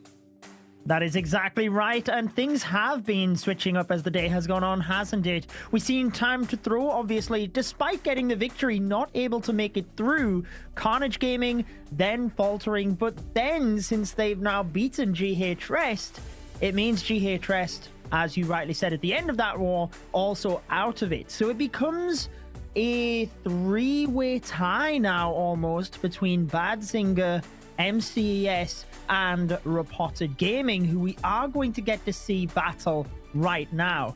Entropy Gaming already through, however, they could still catch ATN in terms of the number 1 spot moving to the final, which would mean if they went through as number 1, they would face the number 4 team in the first round of the final. So still could be important for them, but they have to win their 2 matches today, and Reported Gaming, not an easy team to beat. Let's put it that way. They are not, but I mean, neither of these teams. These are 2 teams that have been definitely showcasing their potential and just really coming in with great performances. 60% hit rate is exactly where I expected to see RPG from the start. It seemed like they had a little bit of a slowdown, but they finally found their groove and really coming in, hitting hard and heavy, particularly at the tail end. Biggest problem for them, though, look at this, 29% defense rate, but they've still managed to stay in that top 4 despite that. Their hit rate is really carrying them through this one. It certainly is, but for Entropy Gaming, let's find out whether they can start their journey today. 2 games out of the last 3 will see them within it. So they do have to make sure they win both of them. Alternate Attacks would have to lose their matchup, and then it would come down to the head-to-head, which I know is very close between the teams because they beat each other in terms of the play days. But obviously, probably the main focus being RPG, because Entropy, yeah, they're fighting for the number 1 seed, but they are through anyway. Last season, MCES were the number 4 seed, and they still won. So really, you just need to get to that final, don't you, Lady B? And that is what Reported Gaming probably have a little bit more on the line, I would argue. Oh, they certainly do. They don't want to get thrown into a mix-up. They don't want to have to worry about where they're going to be standing once we see the MCS war come through. So let's see where Entropy Gaming is going to kick this one off, though. We come in with something that they seem to be one of the very few teams, if not only teams, in this matchup that comes in with the E-Drags.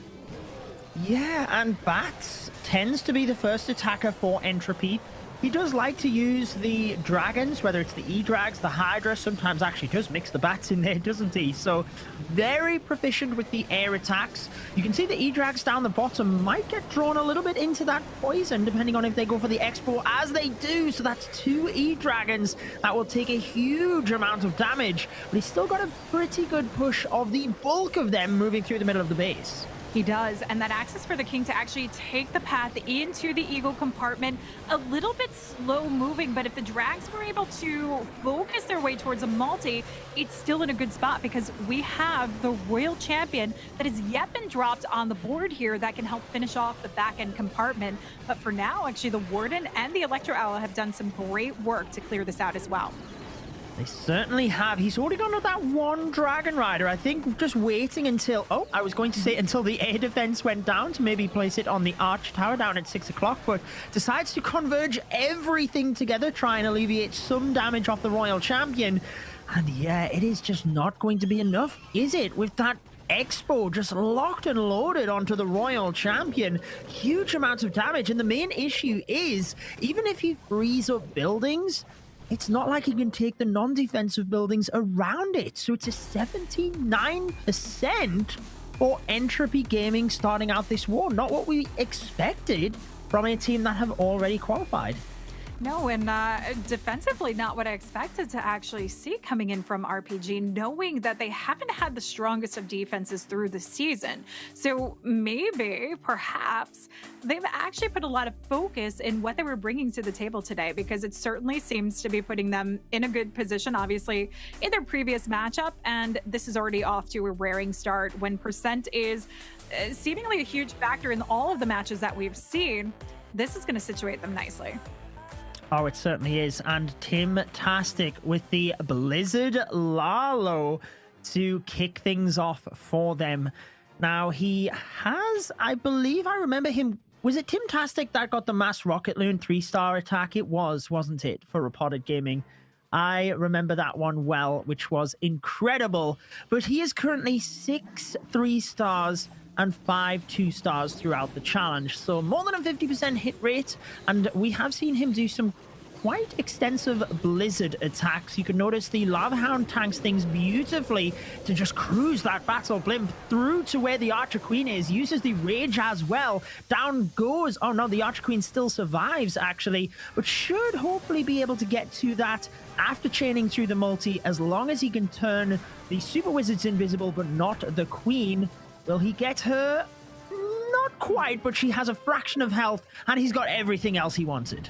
Yeah, she won't be too difficult to take down, particularly considering the approach that he's coming in from the King. So that's an easy knockout of her. And of course, we need to take down the scatter shot. So just a little bump from the Yak, and Tim-tastic will be in a good spot. Now we start lining up the opening leading towards this town hall, and I do see that we only have one wall breaker actually to work our way in. Do we have a corner opening so the Queen can work for the town hall?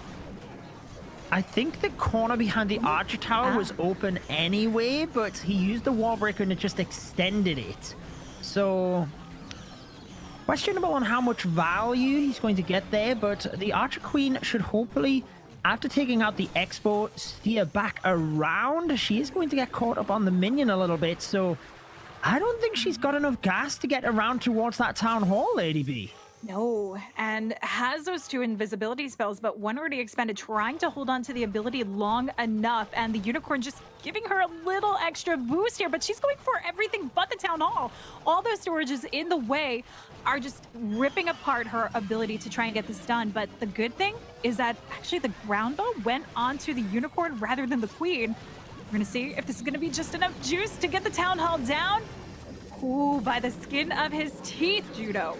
Held it together with the invisibility spells. You've got to give it to Tim-tastic. Held himself calm. Now we have the Lalo moving in. A strong push down towards the southern area. Try and get that multi-target Inferno and direct the balloons up towards the scatter shot. They are going around it at the moment. And I think, I was expecting maybe a haste spell over by the scatter shot, but it is a freeze spell to try and get one group of balloons through. Meanwhile, to the south, a lot of damage, and those balloons going down as well. He still has a haste and one balloon to tank the back end Wizard Tower. This is difficult to call right now because there's not many balloons left. Ooh, and all those traps cropping up, these loons really suffering, and you just see how slow moving they are. There's not going to be enough steam for the loons to get through the single, but the Warden's been out of range, and the minions for now are swarming, taking on some of the additional structures around it, leading to it, but the Warden finally getting targeted. Is it going to be enough to get down? Oh, time. 6%. Yeah, he needed the balloons to survive to get that. It is a greater percentage, obviously significantly, than what we've seen by Entropy, but a little bit of a let-off, you could say, for Entropy, because I don't think anybody expected them to come out with the 2 stars and the low percentage, and the fact that they are not behind on stars, they've got to count themselves lucky. Yeah, for sure. That's definitely a good thing for them at this point, but again, you mentioned for Entropy Gaming, not in a bad position because they know that they've secured their spot here coming into today's matchups in number 2 position, which, you know, it doesn't matter what's happening around them. The shift arounds will not affect them. It'll just change maybe where they're actually seated at the end of the day. Yeah, and I think that's an interesting point because they know they would have to give it everything in order to get the number 1 seed. And that is if alternate attacks lose, but also, is it that much of an advantage? Because we know how tightly compact all of the teams are. So even if you place the team in 4th, is it that much better than playing the team in 3rd? Or is it better to actually hold onto your bases and work on them more extensively for the final? Some would argue that is a better play for Entropy Gaming, but I doubt they are going down without a fight, no matter what option they take. Interestingly, we do have the Super Bowler Smash, which I think we've seen pretty good success with, actually, but only used on a few occasions. Yeah, and unfortunately, the most recent attack that we saw using the Super Bowler is just not enough value. But I think that was more the connection on the base, not getting enough openings to really make it as effective as it can be. Now, gets that Warden ability off early, but that's cruising everything through into the core, protecting the healers as well as we start picking up some of the traps in the center, and also clips that blimp so we can get the Yetis through under rage and try and clear out as much of the compartment as possible. But we would ideally like to see the single and those Expos go down. Definitely would be useful to see that. You see the Super Bowl is getting a little bit stuck at the front of the core here. I can only see 2 of them alive right now, actually, which is not going to be helpful moving to the back end of the base. He has another jump spell, so it seemed like he wanted a really strong push towards the back end of the base. And with that phasing out in the core, I think there's just going to be too much for the heroes on the back end here. Yeah, especially since the King has really not picked up enough value. We saw the wall break opening here so that the King could take on the scattershot compartment. He got hung up, worked his way through that town hall section, and died out before making his way through. So this leaves a lot of pressure on the Queen, on the Royal Champion, and the Warden to try and finish this off. They've got the easy axes coming in because of the jump, but there's a lot of damage still firing away and nothing to really support. No freezes to give this Royal Champ an additional fighting push. I honestly will not lie to you. I thought 30 seconds ago this attack was done. The Archer Queen with those healers has done amazing to get through that area of the base. He's got 40 seconds to clean everything, though, which is the main concern right now, because you see most of the buildings being high hit point storages. He's not going to have the time, but I am so impressed as to how much gas was left in the tank here. I thought the Queen was going to go down. He didn't have the push, so percentage wise it is a lot higher for Entropy than I expected, being honest. Yeah, this is going to keep them really in a good mix. I agree with you. I am surprised to see it go as strong as it is. But because there were no Super Bowlers left, a lot of times when we see the success of these, we have so many Super Bowlers, it would rely on just more than one hero alive to finish off the job. But considering he lost that King relatively early, impressive indeed. But now the opportunity heads back over to Repotted Gaming. They have the percent on their side, and they could potentially get that star count on their side as well. Definitely, and they need to take it now. To get the opportunities is one thing, but obviously you have to take those opportunities. And they've given themselves, so far today, the best opportunity they can at qualifying. So we knew moving into this, the fact that they had 2 matches, some of the other teams only having 1 match today, gave them a little bit of a leg up, if you will, in terms of getting that 4th place. But being able to take down Badzinger earlier and get that victory just helped them out so much in terms of qualifying outright if they win this. Certainly. Let's see if Klinga will be able to carry this one on, bringing in the 2 Ice Golems for this Super P.E.K.K.A. Smash. We already have the Queen shaping up the pathing initially here. And I'm looking to see if she actually... no, he does not have the Warden down yet, but worried about a lot of that oncoming damage, particularly because we have the defending BK on the outskirts. So the Queen able to work through, has enough power to keep this one going. And those healers, ooh, Queen not going necessarily in the direction that he wanted to. That opening for the scatter shot looked more ideal. So he's going to have to kind of swap out his approach on this one. Yeah, he turned the non-defensive buildings on the outside invisible, but the Queen could still reach the gold storage. So she did decide to go that route, meaning, obviously, you see the left-hand side where the wall breaker was. That's where he intended to take the Queen. Decided to use 1 jump, which is the right call, I would say, to force her to the town hall. Otherwise, the funneling would have been a little bit tricky. Let's see what he can do here, though, with the P.E.K.K.A. Smash. Now knows he doesn't have to go through the Giga Bomb, but does only have 1 jump spell to help them through the base.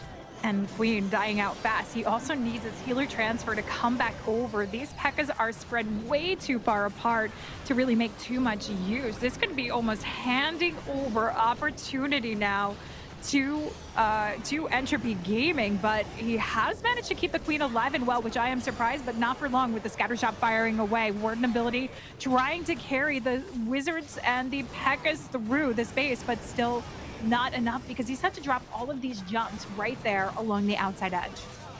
Yeah, he's relying very heavily on the Royal Champion to gut those defenses in the middle, which has worked out very well so far. He's got 1 minute left is also a big factor here, but the P.E.K.K.A. could now walk into each of these compartments is the interesting thing, because the Royal Champion did get the buildings in the middle. So whilst it's a very tricky thing to fix, I think jumping just into that compartment helped him out massively. And look at this. I mean, he is really wiping down the defenses fast. Such a shame that the Queen went down to the scatter shot, because if he'd have taken that, I could have seen him getting the 3-star here. I cannot believe the kind of recovery that we're seeing from these two teams, that they're able to save these rates as high as they're keeping them moving along. Now, the Warden, it could potentially get a lot done here, but there's only 11 seconds left to go. At very least, they're keeping their percentage high, which really counts in this matter right now. Much higher than I think most people could do with everything going that wrong. Yeah, well, I would put myself in that category. You might have remembered me saying earlier in the stream that Klinger of Reported is their top attacker throughout the challenge. 9 3-stars, 2 2-stars, and I think that attack, despite it not being the 3-stars, is testament to how good of a player he is. Because like you said, being able to execute a plan that is perfectly laid out is one thing, but being able to think on your feet in the moment and spin an attack around is something that you cannot teach in a way. You have to learn that purely through practice and experience of the game, and it's something that always impresses me when we see it happen so well like we did in that attack. Yeah, you know, like, especially thinking that he had that wall break open for the scatter shot, I almost expected him to come in with the king from that side, you know, maybe trying to join things together, re-navigating the pathing slightly, but he went with a completely different course that I think did give it every bit of percent possible by forcing the king through alongside the queen on the town hall side, alleviating some of the oncoming damage there that allowed her to work just a little bit longer. Now, Beezus, looking, I would say, to capitalize off of this, though they know they're down on percent. They just need to start dropping in these 3-stars if they want this secured win here to try and work their way up into that top spot potentially. And dropping in that Yeti bomb with the rage. We pull out the CC, get a nice lure, take down the scatter shot, but we don't necessarily get the Royal Champion down. We'll see how the cleanup's going to work along the outer side of the base, but I do notice we actually have the Zapquake to come along with us here as well. So going right for the multis in the core to just start eliminating some of the path around for those loons. Yeah, nicely done, as the Arch Queen was safe on the outside of the base. And you have to say, in the position right now for Entropy Gaming, they must be amazed that they are not down further than just percentage, giving 2 opening attacks like they've had. But the Archer Queen coming down to the bottom of the base here is less than ideal. Again, forcing errors. And I would actually say that was unlucky. I guess he could have placed the Queen a bit more to the north, but unfortunate. And he's going to struggle to get the Town Hall at the top of the base now. Probably going to have to just Lalo direct into it. Yeah, this was almost handed over to them to try and start grabbing opportunity, but it seems that neither one of these teams really want to throw in the first 3-star king, trying, though, to get the Town Hall, but it's not enough juice out of it. You know, I would say I'm partially surprised he didn't invest a free spell to try and give it a little bit more opportunity, but I think he just knows where to cut his losses and just go for the 2-star instead of wasting anything, and then ensure that he can try and pick up as much percentage as possible. I'm not the best at recognizing bases, but this is strikingly similar of a base to what we see in Remio attack in the war versus Entropy Gaming where he also missed the town hall at the very north with his queen, and the Lalo ended up kind of in this very similar situation. So it's I'm not going to say funny, but it's just strange that we now get to see Entropy Gaming having the exact same thing happen, because the percentage, much like when we seen this happen to Remio, is only going to just about scrape into the 70s. This war is all about the defenses, and the first team to crack through and get the 3 stars might just take this. And again, I said it at the beginning of this, it's impressive to see the defense is actually coming through for Rapata Gaming, considering how low they've been. They might, I'm not sure, but they might be one of the lowest average defensive teams here in the mix-up at around, I think it was 29% on their defensive rate, which speaks loads to what they've been saving for these final matches today, knowing that they had to fight their way to keep in that standings. I'm wondering if part of their strategy has been just flying under the radar and waiting for this opportunity to actually strike.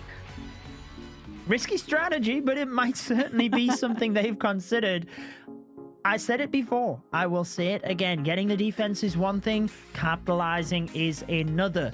The thing for Reported Gaming, I'm sure you have seen this many times through your casting career as well, Lady B, but there are teams that gradually edge ahead on percentage. That's kind of what's started happening in this war, and sometimes I've even seen it where a team has had the better percentage for 4 of the attacks, but they haven't got that 3-star, and the other team could be miles behind, but they get the 3-star and they win the war. We've seen it happen time and time again. Reported Gaming need to make sure they don't fall into that trap and they just get one of those 3 stars to give themselves the star lead as well.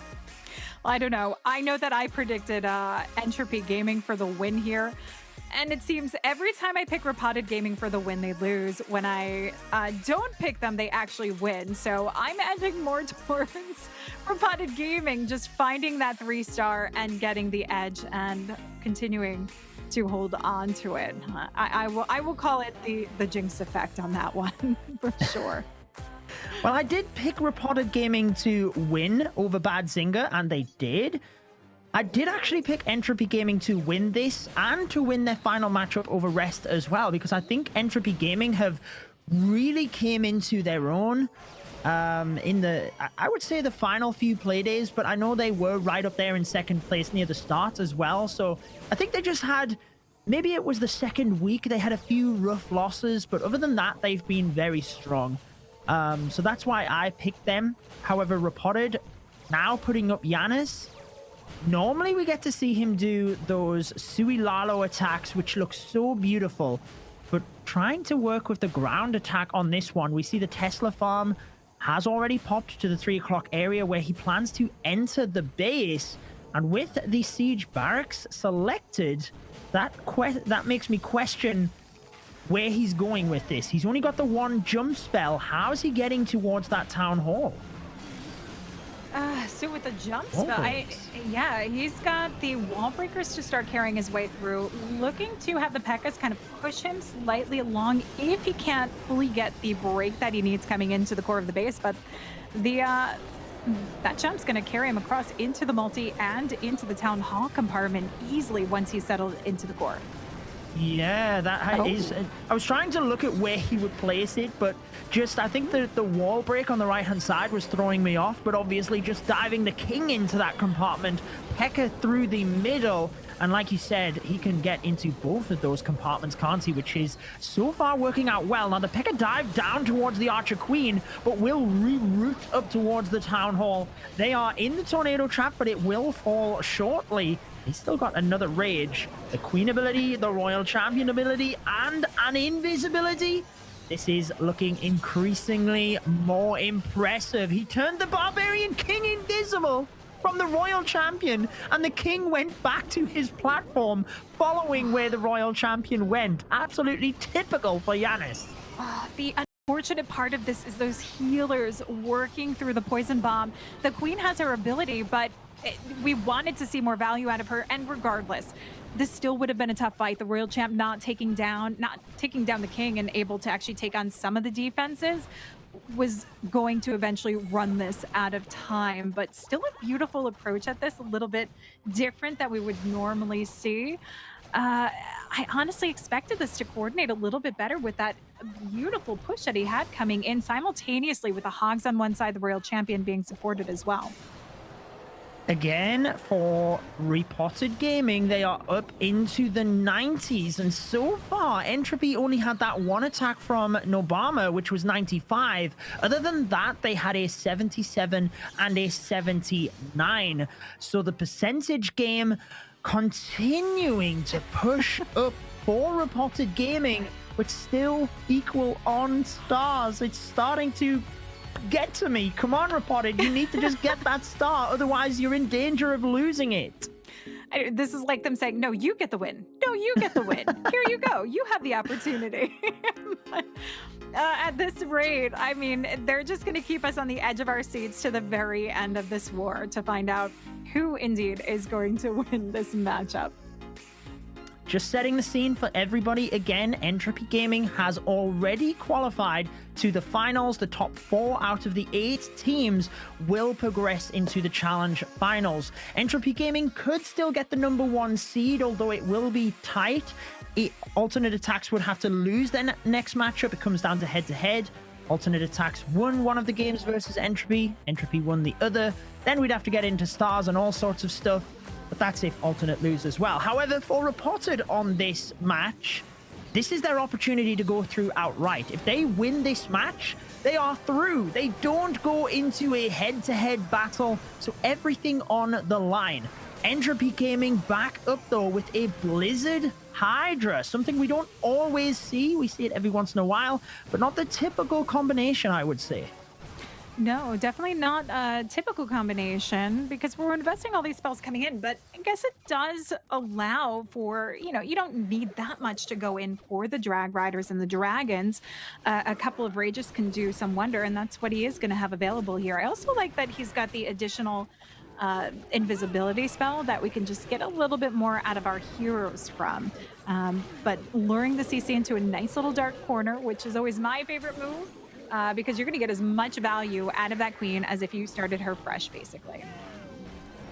Absolutely. 1 minute down, 25% of the base. So even in terms of percentage, he's not too far behind time. And the Dragons and Dragon Riders now only just deployed. You can see how they will swiftly move through that area. We'll be hoping to get a couple of them peel off towards the multi-target Inferno. To be honest with you, the Barbarian King on defense has actually helped to keep them in that region where they will hopefully split either way. But the Town Hall is really looking a little bit dangerous to get through, if you ask me. It is. They're going to land there. I actually like the approach kind of to try and navigate these dragons through, and using the heroes to the outside edge is keeping a pretty small, concise path coming in. But this is where we run the risk. These dragons going to get absolutely obliterated coming through the town hall. So that puts a lot of pressure on the Royal Champion to finish up the job here towards the scattershot compartment that is still housing the defending AQ. It's got the invisibility and the Royal Champion ability. The Archer Queen actually jumps up to the north, so the dragons get her down to very little health, and the Electro Owl finishes that off.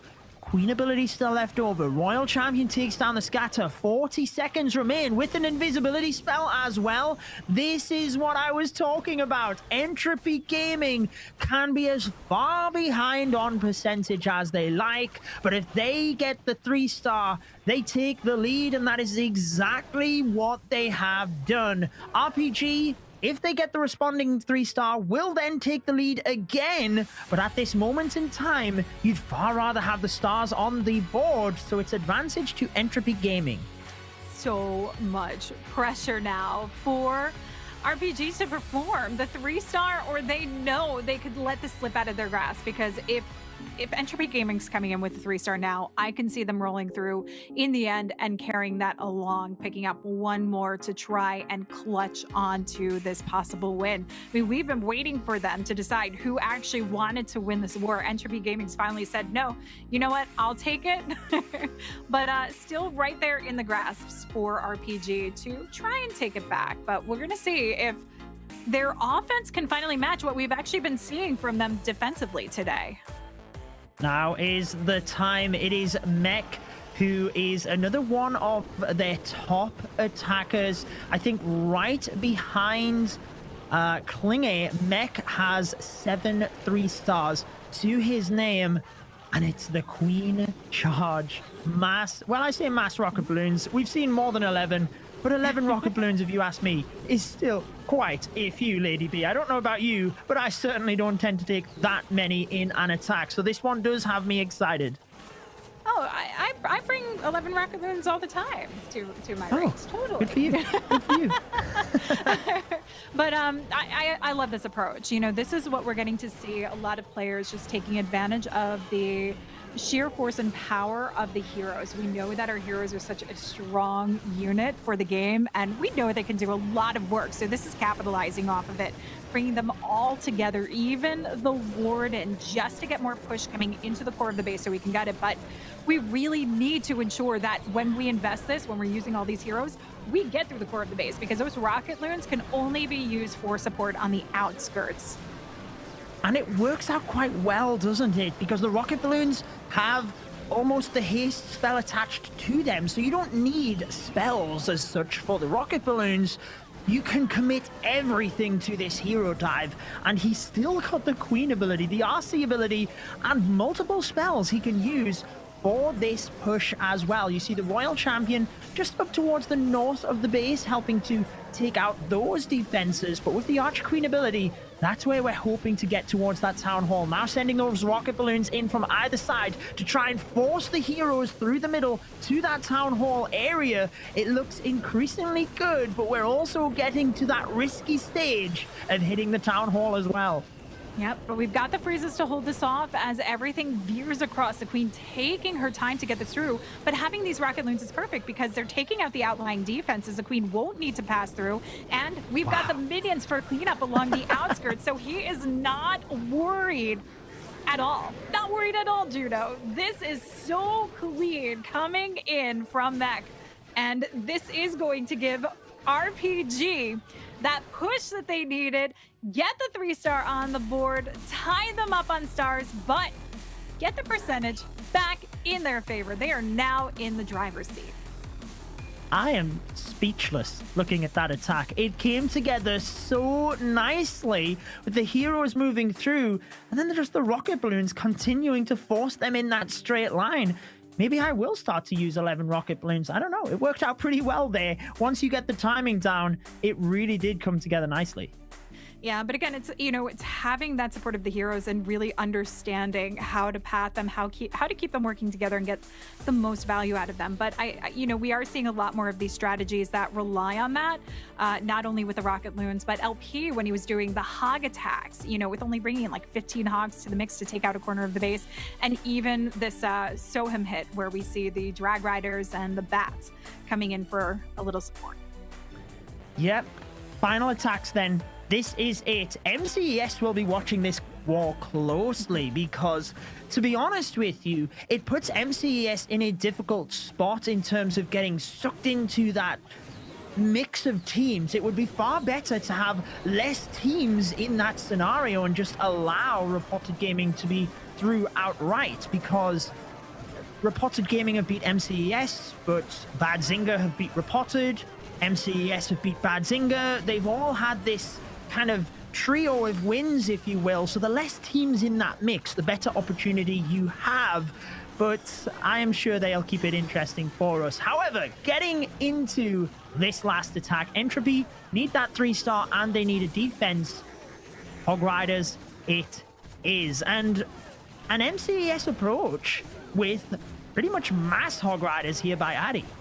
Yeah, we've got 38 Hog Riders to the mix. Not going for the Queen charge. We've got the heroes diving their way in. Ice Golem to help initially do some tanking. We've got a beautiful clean opening from that north side of the base, taking down one of the scatter shot compartments. And we can already see the pathing that's shaping up for these hogs. And what's nice about this is with hogs, as opposed to the hybrid, you can go in with a much wider approach, not having to worry about them veering off course, obviously, because they're only targeting the defenses. So even if there's some outlying defenses, just bring a couple surgical hogs along the mix and keep it rolling through. 2 early heal spells side by side, very similar to what we see with the rage spells when you're pushing in an E-Drag attack, for example. An interesting approach, but was trying to save that Warden ability for a little bit deeper into the base. Now, the Hog Riders aren't going for those central multi-target Infernos, as I believe he wanted to. The Royal Champion, I'm trying to even see, she is moving down to the 6 o'clock area as well. So that middle compartment is very dangerous for Entropy Gaming right now. He's got a freeze, but I just cannot see him getting this. I honestly, the position of the Royal Champion, I was expecting her to get those multis down in the core of the base, which would have been a lot more helpful. And now he had held on to a couple of extra hogs here that are coming in for the support, allowing the Royal Champion to hang on to her ability. And this is the patience. Don't worry about launching off that Seeking Shield early on, because you will get more out of her, getting her low health, regenerating her back, and getting through what defenses remain. Addy might just clench this one, but we still need to get through storage as Sneaky Goblins trying to rip their way through the walls to come in for the assist, Judo. He's got a wizard that helps out massively. Royal Champion going solo because he lost all of the Hog Riders. 10 seconds. Is it going to happen, or is it going to be a 99-5? Oh my goodness. It is. How much health does this storage have? Oh, if it's next to nothing, which it is. Hey, get on my... No. What? No way. How on earth was that a 3-star? Oh my goodness, that I was not expecting to see. That was the best wait on reveal for Health of a Storage ever. Coming in absolutely clutch, giving one final opportunity for Entropy Gaming in this one. Talk about keeping it a close matchup. RPG now have to 3-star. They are ahead on percentage, so if they 3-star, they take the war, and that would indeed qualify them to the final. If they lose, they are not out of this.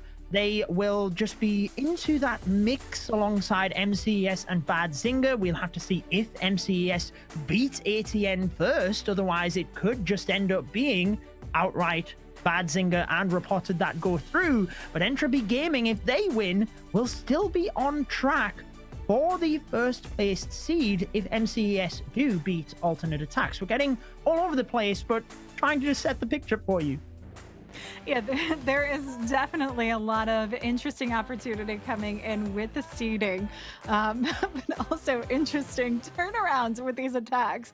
These two teams are just insanely matched and very impressive to see how they've grown over the year. Now, General X finishing it off, knowing that the pressure's on for the win in this one if they want to try and see a little bit more secure in that mix-up.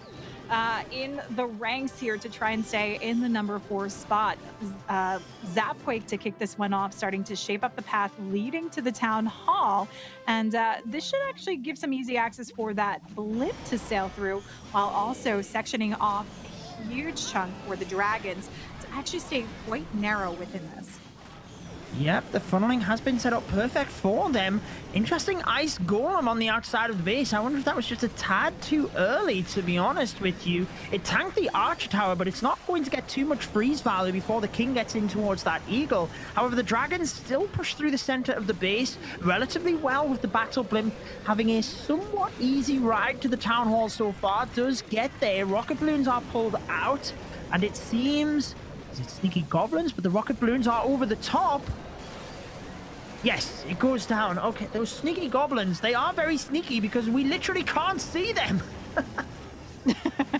That's the best thing about the sneaky goblins. This is why they're so stealth. I often miss them because of that too, because I can't actually see where they are or what they're doing. But we do have a bit of a problem here because the scatter shot's been completely bypassed on this one. Now the rocket balloon's not too big of a threat because the queen able to snipe them off, but hold up, here we go. We've got the Royal Champion actually to come in, take on the scatter shot, and maybe it isn't a terrible thing that the drags are working along the outskirts with the king and queen, because it's providing a little extra power for this.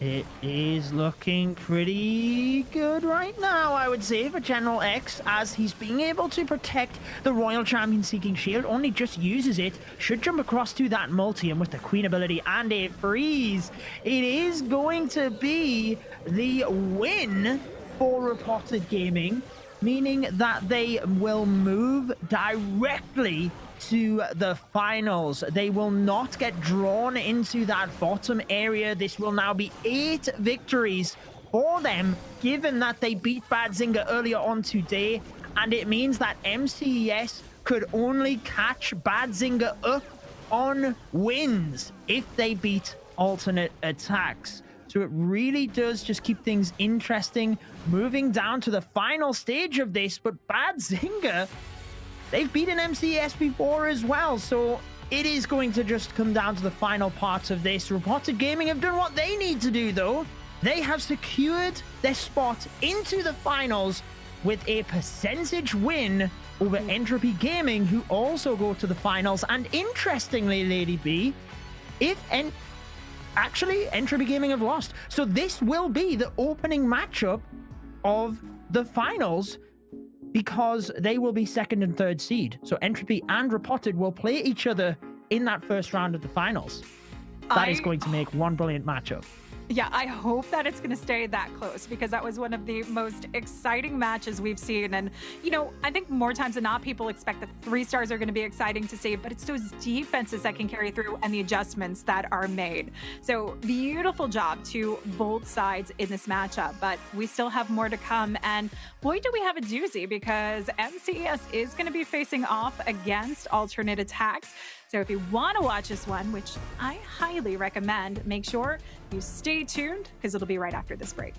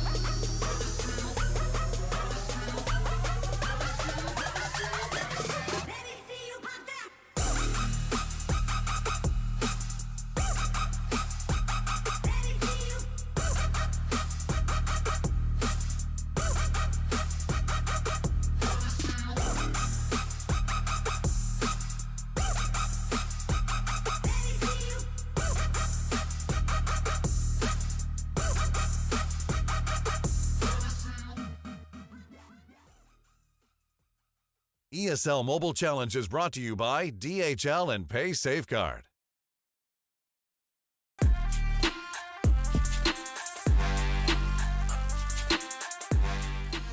Welcome back to the ESL Mobile Challenge. Just 2 more matches today, and we now have MCES and alternate attacks, which will be happening next. However, before we get to that matchup, let's have another bit of a discussion about what we just witnessed, because RPG securing their spot into the finals, Lethal. Welcome back, by the way.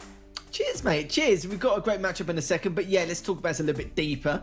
Of course, for Robotic Gaming, I knew there was an opportunity for them, of course, to make it into third place, but the problem is I never expected it because of the fact that it's Entropy Gaming and Robotic. They're renowned for how great their attacking skills have been here this season, and the fact that they've done that, only by, you know, scraping at the bottom of the barrel, but they've done it in the end, which also does mean that if Entropy, okay, what I'm going to say isn't going to matter, but I'm going to say anyway, but if Entropy lose later on as well, then Robotic and Entropy will be in a tiebreaker situation for second, but it's like I said, there's no point. No matter how you see it, they're going to face each other anyway, so that's why I thought I would just kind of throw that under the carpet a little bit. But of course, yeah, for Robotic, they're going to be extremely pleased for themselves. I'd be very excited to see what Yanis will think of it later on when we do speak to him, because they're going to be very, very chuffed considering the circumstances they were in earlier.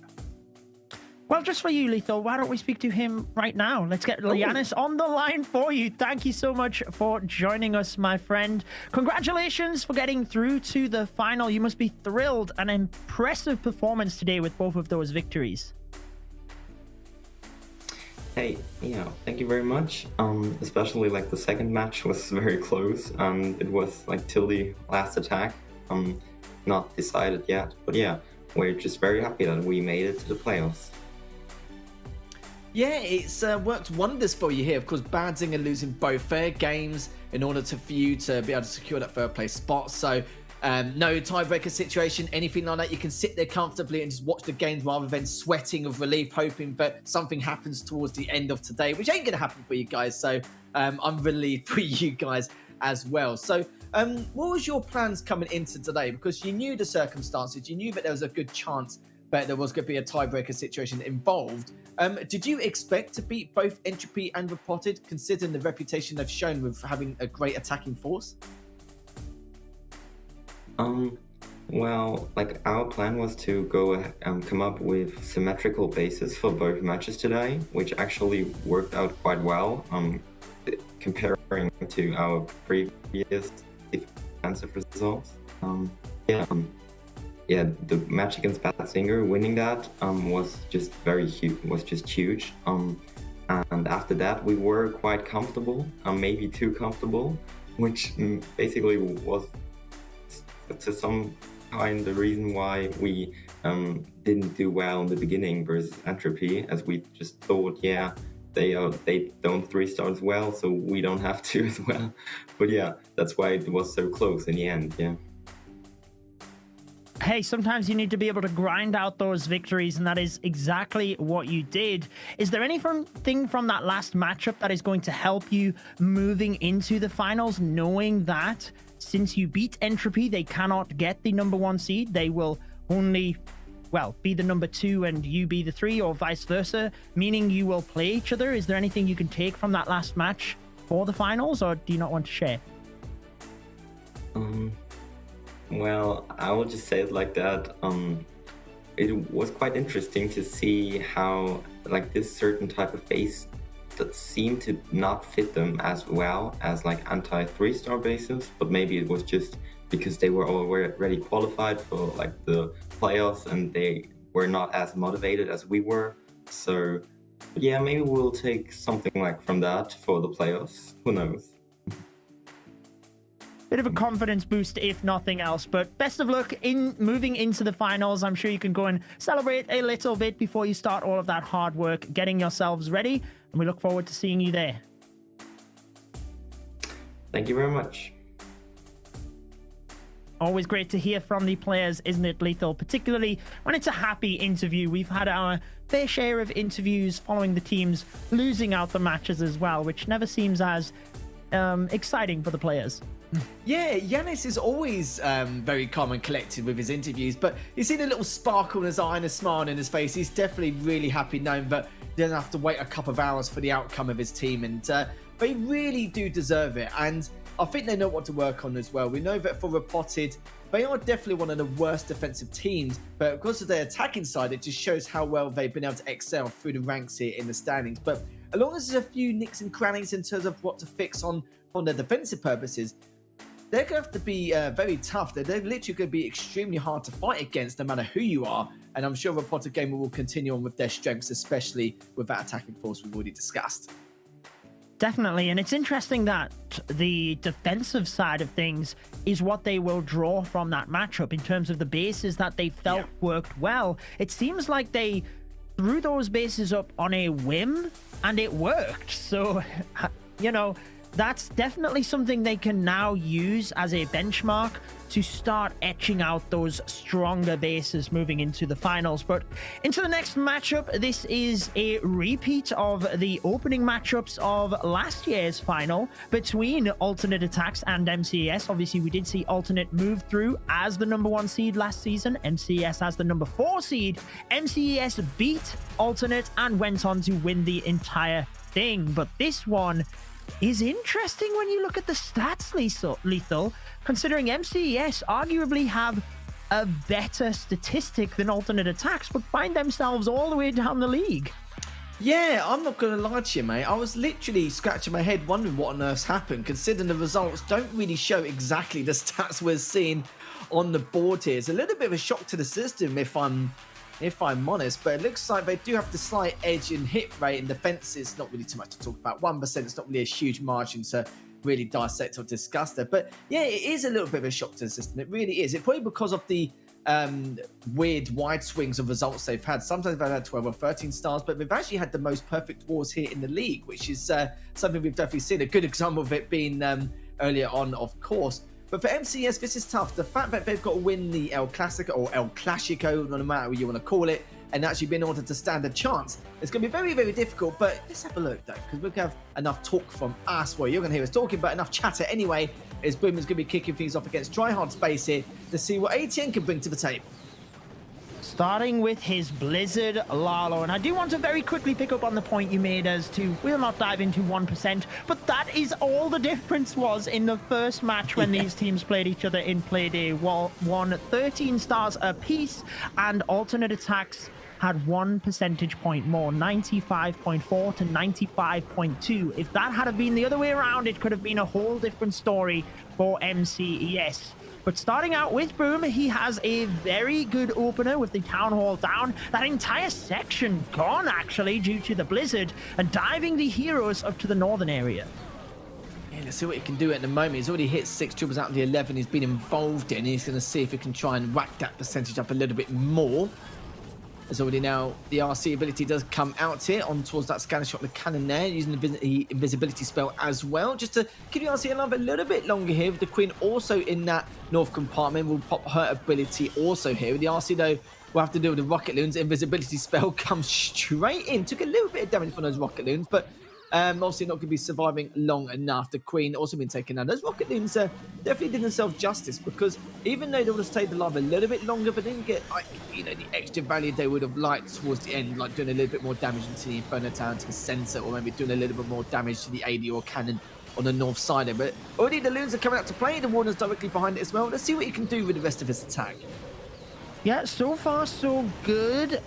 Managing to take down the Builder Hood in that little compartment was very helpful to make sure the loons didn't path there, or I said that a couple of them did and hit all of the red air bombs. He's still got that central multi, but to be honest, he's got a lot of loons left over, 2 freeze spells and a haste. So as long as he is not too careful with the spells, he should be okay here. Does manage to get the Wizard Tower down with the balloons. Now on little health, decides to freeze that multi, but it is too late, because the balloons are already gone and he has the other freeze, but he held onto it too long. Unfortunately, not meant to happen. Freezes the Archer Tower to try and get 1 extra percentage point on the outside of the base there. Yeah, we'll certainly have to. Definitely hit the 90s. It just depends on where. Looks like it'll probably be like a 91, 92, considering the circumstances here.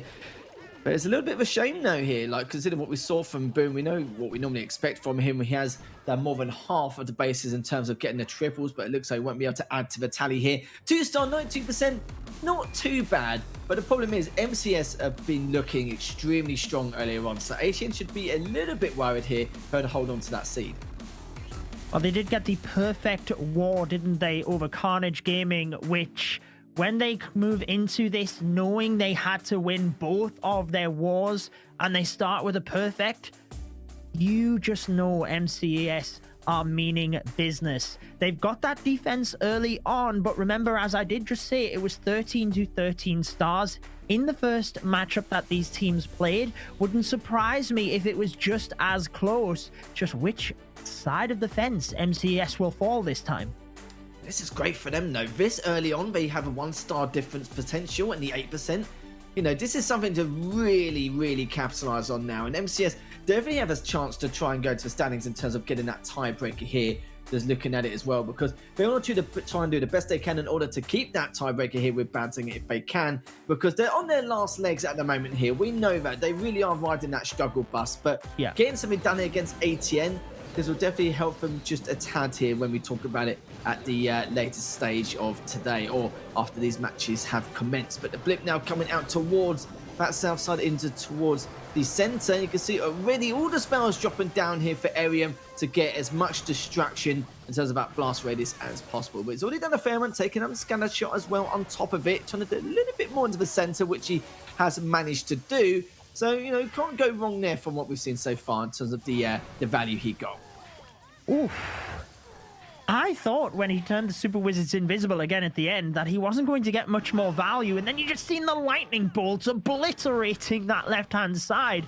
Really did get a lot of value and took out pretty much all of the Clan Castle troops, bar the Lava Hound, obviously. So a nice opener, and it's interesting that he is up first, because we tend to see Kingsman, although Arium does attack first on occasion. Other than the odd rotations, MCAS tend to have their attack order. But the fact that he likes the Blizzard Lalo alongside Boom, who we just failed with it, is super cool in my opinion, because it's almost a 1 versus 1 situation. And can Arium come out on top here? Doing pretty well, diving the Archer Queen into that Town Hall, and it is pretty safe at this stage because she still has that ability. Still find it crazy as well, but MCAS need to win the El Clasico to even be able to stand a chance to maybe potentially making it into the finals at the moment. The Queen taking down the Town Hall though. The King's also used his ability to push into the south side, and also the RC coming out from the 10 o'clock position as well, just making a start on whacking out these defenses and trying to get as much damage done as possible. So after the base already cleaned up so far, the Eagle artillery compartment will be finished up momentarily, especially thanks to the haste burst now, just speeding things up a tad. Speaking of haste though, still got 2 more to use. The multi already at work here for Barlet to try and do as much as he can towards these loons, but thanks to the free spells though, he's going to put a complete halt to that.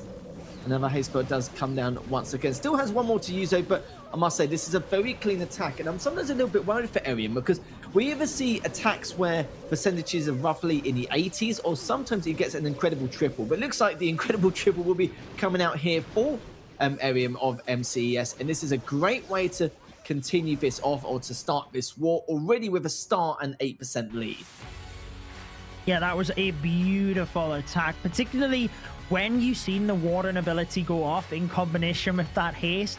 You just knew there was nothing going to go wrong from that moment. The balloons split and swarmed the final defenses. The fact that he had so many left over at the end really does show you a good lava balloon attack. So advantage to MCES after the first round of attacks, but we do know alternate attacks will be moving through as the #1 seed, so they still have plenty left in their back pocket to showcase in this war.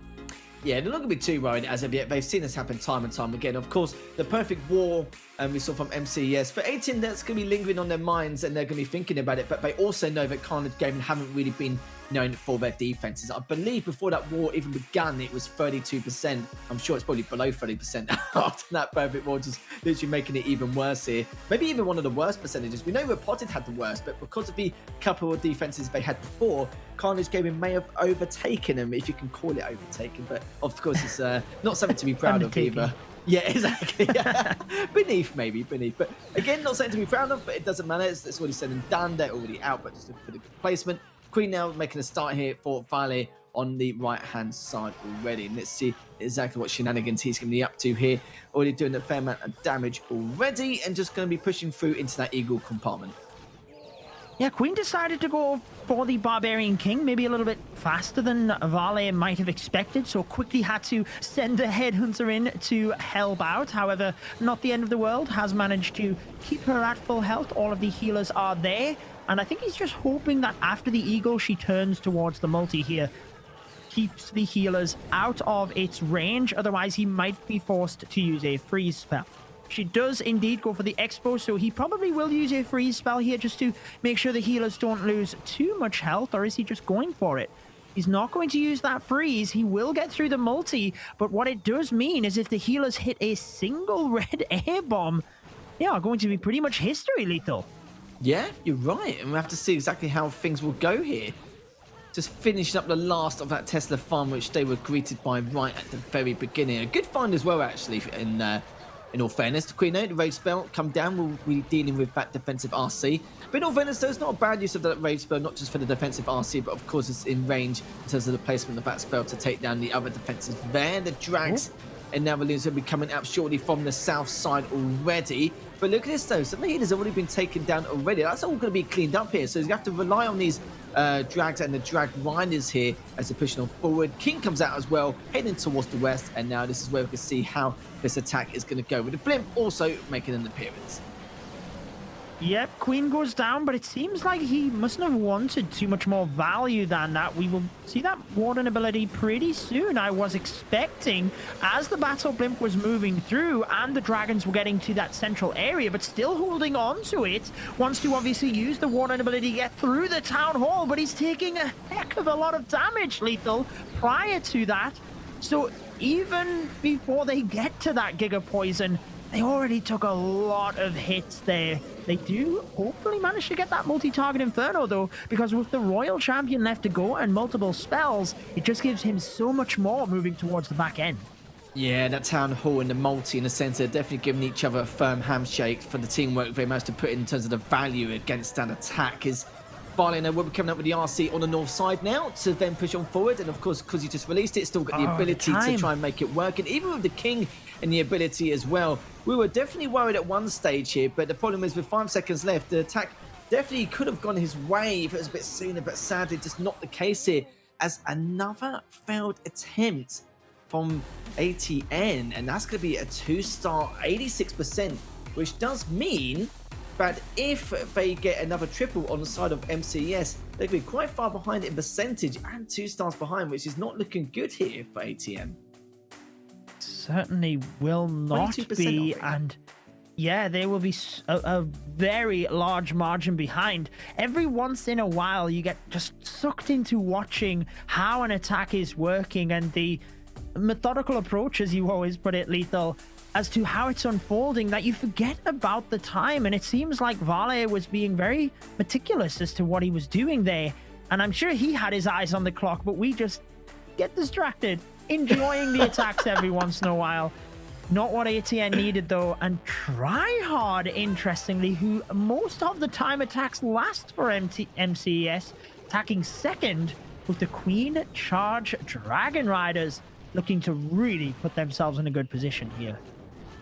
Yeah, because normally I keep an eye on the time quite well. I'm normally quite aware around it, but normally I was so focused on the attack, I literally realised there's only 10 seconds left, and I was like, oh, okay, that was made it a little bit more anticlimactic than it should have been. But yeah, let's see how Tryhard is going to do with these Dragon Riders. Of course, getting a triple here will be a huge boost for MCES in order to really take charge of this lead so early on. And don't get me wrong, there is still 3 more attacks here for ATM, but for MCES, this is looking extremely solid, which would mean if Tryhard does get this triple, that means they've had 7 triples in a row today. Absolutely no stopping them. King still continues to do work now, going in towards that eastern compartment. The Queen getting heavily delayed here, but of course that's perfectly understandable. We've got a lot on her plate as it is, especially with that Lava Hand and 2 Expos. With now the Wall Wrecker just pushing in towards the Town Hall. Also, to try and funnel a nice little path there later on. But so far, the Queen continued to do a good job Sweeper being a bit of a pain in the backside, but that's not going to stop it at all. But saying that though, because of the Sweeper, finally has to drop in another rage spell because the healers can't really do enough healing as much as she would like to. Yeah, I have to say, I really like the use of that Wall Wrecker because the Queen was tanking the Grounded Expo and it was so easy for it to just move to the Town Hall. Nice and safe, secure in that. With the Queen still charging through the center, he's doing so well to control it. Royal Champion has carved the pathing for these Dragon Riders, and it seems like he has so many of them because he's really done such a good job with the heroes. As they clump towards the back end of the base lethal, he has so much DPS. This is incredible. What a beautiful attack by Tryhard. Yeah, the rest of his defense there from Tryon is probably looking at it as an absolute nightmare. Just ridiculous how good this attack was. Just clean up duty here for Tryhard to secure this triple and give MCS a absolutely blazing lead. And it's so early on as well. So ATN definitely have a chance to try and bring this back. But my goodness, these attacks have been super scary, super efficient. And I think the Dragon Riders came out when 55% of the base was already demolished there, so not really a huge amount of work for Tryhard there, but then again, he must do itself justice. 2-star lead, 22% difference between the two, looking very good already for MCES. I mean, MCES could not have asked for a better start versus Alternate. They couldn't have asked for a better start to today. Like you said, 7 3-stars out of 7 attacks. They knew moving into today they had 10 attacks. All they could do was put the best score possible and see what else happens around them. Even the 2 victories might not be enough to qualify them because they're now stuck in this 2-horse race alongside Bad Zinger. They just need to focus on their own game, get as many stars as possible. But, you know, credit to them. They've moved into today. They've obviously focused, put a lot of work in. We heard that interview from Tryhard at the end of last week, and he said they had 2 tough matches, but they'd beaten both teams previously, so they were confident, and they're showing it. They really are. Against ATN to have that much of a commanding lead, it's absurd, isn't it? And it's so funny how, before this match even begun, we looked at the stats. If you looked at the leaderboard and looked at the stats, you wouldn't think both mixed. You'd think the stats were wrong at some degree or at some point because it just didn't make sense. But this is what happens when you could be very hit and miss, especially what MCS were like at the very beginning of the season. But obviously they've rectified a lot since then. But it's just a bit of a shame that because of the poor start they had, it could definitely bite them in the backside in the long run, especially coming into today here. So Queen now will be starting off on the west side. We'll have to deal with some of the defenses from Arium to begin with, but Aster will see exactly what he's going to get up to with these Dragon Riders. And ATN bring out a lot of Dragon Riders recently. Yeah, they have actually, haven't they? And I wonder whether that's actually a play moving into the final, because this is kind of what I said with Entropy. Not that I don't think Alternate would bring their A game, because I believe every match they will want to give it what they've got, but knowing they are in the finals already, do they hold some of their best faces? Do they try and stick to certain strategies to not give anything away and make it look like they are focused in on one type of thing? It's a difficult tact to try and play, but if anyone can do it well, Alternate Attacks could. So maybe they're just bluffing, if you will, moving into that final. But either way, Aster started out this one well, taking out that Town Hall early on. You see the Queen charging quite nicely to this area because the King, once he's taken out the north, he'll be able to jump to the center there and be able to just wipe that all out, meaning the Dragon Riders have straight pathing in from the Eagle Artillery area. Yeah, the Queen's done a few hurdles there as well, just popping into the center. There's not really enough DPS to stop her at the moment. Healer's already just tanking those air bombs. The Queen's still alive. Don't know how long for though, but remember she does have her ability, so doesn't matter too much. Oh, I was hoping she'd keep it a little bit longer, but it doesn't matter. The Warden obviously pops his to really give these Dragon Runners a huge boost and make sure they've got as much HP as possible heading into the south side. But let's have a look at this already though, Judo. Already nearly 70% down, not really much left on the table, and the HPs of these Dragon Runners is looking very healthy to me already. 45 seconds left. The multi's going to have to try and do as much as it can, but there's only so much the multi can do. His hands are pretty much full here at the moment, and look, the HP is still just way too much already. Just pushing on down south at 30 seconds left. It's just a matter if it's going to be a time fail. Absolutely highly unlikely at this point. And one point I want to make as well, you were talking about ATN and what they can do, maybe hide some bits and pieces underneath in order to cover themselves for the ESL Mobile Challenge Finals or World Finals in December. I can understand them doing it. You know, they've got #1 seed, they've guaranteed qualification, and what better way to hide their strategies than use the most common composition to use in terms of the attacking? Yeah, definitely something to consider. It's always fantastic when you see a 3-star that is very well crafted either way, and I think it really was a beautiful attack. Whenever you have spells at the end that are just used for the sake of using them, you know that it has been effective. Turning the Dragon Riders invisible, obviously not needed. It's a leftover spell, if you will. Yeah, why not? Just add a little bit of flair onto the server. Ah, dear me. So ATN, they are still behind, but at least a triple will give them a bit of, I wouldn't even say less pressure. It just makes them think, okay, like, you know, we're relieved we're still in it, but that's not really going to change much at all. It's like you rightly said as well with how ATN are going to come into this. Not going to bring their A game at all. They're probably going to give like the most standard default builds and most standard default attacks you're going to see. And it's a good way to throw a lot of the teams off as well. But with these top tier players and these top tier teams, they're not going to be thrown off by it. I think it's expected to know that ATN are just going to bring the most default package possible going into this matchup. You know, ATN is a team where they're preparing bases 3 months in advance for World Finals. You know, this is the lengthy kind of preparation they're making, which is perfectly understandable. You know, there's a lot of chunk of change coming up for grabs here, the ESL Mobile Challenge Finals, and of course the World Finals coming up in December. But already going to be having an early start here. The RC is going to be coming out here from the 10 o'clock side from Remio, and we're going to see exactly what Mischief is going to get up to. Yeah, using the lightning spells to take out not just that area, but the Archer Queen predominantly. And it means the Royal Champion can easily dive this area, lure out the Clan Castle troops as part of that. And then the heroes can dive into the Town Hall and this little area with the 2 Inferno Towers. I think he's probably going to be aiming to just get the Town Hall with the Queen and send the King up towards the other multi-target Inferno would be my guess. But obviously, having the Clan Castle troops out means the Archer Queen can take that while she's not under any fire. So trying to essentially take out the southern west area of the base so that the Lalo and the Bat spells can just move through the rest. Bat spells again. I swear it's just every match I cast at the moment. Not complaining though. Remio's going to make good use of that later on.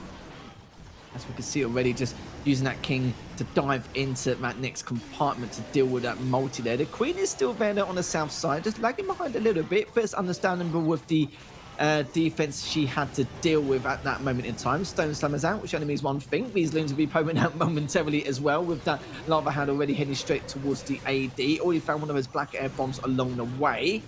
And still though, just pushing on up further. Invisibility spell on the south side though for the Queen is just managed to appear just to try and keep her alive a little bit longer, because of course she's only got the unicorn with it there just to keep her as stable as possible. But no matter of how she can try and take down this Town Hall or not, but she does have her ability, so it doesn't really matter too much. That Town Hall will get cleaned up nicely, and now this is where all these things are going to come out, cause a little bit of a ruckus here, Judo, and then continue on to the eastern side. I thought he was going to drop those bats in the center. Works out nicely to take out the scatter shot.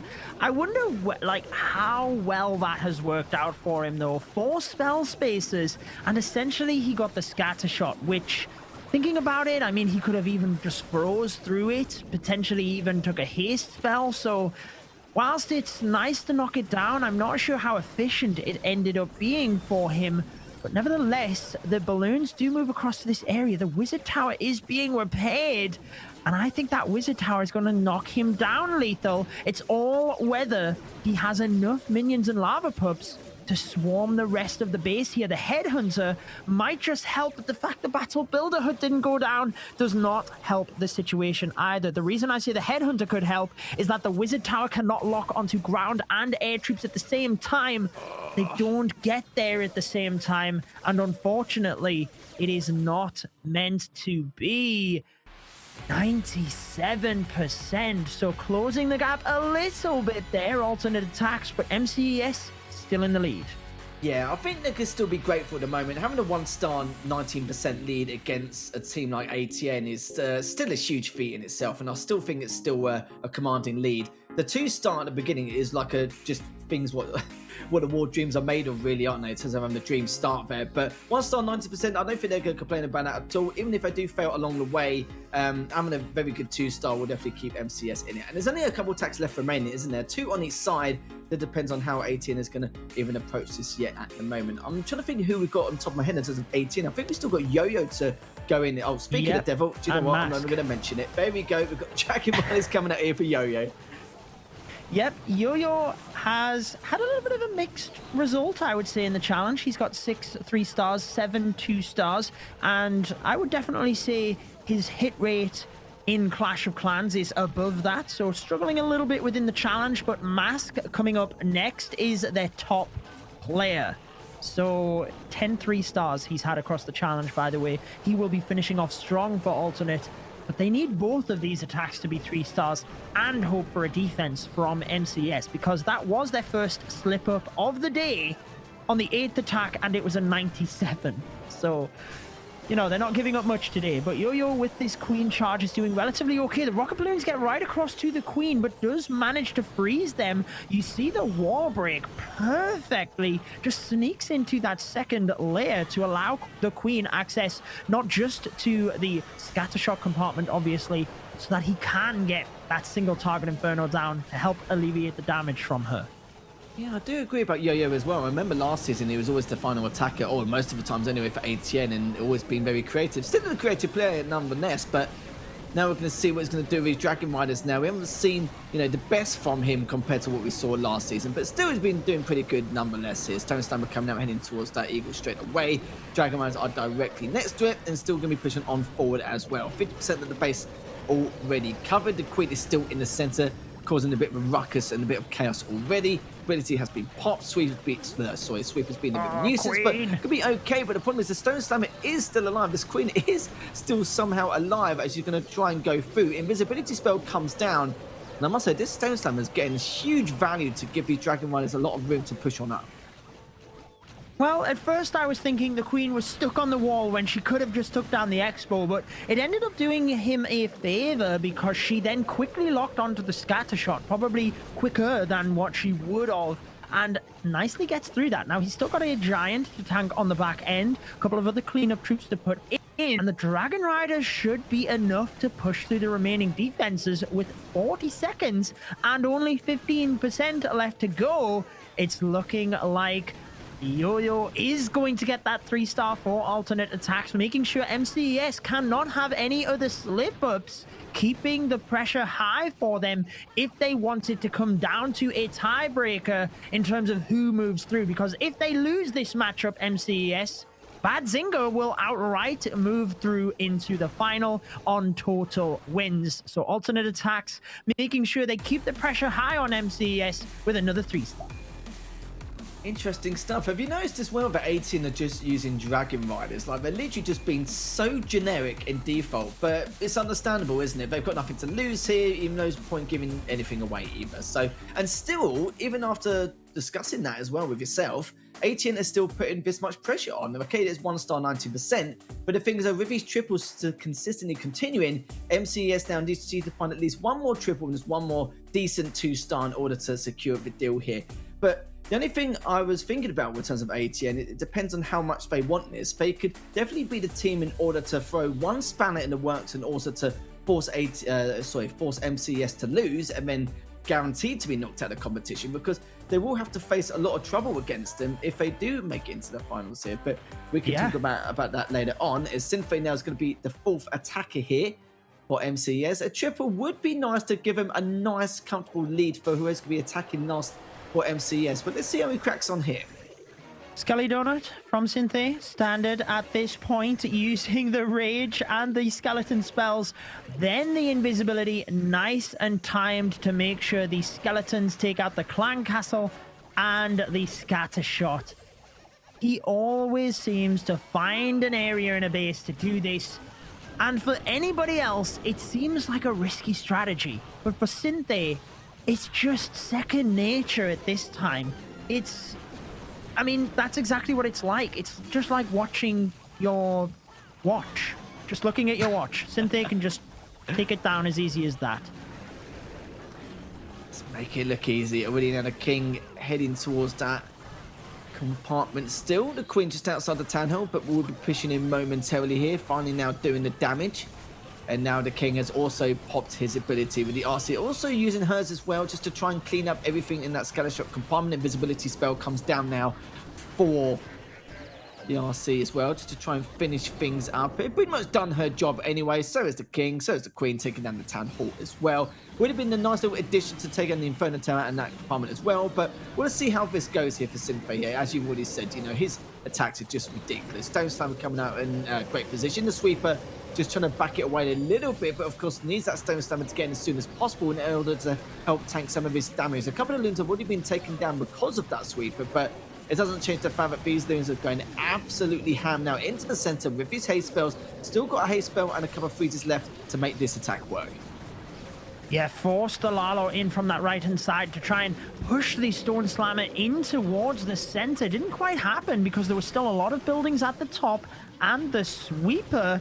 So he's now relying on a smaller group of balloons down to the bottom. But since he's been able to use the spells to help them through and get such good value initially, you see that it is not even a problem for him.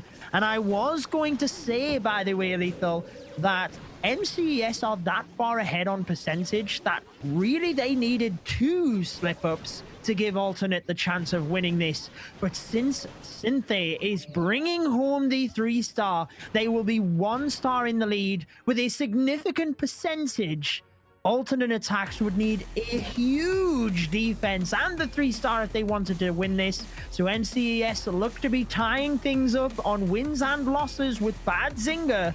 We'll have to find out when the tiebreaker happens as to who will be winning that. Seems to be looking that way. It looks like if ATN get another 3-star, then of course MCES only need a 3-star or at least roughly a 2-star 82% in order to guarantee that victory here, which they're going to be pretty pleased with. But from MCES's performance, wouldn't surprise me if they even just managed to do that here. But it all depends on ATN, of course. They need to keep their, I was going to say hopes and dreams alive, but let's just say keep the war on the line because they've got really not too much to play for. I think the main thing is the fact that they'll knock MCS out now, early, keep them at the finals because MCS are definitely going to be one of the main troubles for ATN to stop them from winning the ESL Mobile Challenge finals. And if MCS don't make it, then ATN will be thinking, well, okay, that's a large amount of bits and pieces off our plate, and now we can just try and focus on everyone else. But the problem for MCS is that Mask is going to be the final attacker here, and he has also been very consistent across the board, especially with his rate of triples as well. And I think it's going to have to come down to what MCS are going to do for their final attack here. But let's see and make sure first how Mask is going to do with his Hog Riders. Queen charge into Hog Riders. He has put out some very impressive Queen charge attacks throughout the challenge. And I think, yeah, he's used the Hog Riders a couple of times, not too much. He's used a number of different strategies following the Queen charge, but he has used the Hog Riders before. I am pretty positive of it. Anyways, from this one, he's already taken out a bunch of Tesla down to the bottom side of the base, so that's always helpful with a Queen charge. She can take it down relatively easily, and you know that you're not going to hit that with the Lava Loon. Meanwhile, has to use the invisibility since the Clan Castle troops were moving across at a bit of a strange angle for him. Yeah, Mask has managed to get 8 out of the 11 triples from previous wars. So with a mid 80% rate, you'd assume that Mask will be able to get this done here. But let's have a look and see at the moment and see if he does manage to do it. With the Queen now still looking to stay alive, but it looks like hasn't popped her ability as of yet, and just in time as well. As the Town Hall was taking, just as I was saying that as well, there was just too much DPS, which means that the ability of the Queen does get used, but the Hog Riders have come out to play now. Only got, actually no, sorry, 2 healing spells here. So the first one's now going to get used in towards that Expo. Great position as well to get a great amount of value to keep these Hog Riders alive, especially for that multi in the center. And we'll be using another one at some stage. You can use it right now, actually heading towards that western side, especially towards that scatter shot. Still got the RC, don't forget, and still have her ability all intact. Yeah, the Archer Queen went down, but that's the beautiful thing about the Royal Champion standing there. The healers just switched across to her, meaning he was able to preserve that ability a little bit longer, and she will get through the expos. Getting a little bit close for the Hog Riders due to the splash damage, but they have more than enough to get through. And you shortchanged Mask, Lethal. He actually has 10 3-stars throughout the challenge, this being his 11th. Which puts him right up there as one of the top attackers alongside the likes of Synthe, Kingsman, Rakirez, all of the players you see pulling in those 3 stars time and time again. Mask is right up there, meaning it is 13 stars for alternate attacks, which is what they got in the first round where they played MCES and took the victory. But this time, MCES looking to put up 14, so that percentage does not do them over yet again. I'm an awful human being. I'm so sorry. Mars for missing that one of those triples. It's fine. He would have taken it he's often anyway. in the chat, so I thought I'd recover things for you. Please forgive me, Mars. Please forgive me. It's fine. But, you know, you've got another triple to add to the tally now, which is fine. MCS just need a 2-star, 82%. Done, dusted. They've won it, and then they'll be on that tiebreaker situation with Badzinger, which, of course, we'll find out at the end of the evening, because of course we've only got one more match after this, but first MCS needs to seal the deal to make sure to try and secure it. And there's no reason why they shouldn't at this point. You know, they've got plenty left on their plate. They still got not really too much pressure here. It's not like they need to guarantee a 3-star in order to secure victory. Just need to play this safe as possible in order just to get this done. But when we say play it as safe as possible, just stick to your plan A. Don't switch to, of course, anything else, because that's where things can mess up along the way here. As it will be Kingsman. It will be kicking things off here for us to see if he can really secure this war victory. There's no reason why he shouldn't either, considering his track record. Queen now starting off on the 11 o'clock side already, heading towards the AD as well, just trying to find anything along the way. He is becoming it as well, just to support the Queen here in that northern side, and we'll have to see exactly how Kingsman's going to try and execute this to seal the deal. Yep, well, talking about top attackers, just to let you know, Rakirez is going to be top of the challenge with 13 3-stars. Kingsman has 11 alongside a bunch of other players, Fluxy being one of them that I didn't mention in that other list. But Kingsman, if he 3-stars here, could be the second highest 3-star attacker in the challenge, just to really put the pressure on him even more. And I like the start here. He's been able to negotiate the Archer Queen through this area using the invisibility spell to help out there over by the single target Inferno.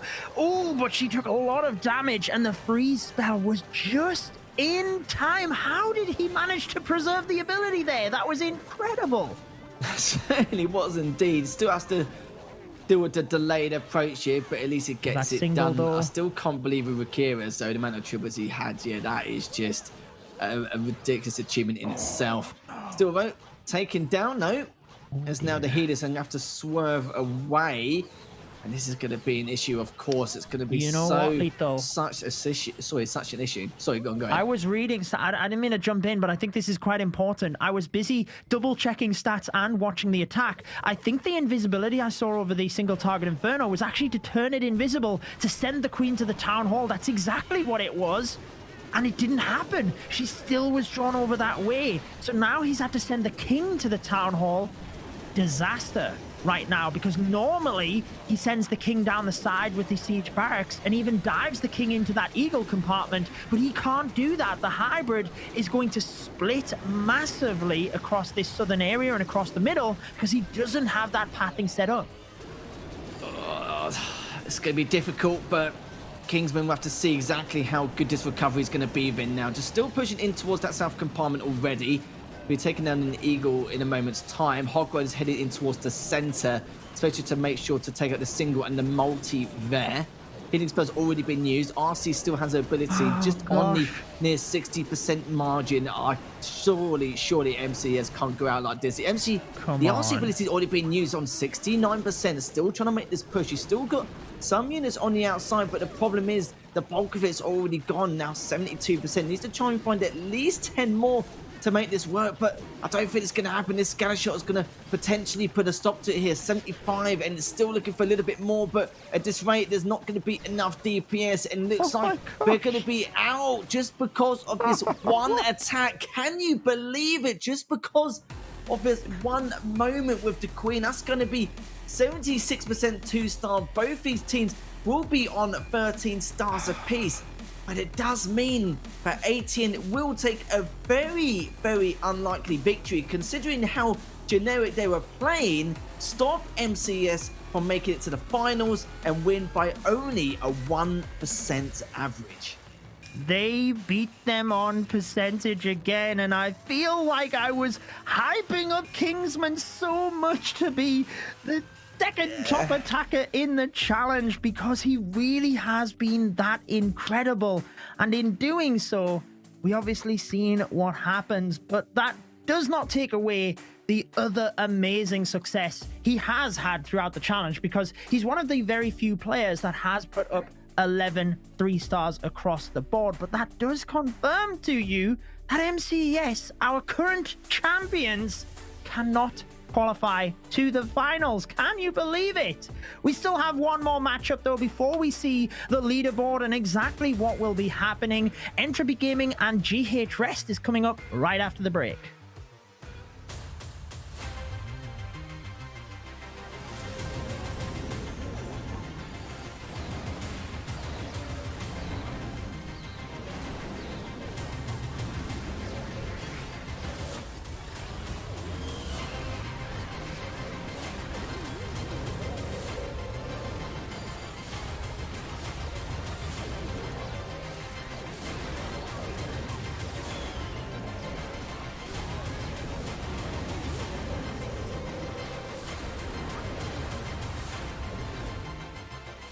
So Nabama, welcome back to the ESL Mobile Challenge. It's been a couple of weeks now since you've got into the groove and managed to play everyone at least once and get a really feel and taste of the competition so far. How do you feel like you've performed so far against your opponents over the last couple of weeks? I think we did pretty solid. We have a 4-3 record now, which is pretty okay. And even though we lost 3 times, all 3 losses were pretty close. So I think we would be able to beat everyone in the background. It seems like your team are the only ones who have been compared to everyone else, where some of the other teams have been relying on Queen Charge Dragon Riders. Some other teams have been given ground like a huge amount of love. Actually been one of their favourite compositions to go to, but you're the only one with the Hydra. Why is that? We managed to perform Dragon and mixed Dragon attacks to perfection already on Town Hall 13. So we did the same on Town Hall 14. I think that's why we are one of the few teams in competitive in general who maybe still uses this style of attack more than other compositions. But yeah, we also had to adapt due to the last changes. Yeah, I noticed as well. Some of these teams, they know it's coming, but they still just really struggle to defend against it. It's definitely been your flavour of the month, and it's nice to see that you've made it work so well also. What weaknesses do you have with your base builds which needs to be improved on? As the majority of your attacks have been remarkable, sometimes your defense has let you down a little bit. I think maybe we struggle sometimes to predict what our opponent is going to do, because in the current meta, it's still not easy to defend, but you can trap 1 or 2 entries, but you really need to see those entries the opponent is going to play, so you can place every trap perfectly against it. Is there any particular team in the league which is giving you guys the most difficult time? I think in terms of predicting the attacks, alternate attacks would be still the hardest opponent to build against. But again, thank you very much for your time in this interview. Always a pleasure to have you here and on board. And I am really excited to see exactly what you can bring to the table over the next couple of weeks. Thanks.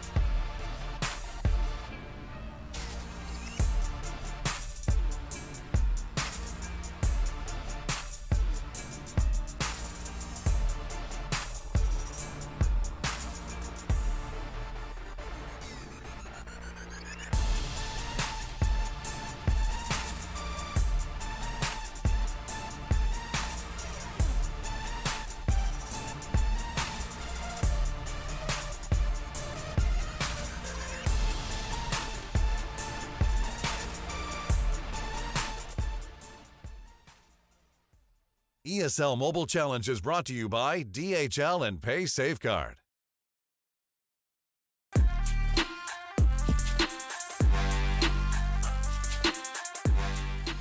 Hello everyone and welcome back to the ESL Mobile Challenge for Clash of Clans. Back with me is the lovely Lady B for this final match of the evening, and also to confirm the final spots here for the ESL Mobile Challenge finals later on. But before that, we've still got one more left to go. We've got Entropy Gaming versus GH Rest. Now, neither's got really anything to gain or to lose here either. For Entropy, they had a chance to maybe try and get the first seed. Not anymore though at this point, because I'm just having a quick look at the rankings just to make sure and double check. But yeah, at this stage at the moment for Entropy, it wouldn't matter if they dropped to third seed, because Repotted and Entropy will end up playing against each other anyway, so it really make much of a difference so far. But for GH West, they may stand a chance to overtake MCES in terms of standings, because of course the prize pool was split 8 ways, not 4, so there may be a little bit of a chance there. But this is definitely a good way to get some additional experience in a tournament setting, especially. It's going to be a very tough vote. It's going to be a true testament between a very strong attacking team like Entropy testing the bases out of GH Rest, where in terms of their defensive purposes have been looking very good over the last couple of weeks. But saying that though, Entropy Gaming have actually come out here with their better defense. But mind you though, I'm talking about the last 3 or 4 play days, not the entirety of the season. Yeah, I think that's where we've seen a little bit of shifting around. And I guess the same goes for RPG, who we saw earlier, whose defenses actually came in strong for them, where it actually did matter for them to just earn that spot getting in here. But for Rest, you know, I feel like this is a little bit of a way for them to kind of sign out. I don't know how many people know, but GH Rest is, they did announce that they're no longer going to be a team, I guess, after this tournament was over. So, you know, a little bit sad, but let's see if they can finish off on a nice high note in this matchup. Plus, we're going to get to see these 2 amazing teams going at it. And for Entropy Gaming, we're just getting a little bit more of a preview of what we can expect for the playoffs, potentially. That other match against RPG, which is absolutely intense. So I hope to see more of it. Yeah, I think it's a game of GH Rest looking to try and bag the fifth place spot for extra prize money versus Entropy, who are going to be very generic with what they're going to bring to the table, because they've got nothing more to prove, have they, really? They've guaranteed their placement, they've guaranteed their spot. They've got nothing against GH Rest by any means, so there's no reason why they can't just play generic and not really reveal anything at a later time here. And Dragon Riders are going to be coming out here, so it seems like we are going to be continue to be a little bit of generic already. First things first though, Blimp coming out and will be greeted by the Tesla farm straight away here, but the Blimp will make it into that scatter shot compartment already, just dealing a lot of damage across the board there, trying to clean up everything there.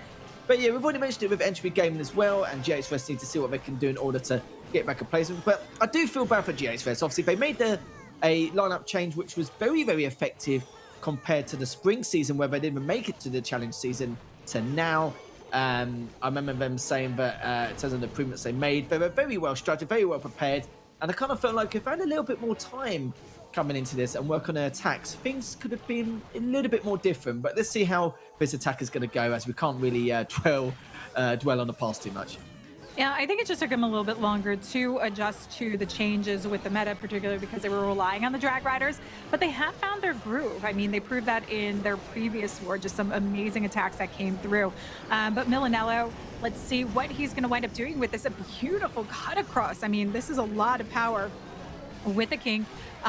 Actually offering not only tank for the Queen, but navigation. This is going to force her just a little bit further over to the single targeting Inferno, ideally bypassing around the poison bomb. And that's exactly what we want to see, because we want her to hold that ability and carry on. So nice coordination of those 2 heroes together. Tornado's Trap threatening to pull her in, but not strong enough to get her forced along. Certainly isn't. The Dragon Runner's going deep into that center to make sure to take down that multi, and soon to be the Eagle. The King's actually still alive. I thought he was going to die a while ago, but still able to push on down south anyway. But the cannon and the Architail will make work of that eventually at some stage. Dragon Rider, so, is going to be the main focus. Free spell comes on the multi once again. RC pops her abilities, still continue on down south. And you can see as well, the Queen has been stuck for a while, but in all fairness, she's already got a lot of value as it is. and now still continuing down south. All the cleanup crew here, just making sure to sort this out as fast as remotely possible. And again, though, there's still a Dragon Rider left on that southeastern side. The Queen finally made it to the party and made it into that scattershot compartment. Does manage to take that down before the Dragon Rider even gets here. This is looking very solid here for GH Rest, as Milanello is going to be able to get another triple of the day today and securing that quite beautifully to kick things off in this war. And the little celebratory swag of the invisibility spell that was not needed to carry along in this one, but always a great thing to have in your back pocket if you need to get out of a tough situation, especially with the scatter shot there on the back end. But that Queen just held on so strong. And again, thanks to the King that offered every portion of power that she had remaining there. Yeah, certainly did. So we saw this before from GH Rest. They had a very good start, and then things kind of spiraled out of control. It's probably the nicest way of putting it there. It's just that gut feeling, isn't it? It's kind of delaying the inevitable, isn't it? At some stage, one of them is going to make a little bit of a slip up along the way. But then again, who doesn't nowadays, considering how strong a lot of his bases and attacks are? But this is again going to be a true testament for Entropy. We know how good the defense is from GH Rest, so this is going to be a nice little warm-up, we could say, before they head into the finals. Bats is going to be kicking things off as per usual here to see exactly what he's going to be up to. Again, just making a start by sniping one of those ADs with that rocket loon. Nicely done already. And we'll find Tesla farm as well. So nice little bonus. Yeah, and that's we saw earlier today coming in with the E-Drag attack, and now going for the Hydra. He seems to really prefer these drag style attacks and seems to really go about them very well, especially since I'm always very skeptical of those E-Drags. But beautiful performance from him earlier today. And we've got a nice sectioning off of the space so far. So an early blimp here is allowing the dragon some opportunity to try and bypass the poison bomb, but we get quite a bit of a split up in these drags, so a few might work their way in. Ideally, what we just want is them cutting across into the core, meeting up with the other section of drags that we're working through right there towards both multis and just spreading out that damage. Yeah, it's a bit of a shame though, because a few of these dragons were sunbathing in that Giga Poison at the time, whilst the multi was also doing damage, so already taken quite a lot, so not going too well here. But let's see if he can recover a little bit more along the way here. Still a fair amount of defense to deal with, especially that scattershot compartment later on though. King has actually got a lot of value here, so not looking really too shabby considering what we saw earlier on. And now just continuing on making that push though, but again, it's starting to evaporate, isn't it here, B? Still a minute 30 left on the clock, still a lot of time, but it depends on the HP of these dragons. The dragon on the left is almost taken down. The one on the right, no idea on the HP as of yet, but it's not really about time. It's about being able to continue with his executions. The RC's almost taken down, literally got a slimmer of health, is able to survive. But look at this though, you get the King's actually distracting the cannon, so that the RC can finish off the cannon, and hopefully, I don't know how much HP this dragon's got, but to be fair, I don't think it really matters at this point. Still got a minute left remaining, still a little bit skeptical, but Entropy Gaming showing what they do best, and Bats continuing to put on a stellar performance with their first triple in this war. Yeah, you know, that Rage gave the King a little extra power in there to push along, but nothing really went into the scatter shot, and the Royal Champion getting hung up was a huge concern. Because, like, I didn't know, she got no benefit out of it, and I didn't know if she was going to have enough power to get through the scatter shot, but perfectly handled. And that's really what we're getting to see from Entropy Gaming, is even when some of these raids just take a slightly wrong turn, they're able to really recover from it. And that's what I enjoy watching about them, especially as we've seen them grow through this season. Yeah, it's been great to see, really. We're going to find out now what's going to happen next here for Entropy to see if they're going to continue being generic. I think it's pretty safe to say we are going to, but for GX Rest, it's going to be very important for them because they can go up in terms of the standings potentially. I don't know the tiebreaker situation between MCS and GH Rest, but in terms of history, I assume that MCS have taken them down twice, but I'll double check that in a second when I give you your turn B in a few moments, as we're going to look to see already the Queen down south now just making her mark already. Blimp's also going to make an appearance as well, diving on straight through. We're coming in with a super Pekka smash here from Sammy. And actually starting this one off, because we're coming into a very wide compartment that would take forever to get the value that we wanted out of it, with a Warden Walk, and obviously would veer the queen in the wrong direction. We send in the Yeti Blimp, but we don't get the multi down. We don't get the Eagle down. Now, we don't know how much of the problem the Eagle was, but we definitely wanted the multi-targeting Inferno to go down, and the Loons are not enough. So he's going to have to invest so much more, and that also means we have no Loons to flip through that Warden ability and pick up any possible traps for those healers. So this turns into a massive risk now. Cheers for that, B. I had a quick look to see exactly what the head-to-head record was. MCSR did defeat GXRS both times, so it's a little bit anticlimactic. I was hoping for GXRS maybe even to slip into 5th here, but I don't think that's going to be the case here, but we'll confirm that later on. It's now still continuing into that Scattershot compartment thanks to the King there. The Queen's also there down south to try and take in the Eagle as soon as physically possible. 3 Ice Golems coming out. Some of the defense here to try and put a stop to this attack. And to be fair, no, the damage is, in all fairness, has already been done here. The King gets stopped, but he's already got a lot of value as it is. The Warden is still there intact also. The Queen is still alive, push it into the multi, into the center with the RC as well. Coming up shortly, still got her ability as well. Yeah, you know, this has all gone all sorts of wrong for Sammy, but holding on to that Warden ability was very smart. We were waiting to see the healer swap coming over. The Queen was hogging them, makes her way through the core of the base, reserves a Warden ability. We now see the swap come over. He was able, because of the tanking of the P.E.K.K.A.s and the King, to actually keep those Super Wizards alive, so it's enough to secure the 2-star. And with this Queen, I'm looking to see, it's not going to be enough for her to get through. Just too much in her way, though. That Giant offers a little bit of distraction, but not enough. He's looking just to pick off the mortar and gets hung up there. So, you know, this is a nice turnaround, not the full recovery that he wanted, but considering everything that went wrong and having to sacrifice the Royal Champion to take out that multi and the Eagle, this turned out pretty well percentage-wise, but they don't want to win on percent because we've seen what Entropy can actually do, who held super, super strong right there to the very end against RPG in the previous matchup. Well, this is it, isn't it, B? With Entropy's track record, any slip up along the way is going to make Entropy think, oh, well, you know, we could take advantage of this, and I'm sure they will do it as well. Sammy, sadly for him, though, it will be a 2-star 90%. Not the worst attack in the world, but the things that Entropy Gaming will try and tread on some toes and try and capitalize on that if they can. And there's no reason why they can't, especially this early on. Yeah, definitely not. You know, high percentage is always a good spot to be in if you're going to hit a 2-star. And that 91 is just about where you'd want to be. But you know, it's tough. I got to give it to Sammy because that's unfortunate to see. Even the adjustments that he was initially trying to make not working out for him, but he really did play his cards right. And we talk about how to adjust these raids, and a lot of that can be the patience, but it's a know-how of where you need to sacrifice and keeping the focus. You know, the fact that he was very aware that his Super Wizards were still okay so he could hold the Warden ability was a good shout.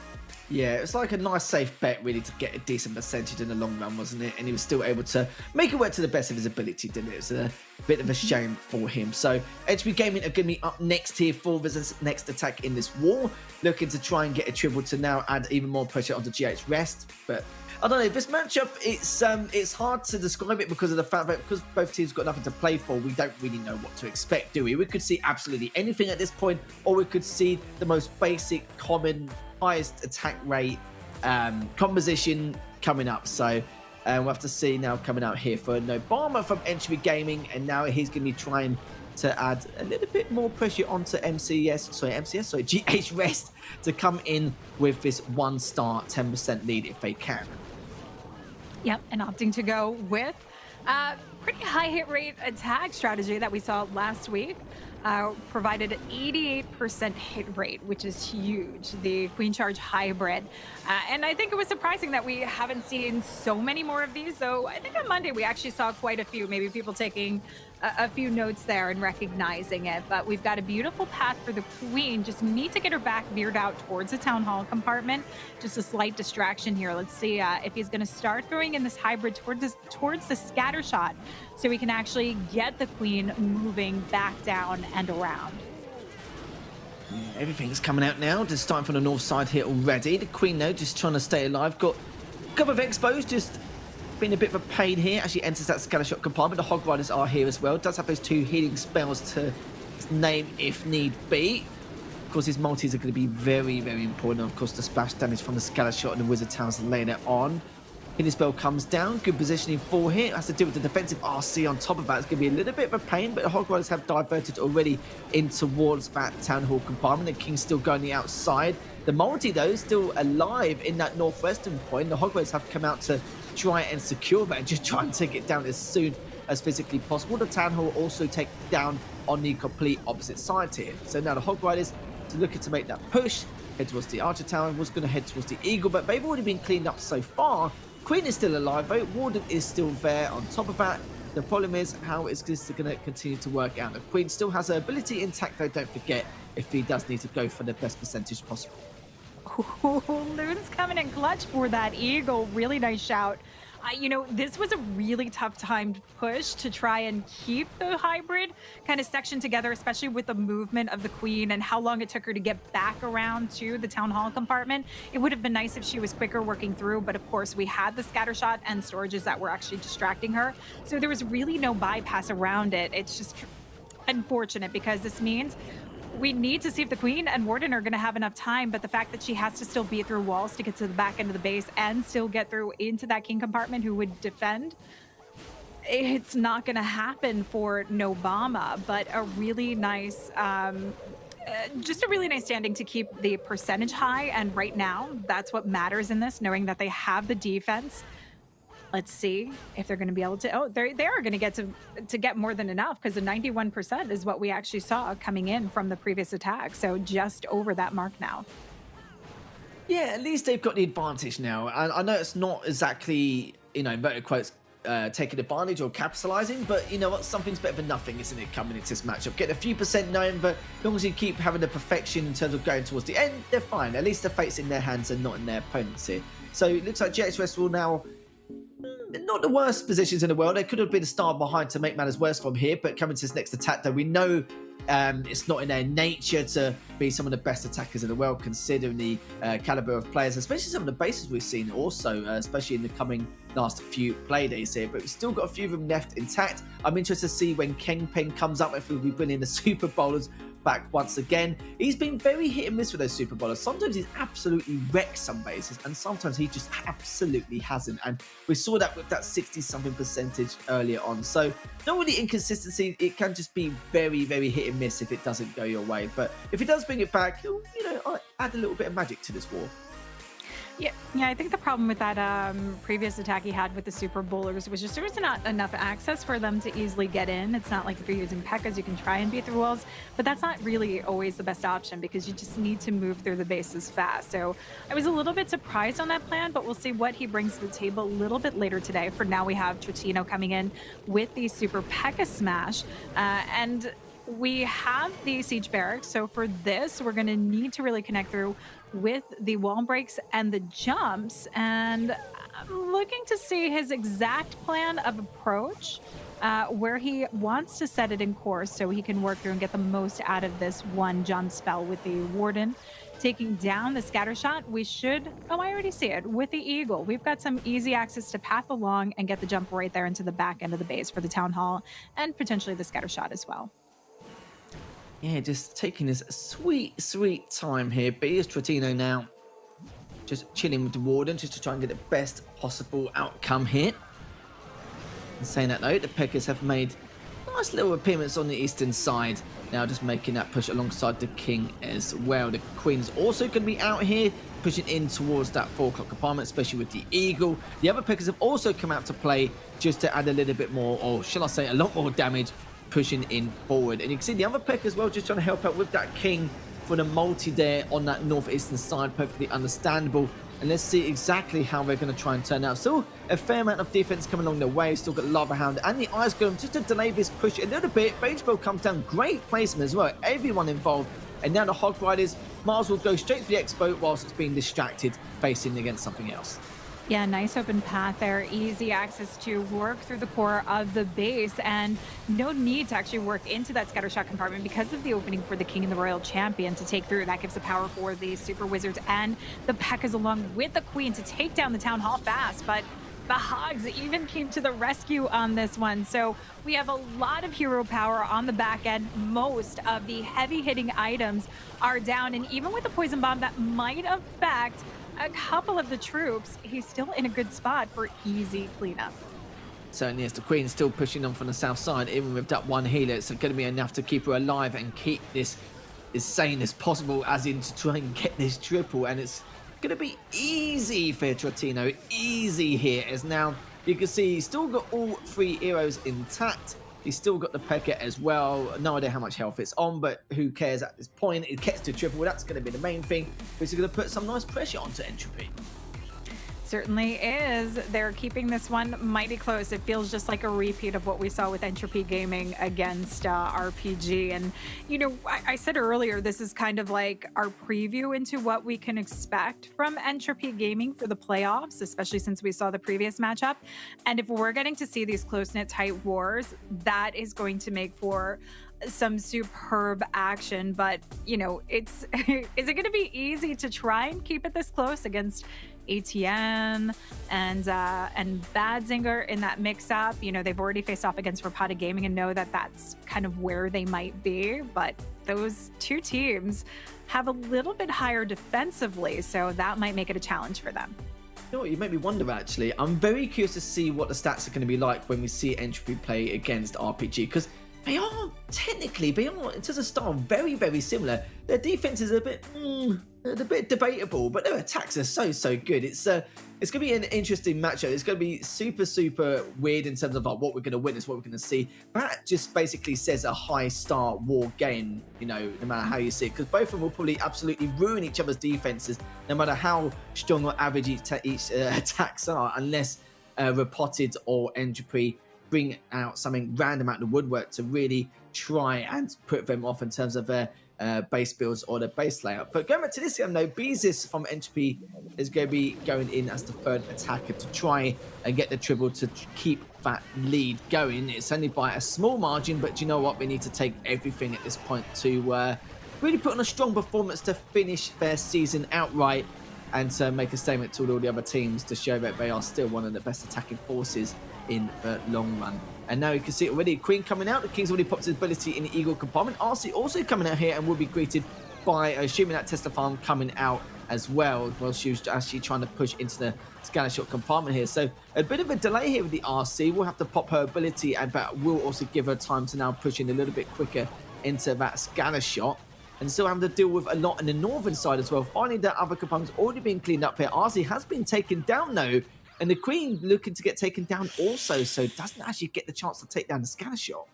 Yeah, that's going to hurt, you know, and he's been waiting patiently to drop this Zap Quake, you know, I'm assuming ideally for the multi in the core of the base with the Air Sweeper, which is going to help his pathing a little bit more. We can already see the resistance.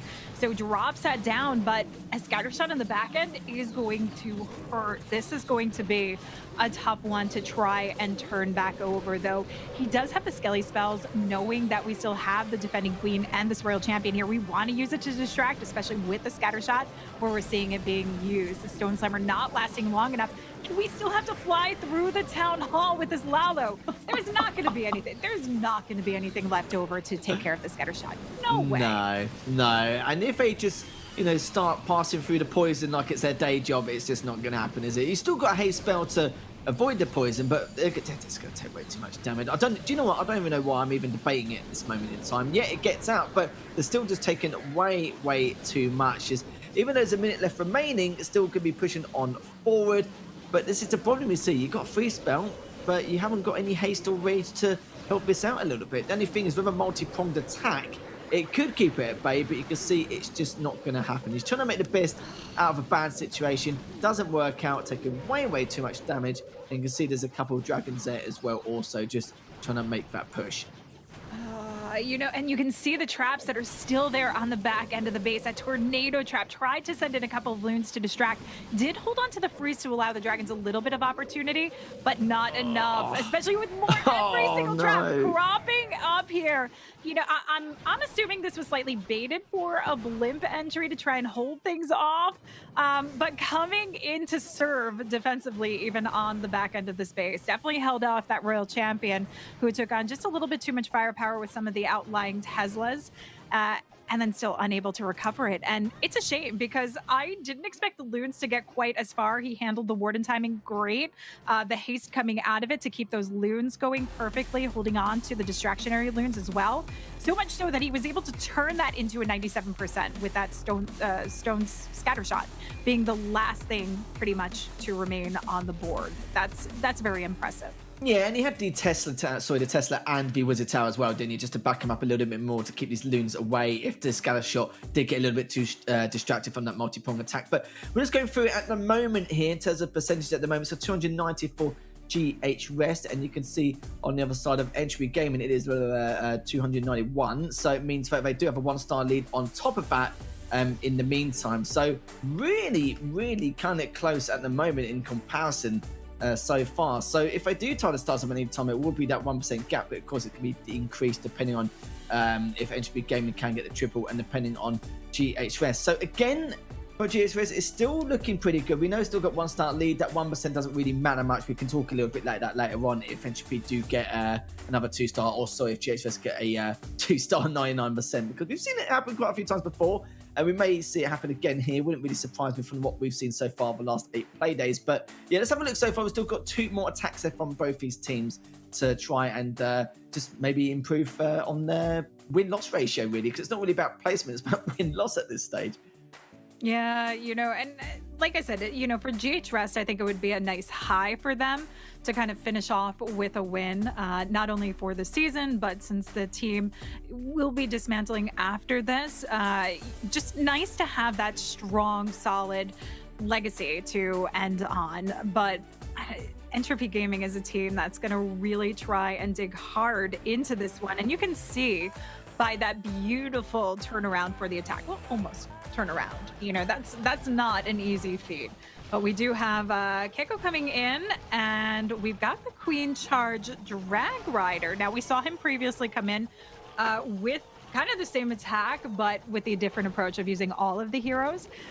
Difference in this case was he had the log launcher, so we knew we were going just for that direct deep dive to come in, but Queen working on the outside edge, a little shallow approach to pick off the Eagle, and starting to open up the pass to keep her moving along. We could use the King. I mean, either way, we can kind of force the Queen weaving around into any one of these compartments, but we do want to get some good value out of the King. So we'll try and pop him into one of the scatter shots here as well. Yeah, let's keep an eye on this. Do you know what? This exact same goal position, I saw it earlier from the same player, and literally I almost didn't call it Inferno Drag Runner because I saw the Inferno Drag. I was like, oh, and then there was like, I only saw one. I was like, oh, okay. So I was a little bit disappointed, but you know, at least we see Drag Runners anyway. That's the main thing.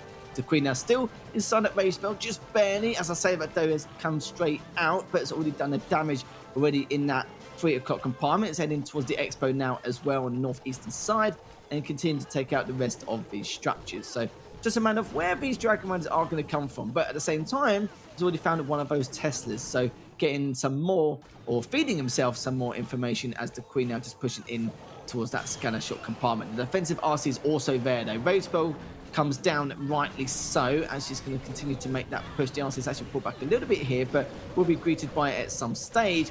But still looking very, very good. Getting a lot of value, pushing in at the 35% mark. The Dragon Runners now coming in from the southeast side. Rage Spell comes down straight away, and so does the RC ability. And he's held on to this Inferno Drag, so curious to see where he's going to place it, the pathing for the Drag Riders. Ideally, we want to see it push slightly into the core of the base to take on the multi as the King surrounds some of the outlying area, giving the Blimp a lot of opportunity to work safely and quickly through invisibility spell. Ooh, coming in and holding off that one Drag Rider, the Warden, and this is a nice safe pass in. The Queen has burned through her ability. Oh wait, where did that Inferno Drag go? It's working alongside of the Queen, giving her just a little extra push on this one.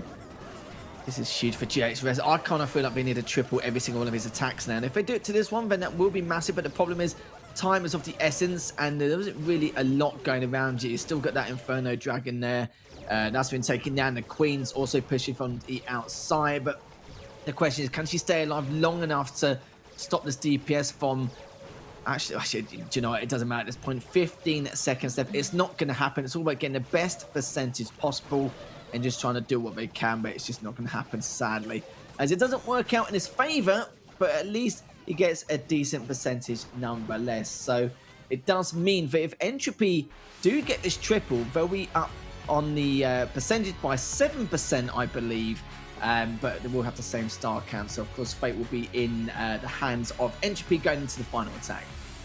Yeah, this could potentially be close, but the opening now is for Entropy Gaming, so they have a good spot to try and work this one back around for themselves. And they are a team that has shown today, in particular, that they'll take any opportunity they can. And you know, even though it wasn't the win for them in that matchup, I feel like they're playing so comfortably that we're even getting to see just beautiful execution even when things go wrong. Just those smart calls that can be the difference makers for percent kind of games that we're seeing more and more of these days. Yeah, they seem pretty chill, don't they? And even in this circumstance, I suppose they're going to perform some decent or maybe even a great recovery just due to the fact that they haven't really got a lot of pressure. Not going to, oh God, oh flip, like, you know, I need to change something else completely different, or I need to go to plan D or whatever. But they're probably not really that bothered at this point. They're probably like, okay, I'm going to just try this, and if it doesn't work out, then,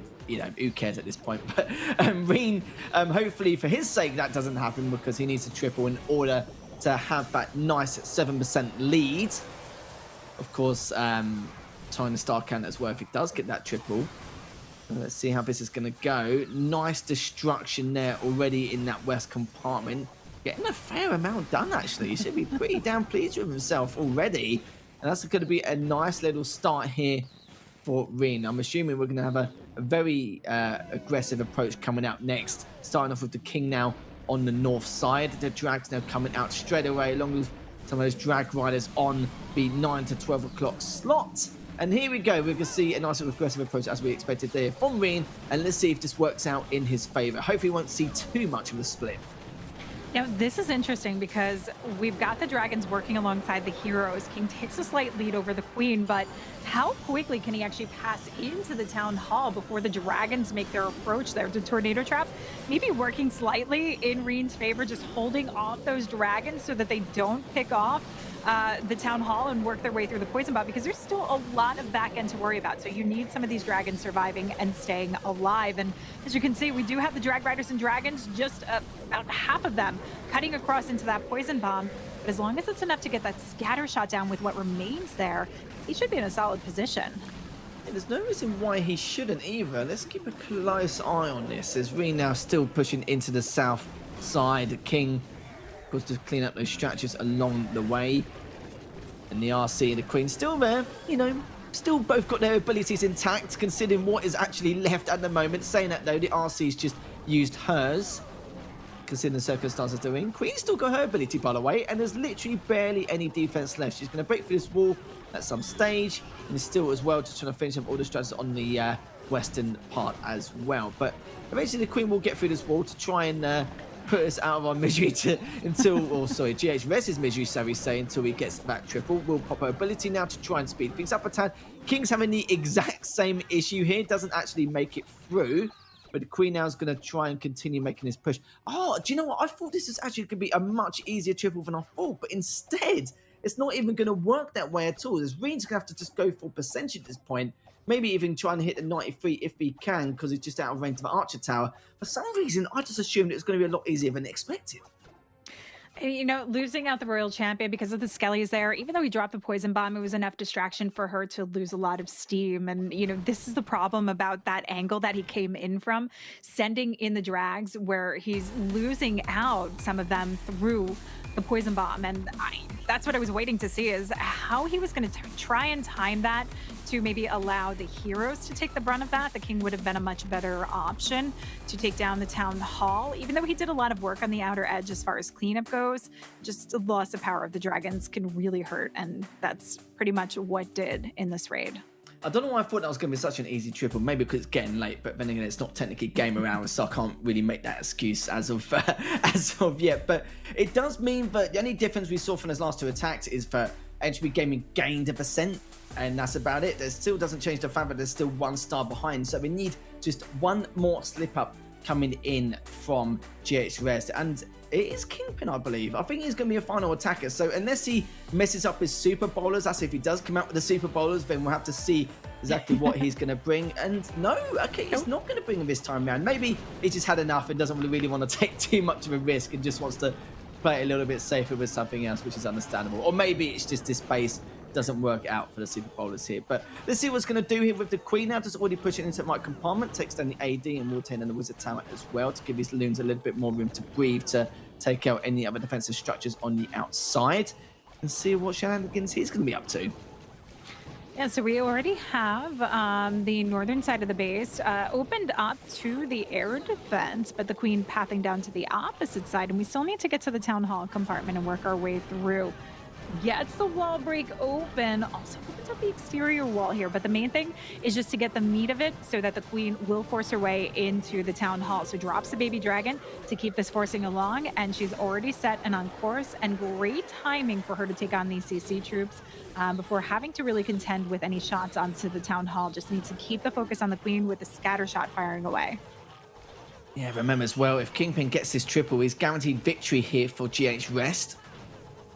And now, still getting delayed a fair amount, but got to be a little bit weary of the clock though. Down to 1:45 left though. But the thing is though, he is taking a lot of valuable defense across the board. Already taking out a few of the ADs, already taking down a scanner shot in the long run. We'll be finishing off the Town Hall eventually as well, and this is where the Hog Riders are going to be very useful. We're going straight in towards that Inferno Tower as well. Does have 2 healing spells to use later on, and let's see how this is going to work. So far so good though, dropping a healing spell early because he's still got to deal with the defensive RC there in the meantime, which also means that the Hog Riders can bathe in that healing spell a little bit longer before they go into that next multi. And there's still a fair amount of defense to go through, still trying to get to that multi in the meantime though, but the King is still there to give that added damage as well as the Warden. Also, the Queen's still alive, just as a reminder, just going towards the north side to take out any other defenses if things get a little bit out of hand for these Hog Riders later on.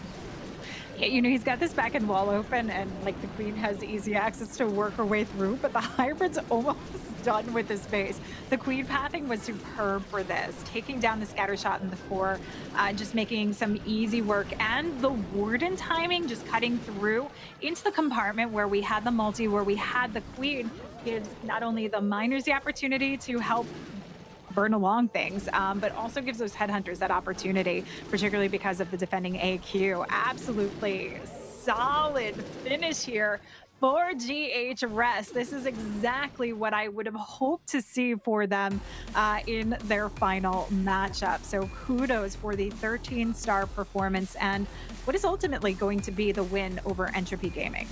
I kind of feel like GH Rest made some of the best attacks I've seen in a while today compared to any other play day. Absolutely typical indeed. It's really, true testament against Entropy. Entropy have struggled a few times with a few of the base of GH Rest. Could struggle again going to the last attack, we'll have to see. But like we said, nothing to gain, nothing to lose. Entropy don't really have any reason why they should go to any drastic measures to secure this victory. Just let it go, just swallow your pride, and then just let GH Rest crack on with their victory. But for GH Rest, it's a nice way to end the season. I kind of feel sorry for them as well, because like I said, they have broken apart in terms of their lineup. But when they did that back in spring, leading into the fall season here, actually, their lineup was really strong coming to this season compared to when we saw back in the first and second planes of the spring season. So, if we do get another ESL mobile season and GH Rest come back with a slightly different lineup or a different team entirely, then yeah, I'll be very excited to see if they do make any more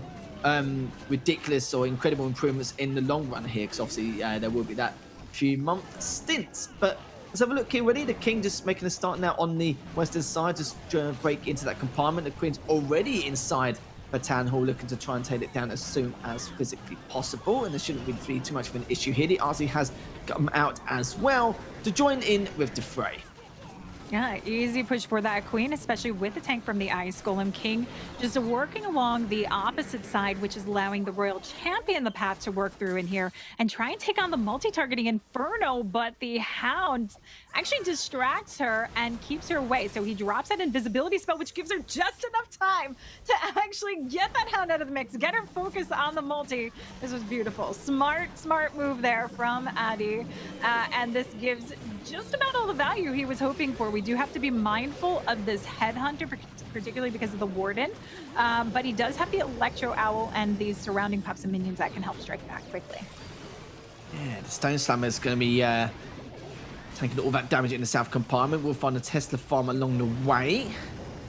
Balloon's taking a bit of damage so far. Scattershot taken out on the western side. Lava Hound comes out straight towards the AD. Stoneman Slammer has been taken down here.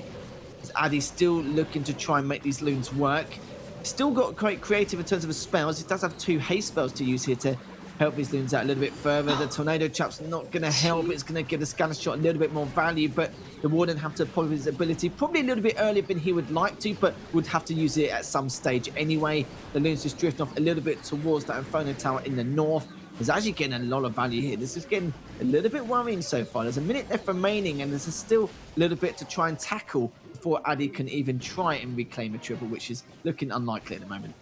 I'm impressed with the handling of that Warden, who was taking on so much damage there initially, but he was patient, holding on to the ability, knowing that the Warden was just situated back too far to actually give the loons what they needed and wanted to try and get deeper through into the core of the base. Unfortunately, still not enough because he didn't drop those Headhunters. He didn't get them in. I think he was just a little bit too overwhelmed with what was going on and knew he couldn't get that Warden ability off, like deeper into the core of the base, past where this queen is, where he would have wanted to. So tries to throw everything into the mix to finish this one off. The Headhunters actually ultimately do take down the queen, but they're still just not quite enough. Not only on the firepower, but the time to get this one done. Yeah, bit of a shame here for Entropy Gaming, but it's like I said, nothing to lose, nothing to gain, nothing to really go on about. 2-star, 91%. They will lose to GH Rest in this fall, 13-11. And in terms of percentages, not really a huge amount there. You can see 1.4% between the two. That's how close it was, but GH Rest, they get a nice little victory just to end their season on a high, you could say. I think a lot of us would have predicted GH Rest to be at the bottom, especially what we saw from the first couple of weeks. They went into the second half of the season going, I think, what was it, 2-5, and then end up going 6-8. So they definitely improved a lot during the second half of the season, but not enough to really make a statement into the top 4. No, unfortunately not. But, you know, I think it is always nice to see these teams just finishing off on a strong foot and watching the progression of them, you know, seeing how they're adapting, especially when there's updates thrown into the mix. I mean, we can't forget about the fact that all of these teams needed to readjust what they were doing, and primarily for GH Rest, who was using Drag Rider solely prior to this. It took them probably the most amount of adjustment, but finally finding their footing here at the tail end. Yeah, they certainly did. And do you know what?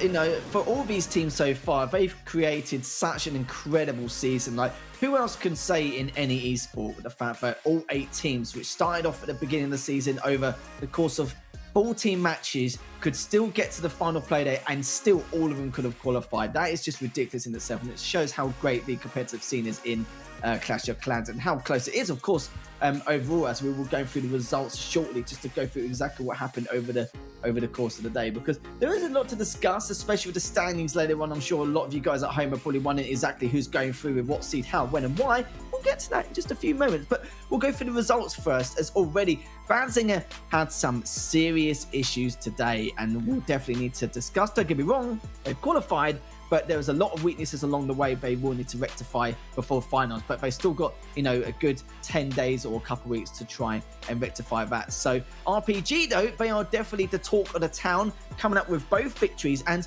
we've got to talk about it as well, how unlikely it was for Banzinger to lose both their matches and Repotted to have to win both of theirs in order to qualify. That is some, you know, it's a big ask, but they got it. They did, very impressive from them today. Unfortunate again for Carnage Gaming. Carnage Gaming had a nice showing today, just taken down by MCES, which ultimately did them in for any possibility of getting through. They needed those 2 wins. But like you said before, this was crazy to see that any one of these teams would have been able to try and find that opportunity. And you can see over here at match 4 is where Carnage Gaming did get one of their wins, not enough to really carry them along. And then, of course, the match that I was shocked about, ATN versus MCES. I did not expect to see that turn into a victory. It was not necessarily going to be enough for us to find their way through into this top position, but still pretty epic to actually see that big turnaround. One of those matches where it shouldn't have happened, but it happened, dropping a 2-star 22% lead. And see, I remember it like it was, literally just now. But that's the match summary. Let's have a look at the cast of predictions. I've not even thought about the predictions, really. I have absolutely no clue who got where. So the audience absolutely smashed us. The audience absolutely done us in dirty. Me, you, and Judo are absolutely useless. And maybe we should get the entire audience to come on instead of us. They'll probably do a much better job in terms of predictions. But I think it's been like that almost every play day. I do remember there was one time, that was you actually, B. There was one day you did get 6, but apart from that one day, we just got consistently under 4. Hot dumpster fire. That's what my predictions have been since after day 1. Day 2 and on, I don't know what's happened. I think we've all just been, we've been jinxing these teams left and right. I don't think you, myself, or Judo have been straying too far off course, but the audience seems to certainly have the number on these teams. I think you're right. We should have them do the predictions next time. Just skip us. Totally. We'll just get the audience. We'll just get the audience just to do an entire broadcast, because they'll probably do a better job than we would at this point. Oh dear me, in terms of predictions. And guys, we'll have standings up in a few moments once it's all ready and set for us to go through, because we're going to tuck ourselves right in to see exactly who's qualified and talk a little bit about it before we end the show here and discuss just exactly what's happened in the season, because this season it's been incredible. Last season was great, don't get me wrong. We had some big names. This time, no, we've had some new faces, but still a much closer competition, which was a bit of a surprise. Yeah, and the fact that our reigning champions, MCES, are no longer in it. They got shut out of going into the playoffs this season. The title's open for grabs, though ATN was the predecessor to MCES's victory, so it could look good for them. I'd just be really worried about the competition that we have coming in now. Yeah, you have to remember for ATN, they don't have to worry about MCES anymore. That's gone. You don't have to worry about Tom Panay either. And the thing is, though, we could have, well, we're guaranteed to have a brand new champion no matter what. The question, who's it going to be? Is it going to be ATN, or is it going to be one of the other teams where, a team who barely made out of planes too could also, actually be able to win? And I'm talking about Entropy here, because you didn't know. But yeah, it's going to be a ridiculous series. And I think it's going to be one of the closest affairs we've seen so far, because of course we know that ATN are still hiding a lot of their base builds and their attack strategies for World Finals in December, which means for Entropy and the other teams coming into it, of course with Badzinger and Repotted, it may give them a bigger chance here. It depends what ATN want to reveal, but at the same time, they're going to have to just swallow their pride and just accept whatever placement they get. That's not necessarily true, because Badzinger are in the mix for the World Championships. Repotted Gaming have a they have a wild card ticket, so they're going to be playing in the last chance qualifier. So these 3 teams, Entropy Gaming is the only one that doesn't really get a bye, and the last chance qualifiers are coming up fast, so that could actually put a lot of pressure on these teams. But you're right, especially depending on what we see coming out of the last chance qualifiers and who is going to make their spot in. No, you're absolutely right. No, apologies. Yeah, you are right, because I keep thinking of ATN, I keep thinking the fact that with World Finals and everything else like that, but of course with the couple more teams, of course, we've involved with RPG and Badzinger, yeah, it makes perfect sense. It's just a battle of who's going to swallow the pride the most, really, what they want to reveal before finals. But I can't see it happening, but we can talk about it at a later date in a couple of weeks' time. Let's have a look at the standings anyway. We're going to confirm to you guys at home exactly how things panned out and who's done what, where, why in terms of placements. And look at how close it was. ATN had a little bit of a slip up at the very beginning, but did exactly what they did last season and just just managed to claw away from the rest of the pack. Reported Gaming actually ended up coming second after all that, but Entropy placing in third. Badzinger, who were already in a good or incredible run, still managed to scrape on by with the 4th place position. But just to let you guys know at home, that if MCS did defeat ATN, they would have lost to Badzinger anyway in terms of the heads-up scenario. But I will say this, but even though we do have our 4 finalists with ATN, Reported, Entropy and Badzinger, I must say that all these teams here, no matter who you are, put on a stellar performance throughout the entirety of these 8 play days.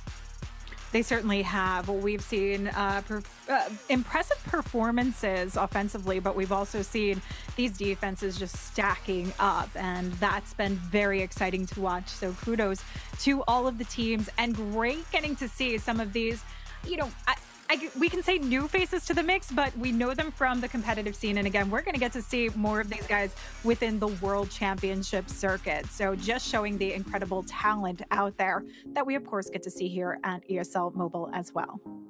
Certainly are indeed, but I think that's going to be literally about it from us here on the show. It's been a wild ride, but we've still got one more show left to do, which we'll talk about in just a little bit. But of course, not only that, though, thanks for Lady B for finish off the season. Thanks to Judo, of course, not only that, thanks to everyone at ESL Australia for the production, and you guys, the viewers at home, for watching. Before we go, just to let you know that the finals will be taking place on the 10th and the 11th of November next month. So make sure you guys stay tuned. Of course, make sure you follow us on our socials at ESL_mobile or ESL Mobile, just to follow the trend and just follow the thoughts, just to make sure you keep track with exactly what's going on so you don't miss a beat entirely. But that's all from us today. Thank you so much for watching, and we'll see you in 2 weeks' time.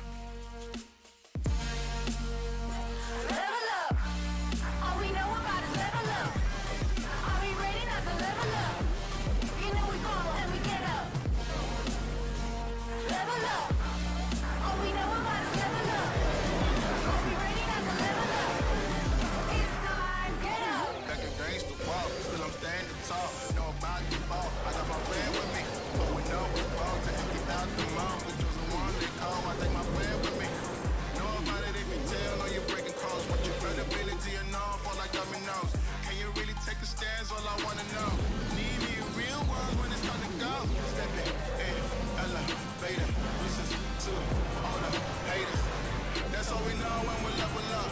Yeah, that's all we know when